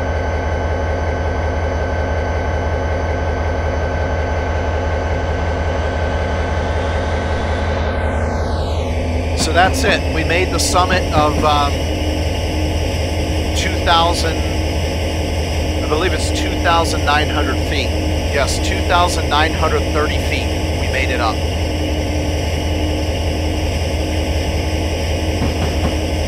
And for your information, these lockers, they number up to 21.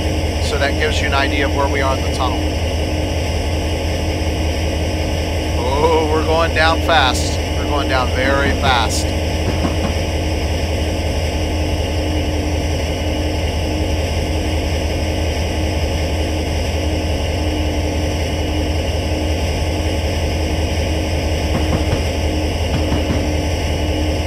dynamic brakes can keep up on this.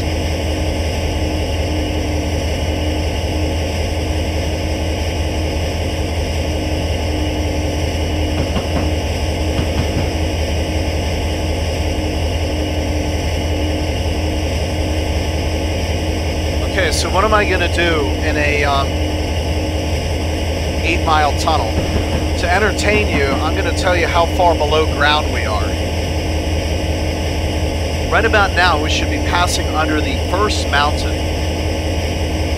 We're at about 2,900 feet elevation, and the summit is about 4,000 feet elevation, making us 1,100 feet below the surface.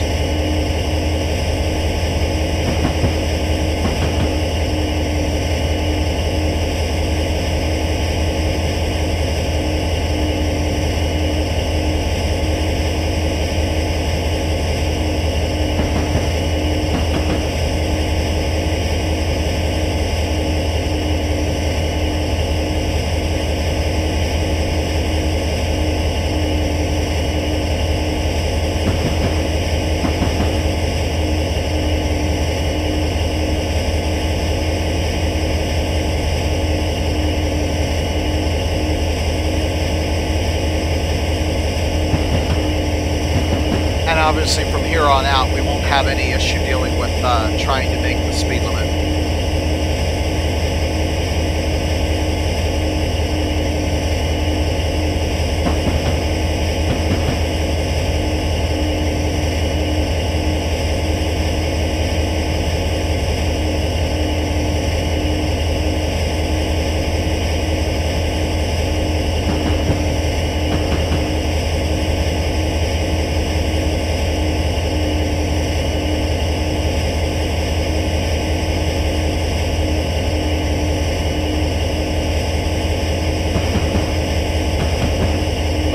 So right about now, our current track elevation is going to be about 2,800 feet. The mountain above us, summit, is about 4,700 feet, making us 1,900 feet below the surface of the ground.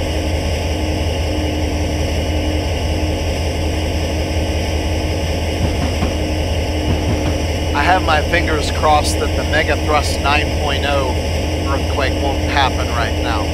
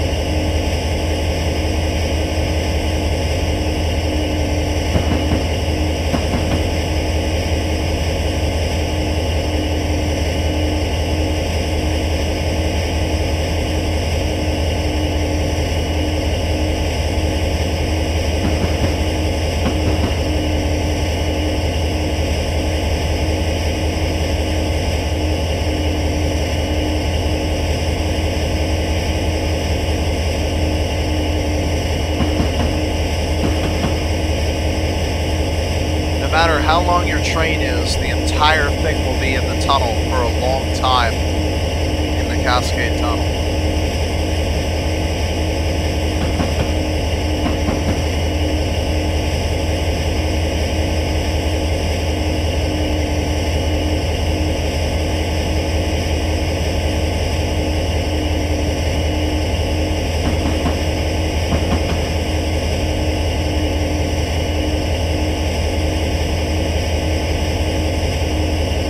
About halfway through right now. Currently, the track is approximately 2,600 feet in elevation.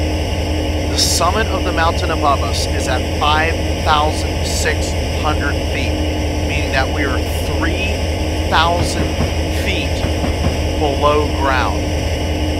To put that in perspective, we are closer to sea level than we are the top of the mountain.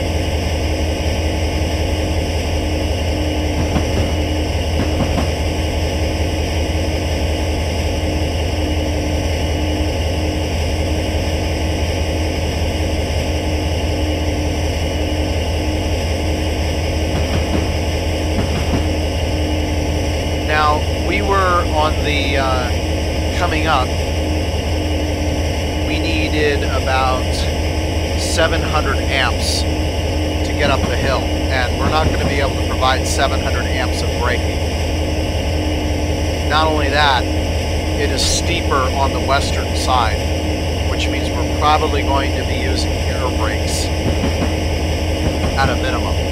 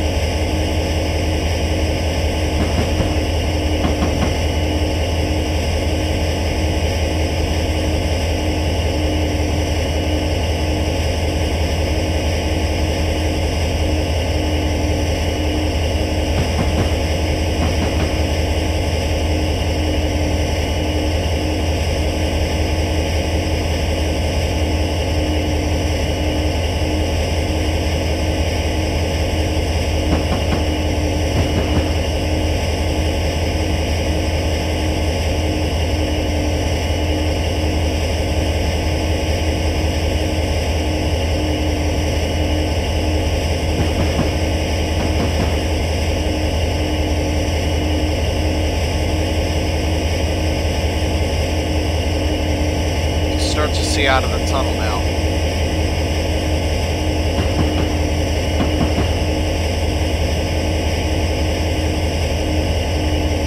We're now 2/3 of the way through the tunnel, and we're as deep as we're going to get. Currently, the track is at about 2,500 feet elevation. The summit is about 5,700 feet, meaning that we are 3,200 feet below ground.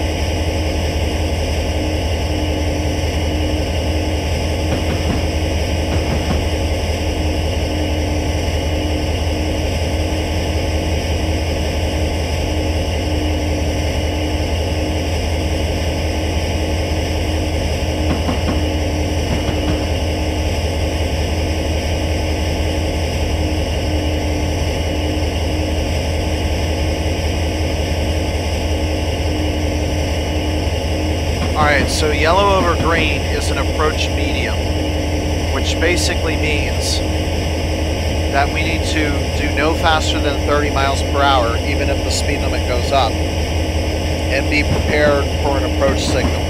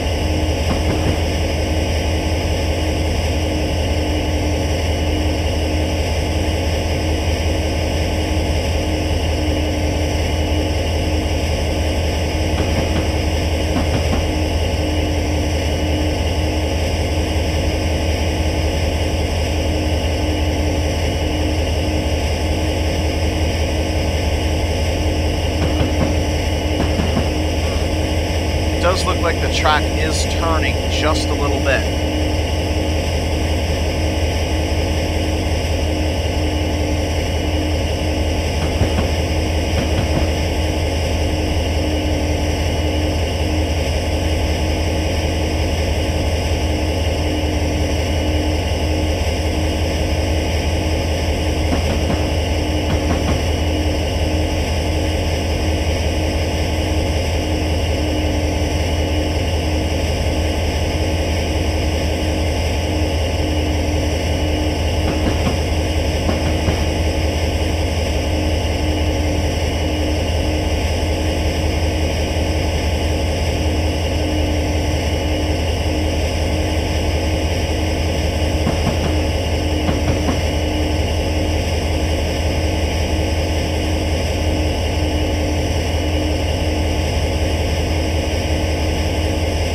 The mountain is sloping down. We are still 2,400 feet underground.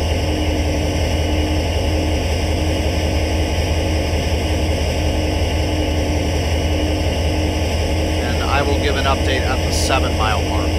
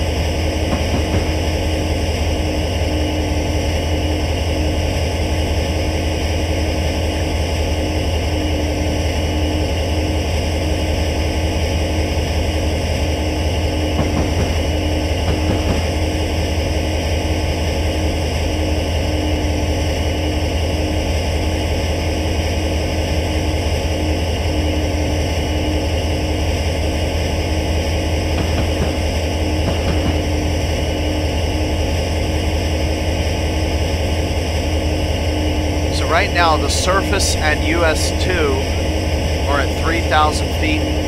We're at 2,400. 600 feet above us.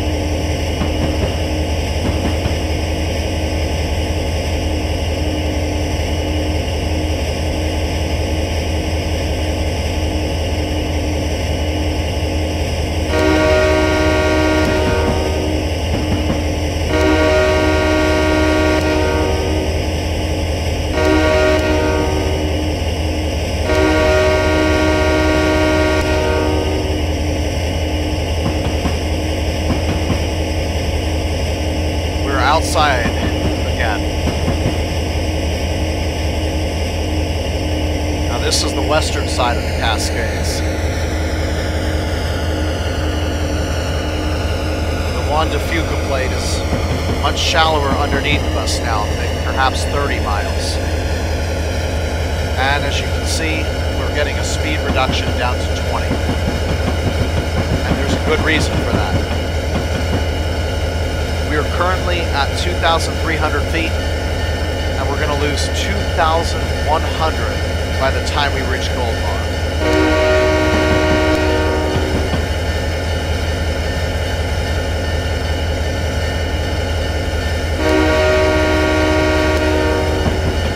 So this is the town of Scenic, and I don't need to explain why it's called that. Get ready for valleys.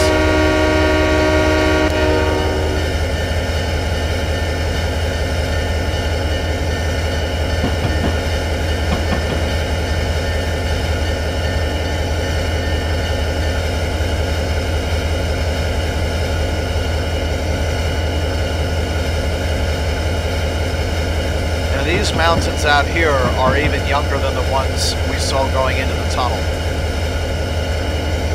Perhaps 10 million years old, and likely still forming.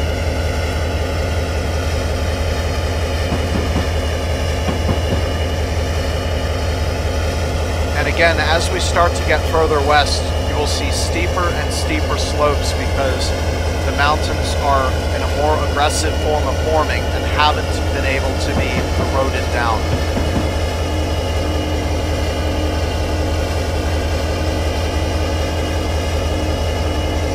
And here goes the slope out from under us.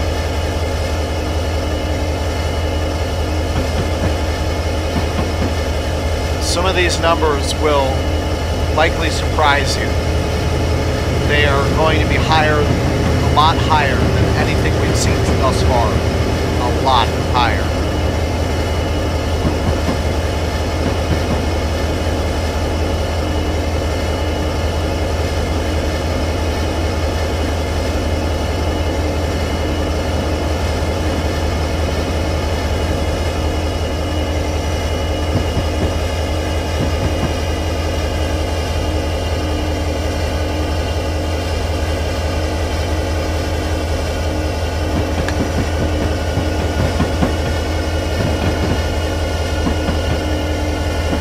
There's full dynamics, and we're accelerating.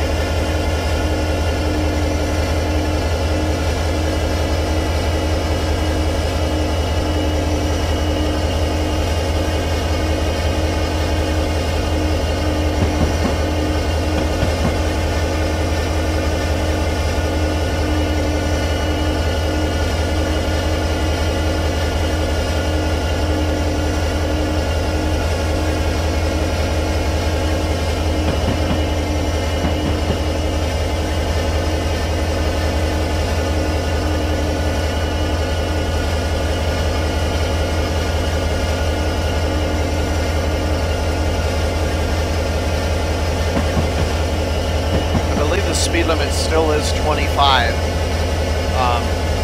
We're going to, when I see the sign, I'm going to put the brakes on to slow to 20. 20 is the slowest speed limit that we've seen, that we're going to see thus far. And it's extremely rare to have a mainline speed limit that slow. Okay, there's the sign.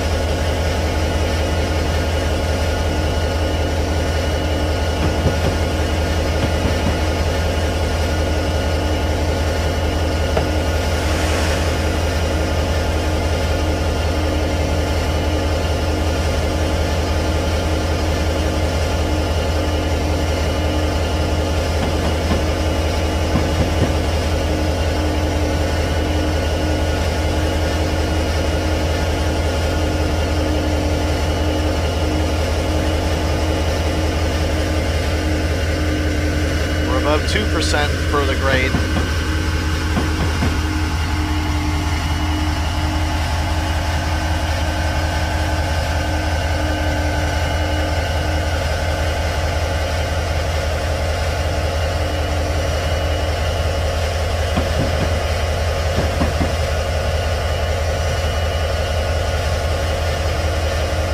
By the way, you note the mileposts here are 1721.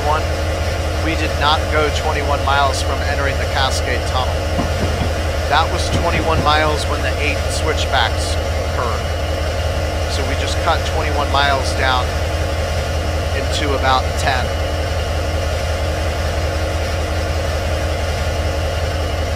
Alright, now this is where stuff starts to get really sketchy.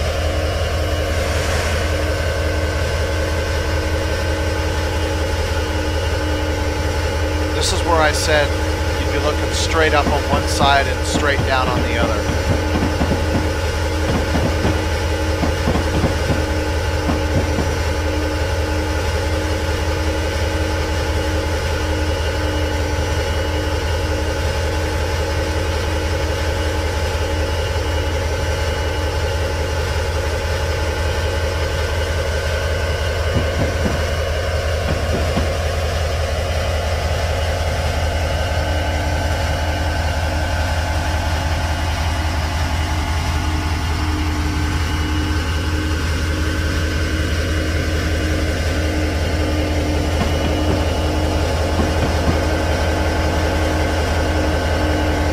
By the way, we are in a rainforest.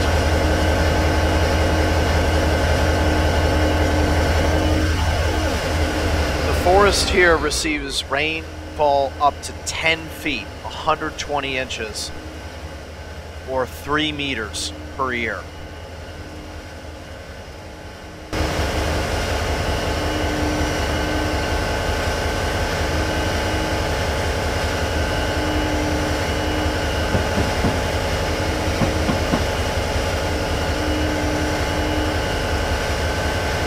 Alright, watch the HUD. Here it comes. That is why we would not be able to come back up the path. 2.4, over 3, over 4. Yeah.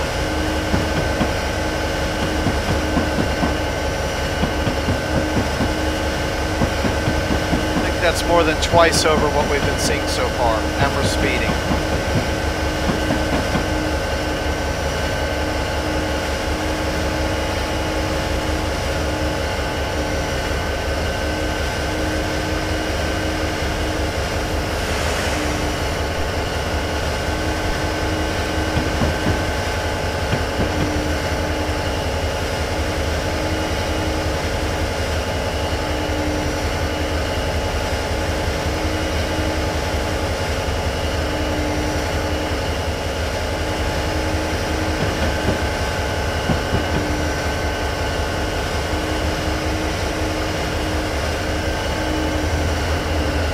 Very quickly, due to the extreme rainfall amounts, we already have a river coming down the other side.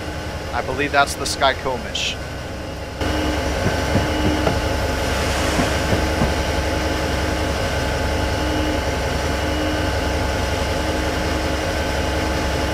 I need to learn these key commands.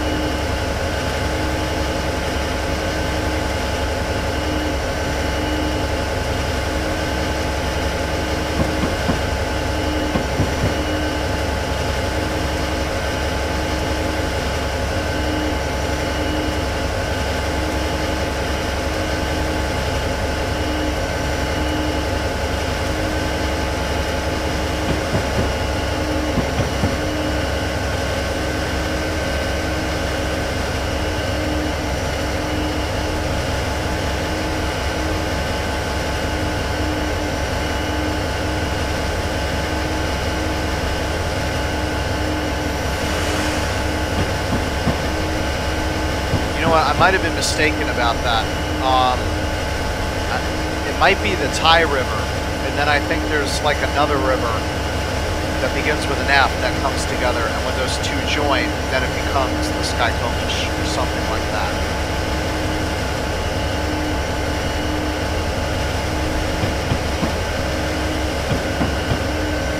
That's fresh granite rock. Thank the volcanoes that were here about 5 million years ago for that.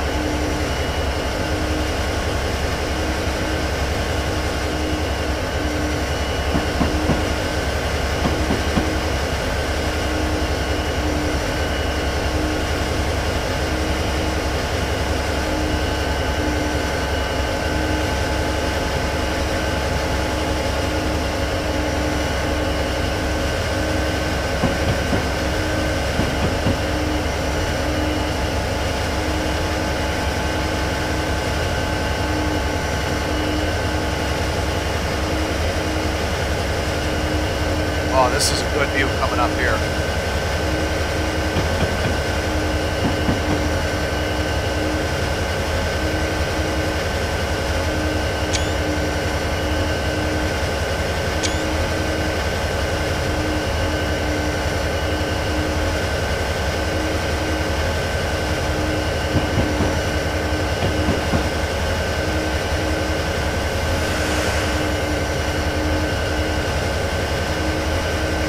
Getting really close to the volcanic area.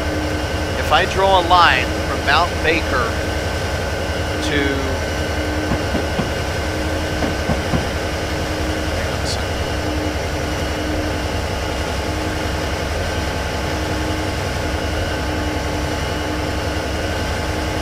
Okay, there it is.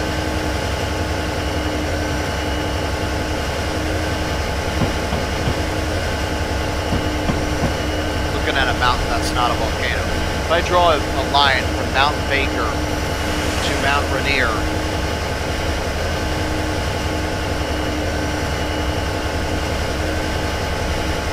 actually, I think Glacier Peak is a volcano, but I'm not 100% sure.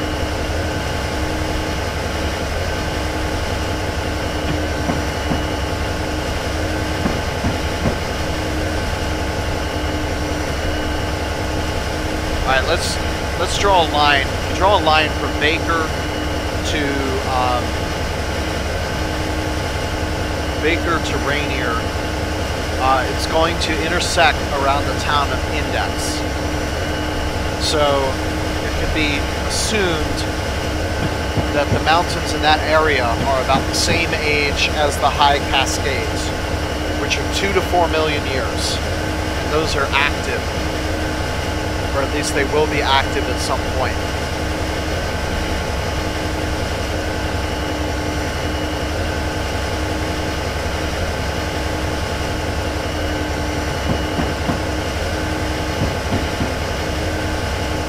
And when I say active, I don't mean erupting.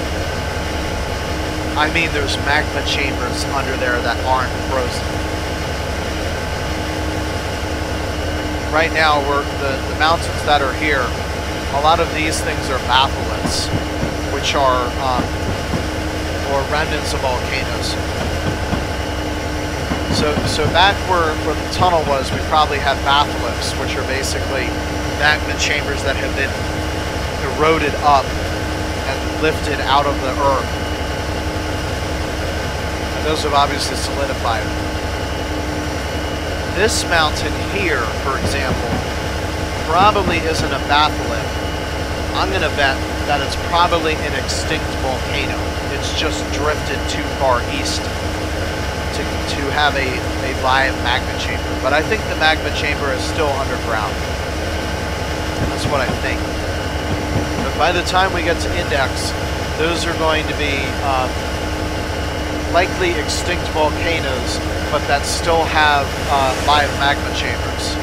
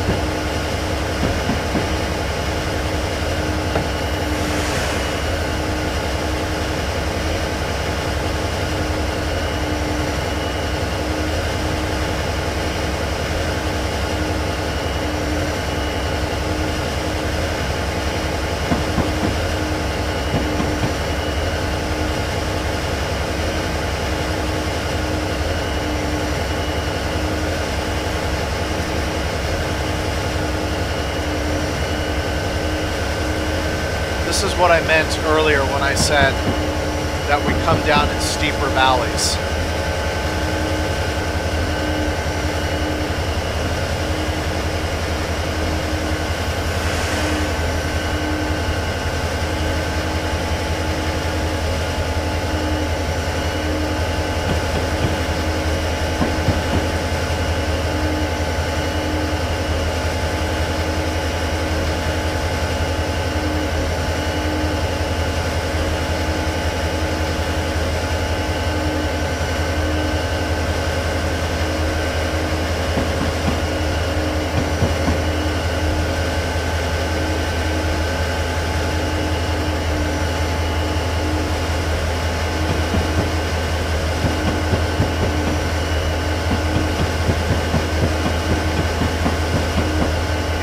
Rains or snows here so often that during the winter, an overcast day is considered a good day.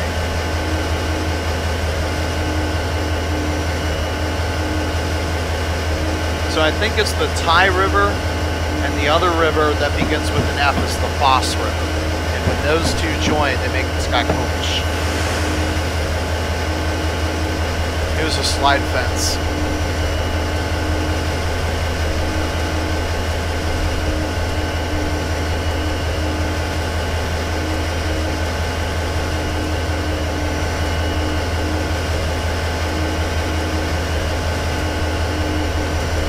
So the idea is that there's electric current running through each of those wires. And if any one of those is broken, then it trips the previous signal way back there to turn red.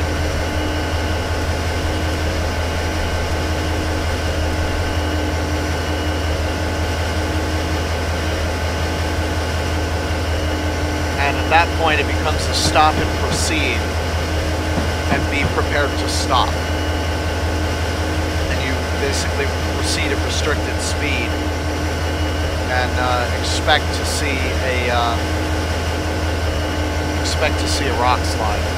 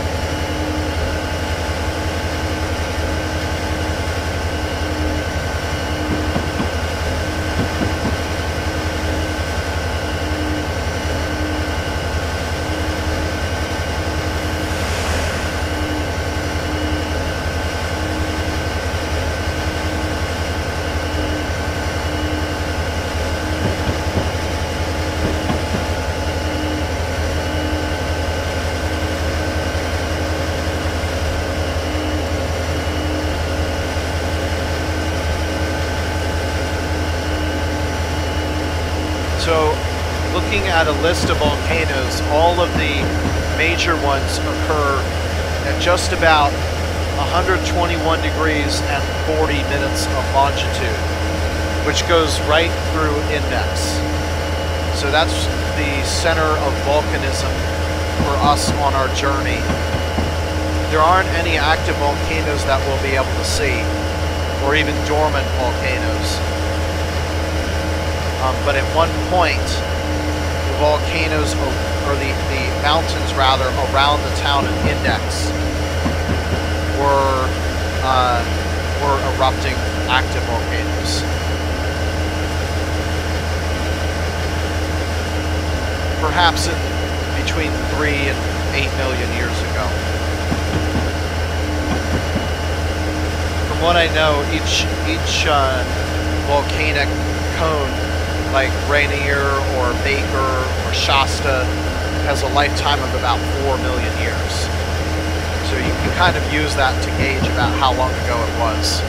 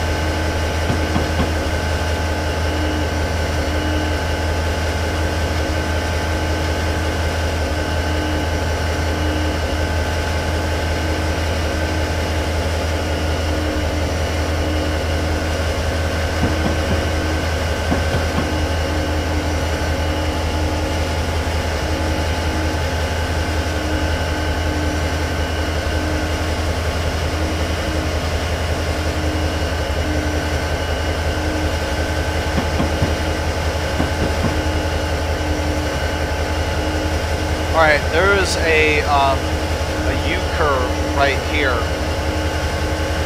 Our track is on the other side of this valley as well, right there. We're actually turning up the valley of the Foss River in order to get low enough to be able to cross to the other side of the valley so that we can keep going down. Headless signal.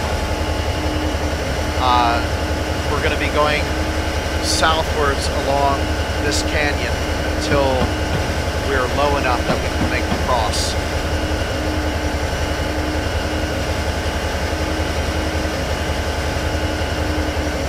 Now that is a pretty new mountain. Probably still forming.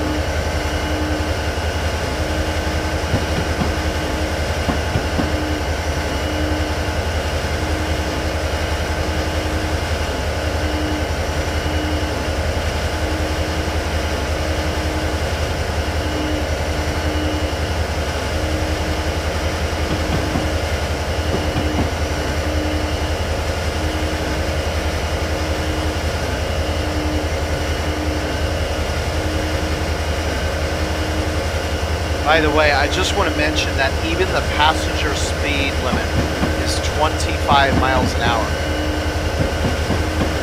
The slowest you'll get in the Marias Pass is 30.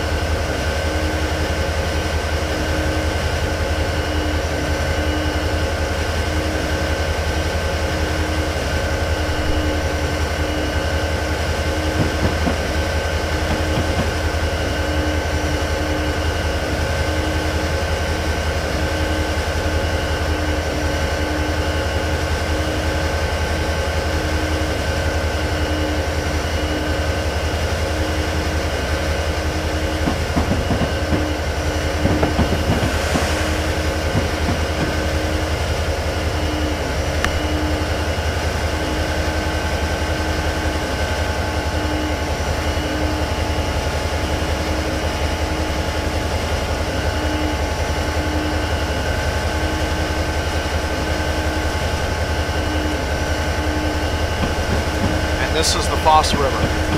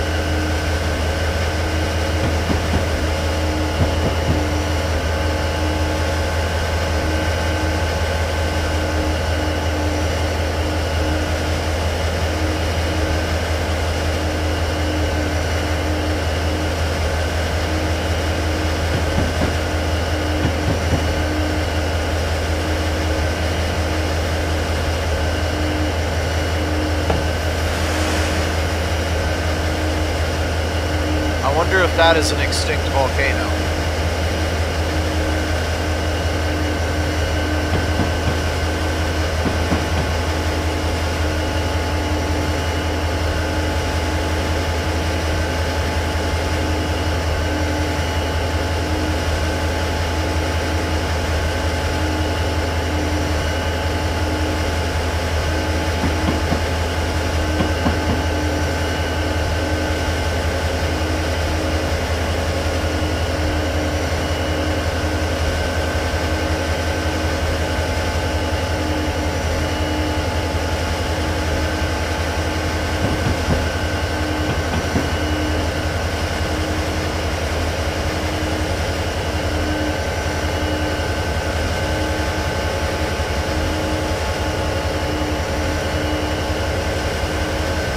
looked it up. It appears to be just a ridge.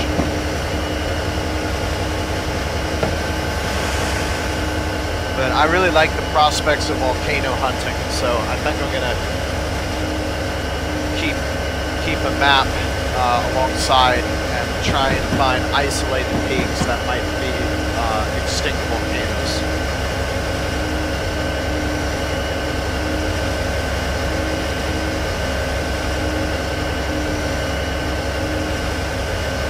Alright, so the good news is the grade will be shallowing somewhat now, and we're going to get to go 25 again.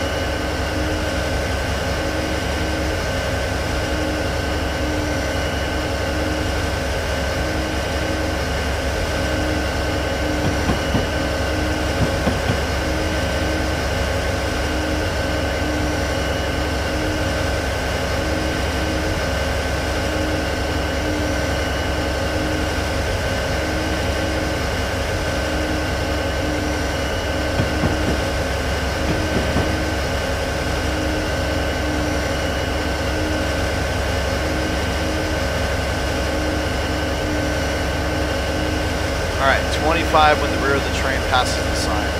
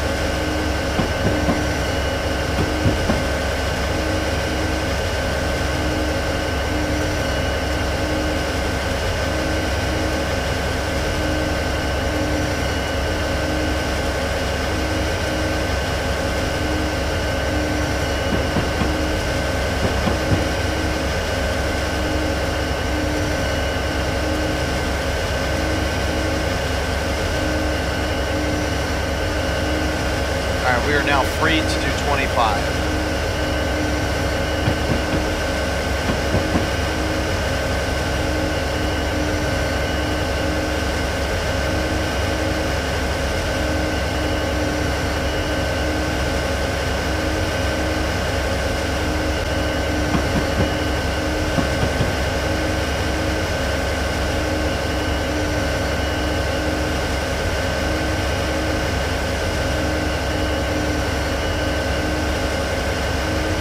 Alright, so this is the town of Skykomish, and right here, I believe it's the Ty joins the Foss, and now this is the Skykomish River. And the tracks follow it basically all the way down to Everett.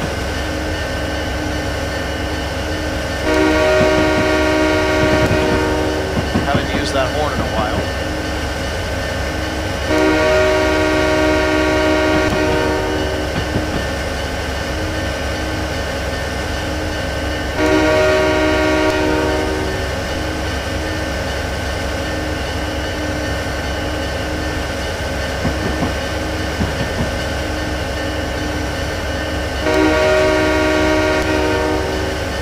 This is the last time using the air brakes. Pulling up my map, things got a lot less challenging for the next 10 miles or so, and it's going to get a little steeper towards the very end.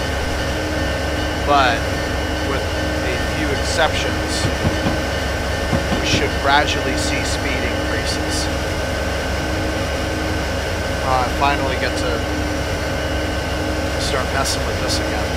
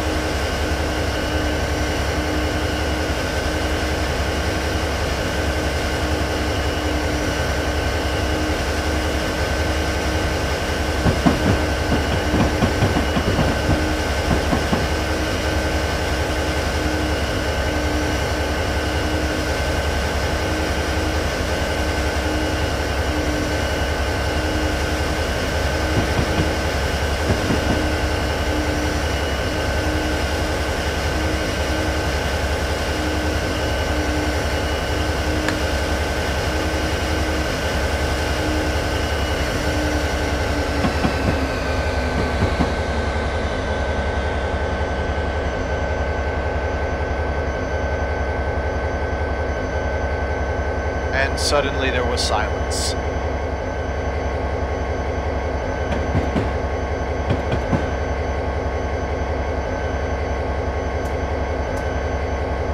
Well, as far as its worst, that is behind us.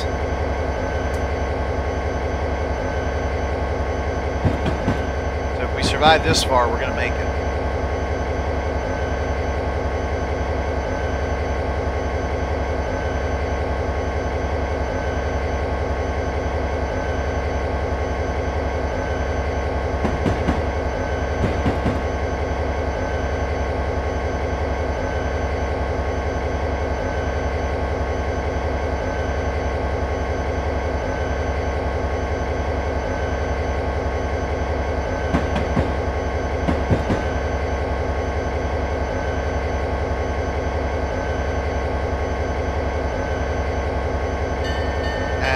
Comes our speed increase.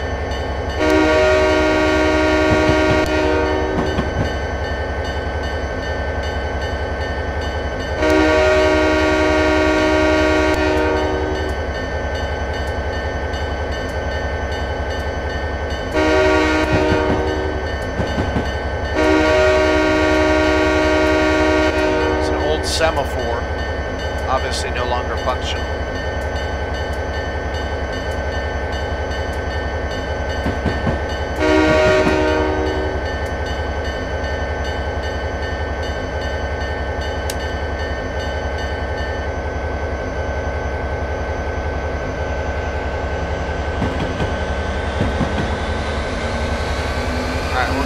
Dynamics really quickly.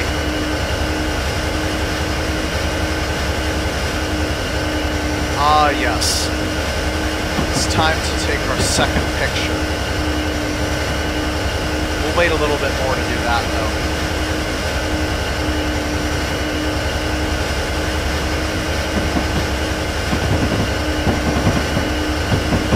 All right, 40.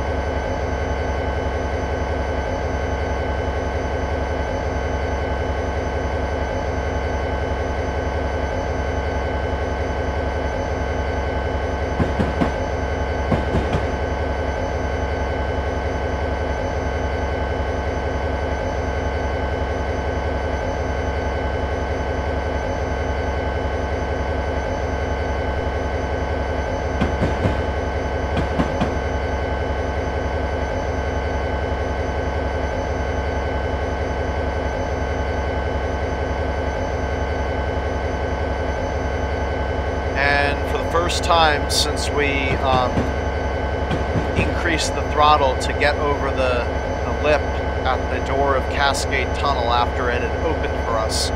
I'm pulling the throttle out of idle.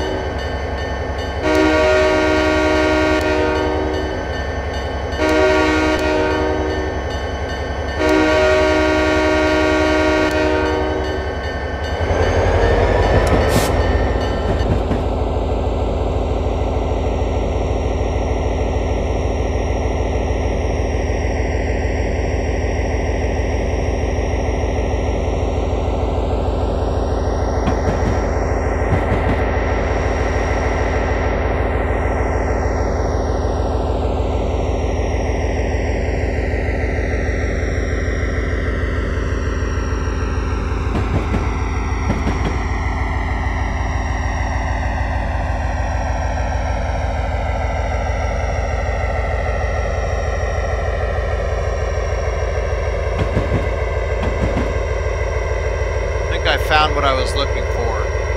A volcanism map of Washington.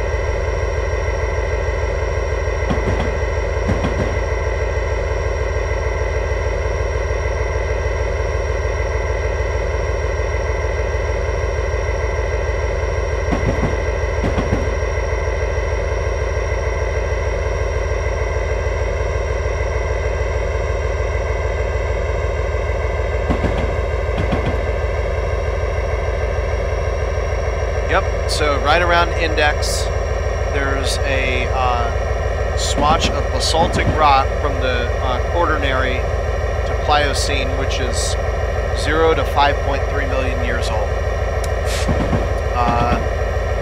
And basaltic rock basically means lava eruptions. So that would be what I'm looking for. Extinct volcanic remnants.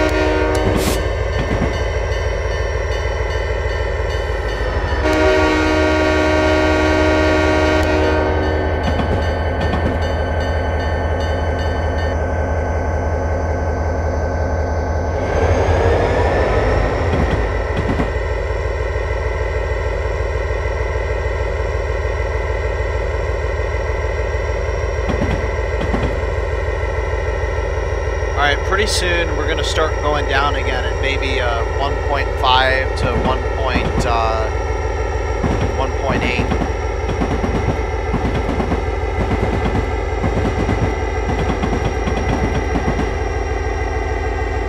And you can see that the mountains are becoming steeper and steeper. That's an indication that they're becoming younger.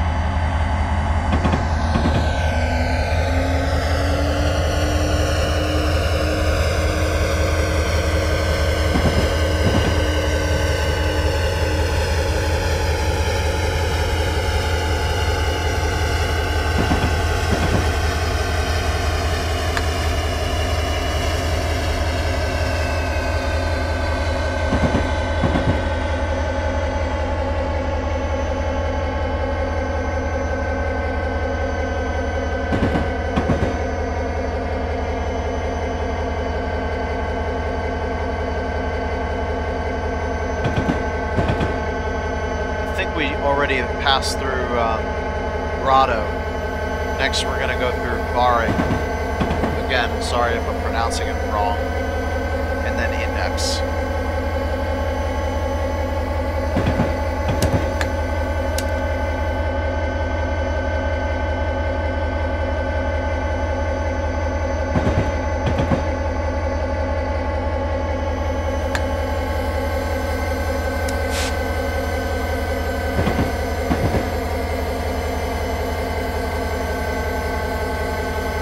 my picture right there.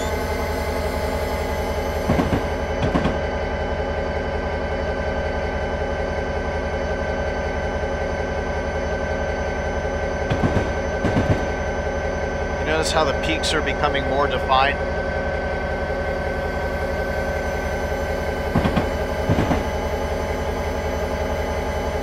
These are some of the youngest mountains in the world that we're traveling through right now.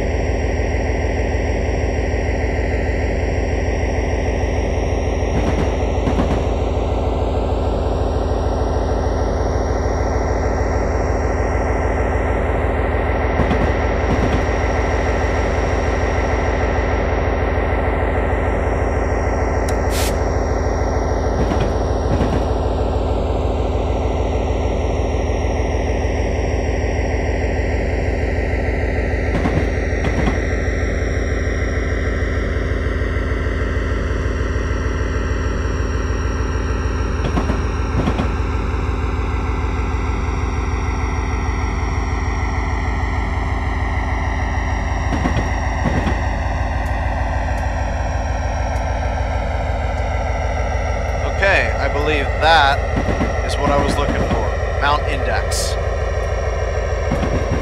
Three peaks.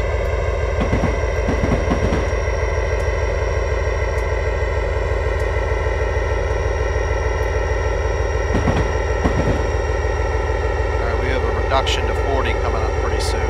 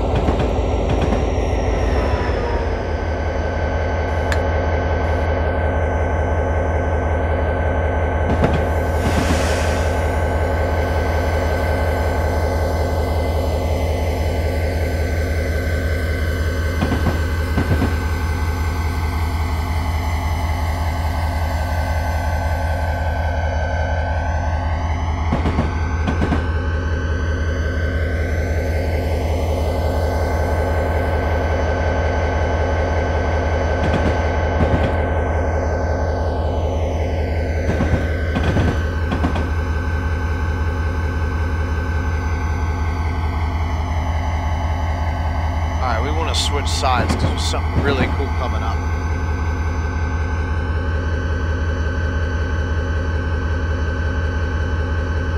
We're going to go through a horseshoe curve in Index,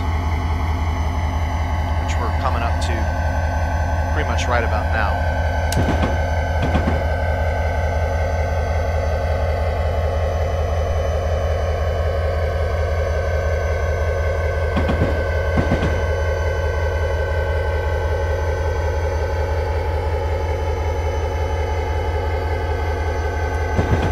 Yep, there it is. I think that's the steepest mountain that we're going to see on the trip. That's about as young as they come. 5 million years old. I'm going to bet that was an extinct volcano.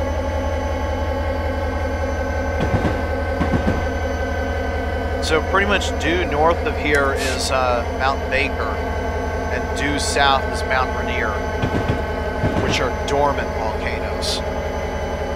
They are not currently erupting, but they have in recorded history.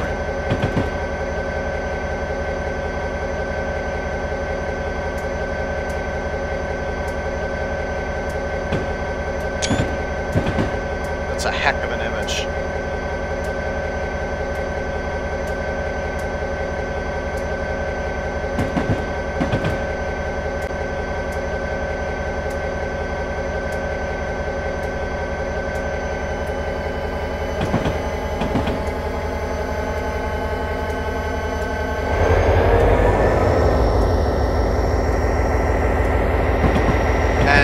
Just about 20 miles or 32 kilometers below us, the Juan de Fuca plate is sweating its water off, melting the granite rocks and creating massive magma chambers, which are below us. Those have floated up to the surface via plutonic motion to Mount Baker and Mount Rainier. Feed those even today.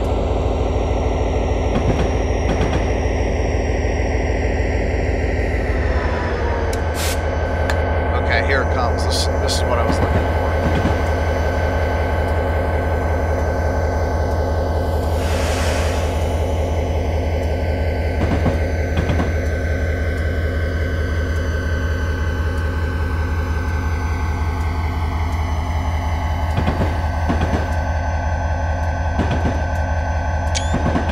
That is a waterfall down there.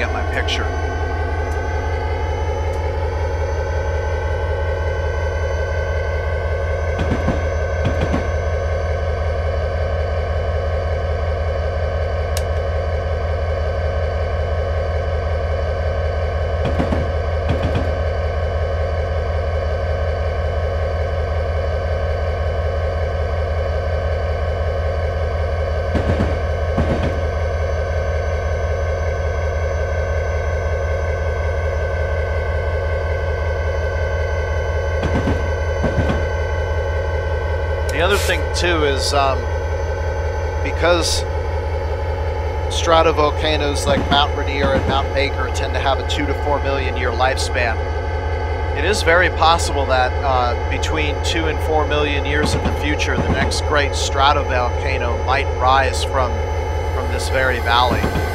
There's no telling where it could appear from, but it certainly is plausible that it could be here, because we're right over the melting zone.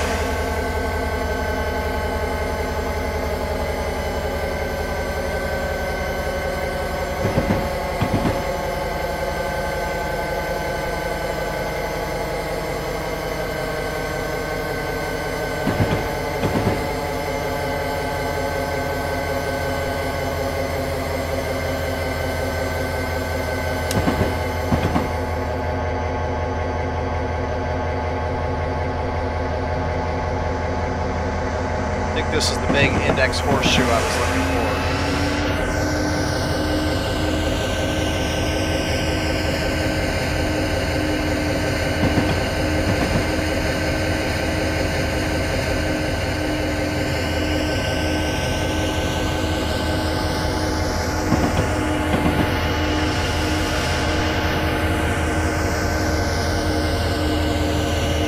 We're actually heading east again. We're turning west.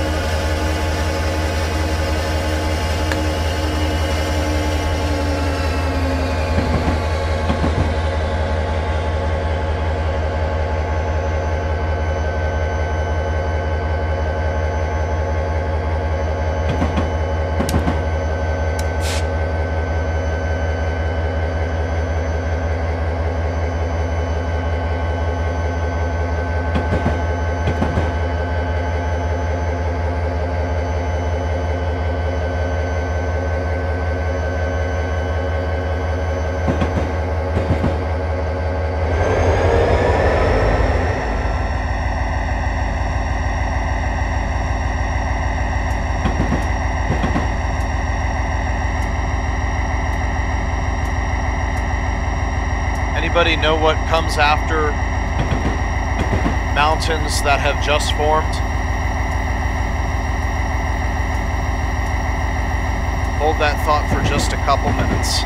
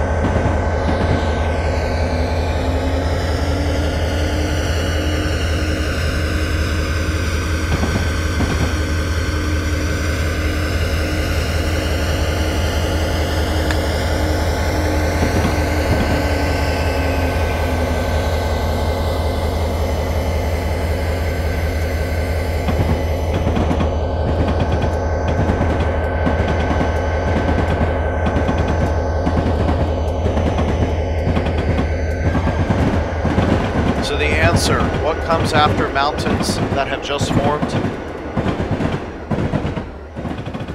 Mountains that have yet to form.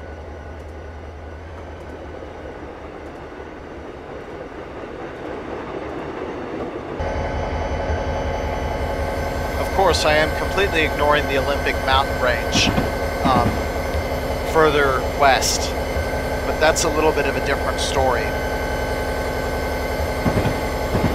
The Olympic mountains were basically formed by crust, crunching sort of, the crust being forced together and up, sort of the same way that the Rockies were formed, the same way that the Appalachians, to some of the western Appalachians were formed. There's a few exceptions like the Blue Ridge. But basically when the Fowleron Plate broke off, it pushed against the North American Plate and eventually became an honorary part of it.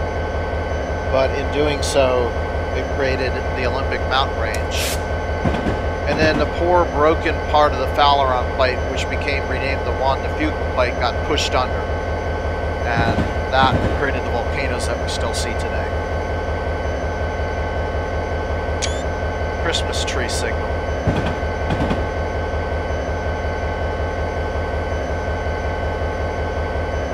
Look at how dark green that mountain is. That's incredible.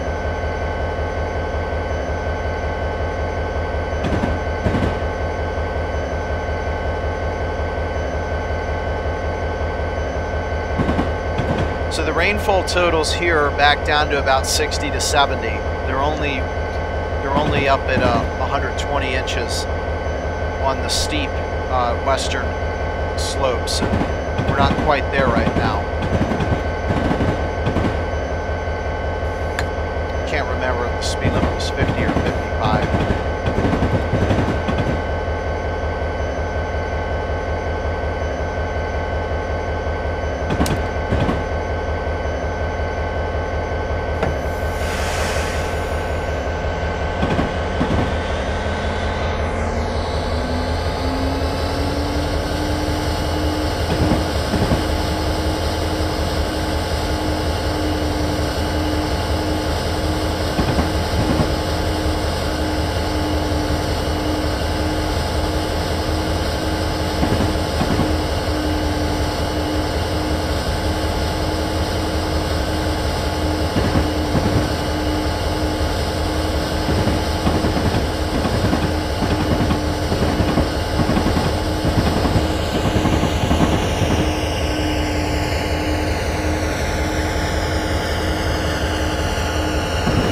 Okay, we're now getting really close to Gold Bar. This is it as far as the Cascades are concerned. When we reach Gold Bar, we'll be just 200 feet above sea level. We have nowhere else down to go.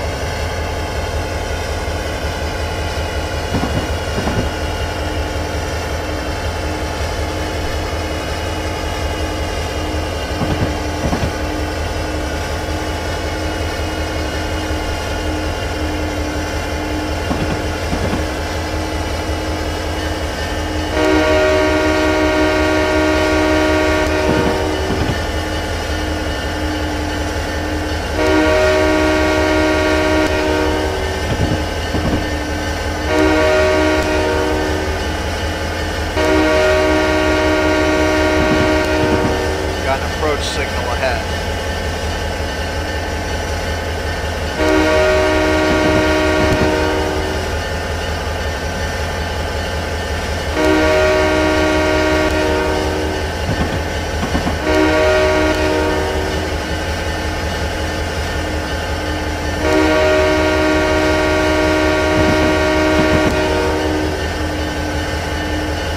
And as you might imagine, Gold Bar was named for a gravel bar in the middle of the Skykomish River that contained a lot of gold. And they claim that it even does today.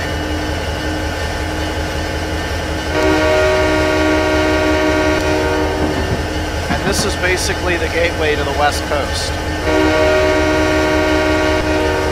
From here there are farms all the way to Puget Sound.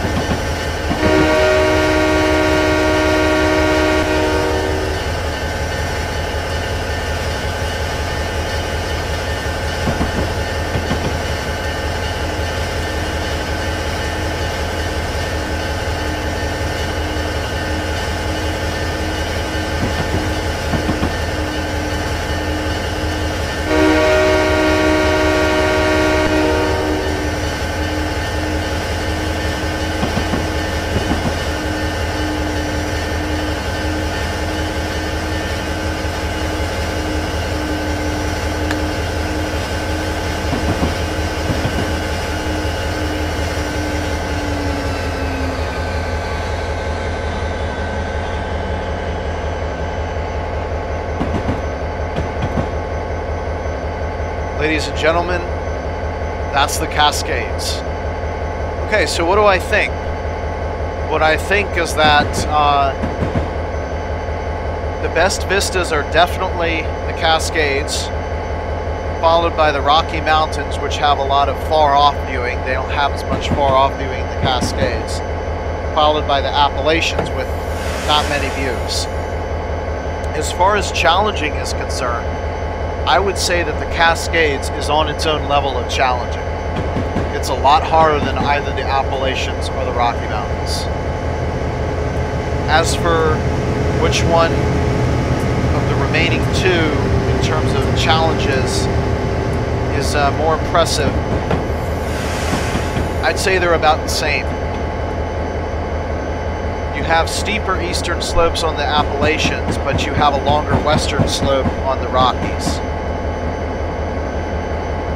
So personally, I would call it a tie between Appalachians and Rocky Mountains for which ones are most difficult.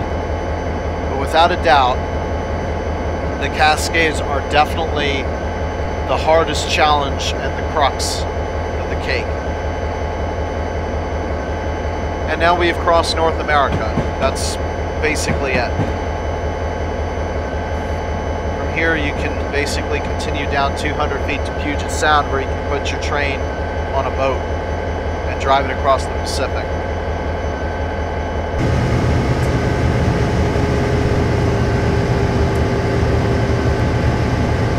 Thank you guys for joining me. This is the end of our journey, and I will see you guys next time. Stay tuned for the comparison pictures of the before and after pictures taken in the Cascades. And welcome to the West Coast.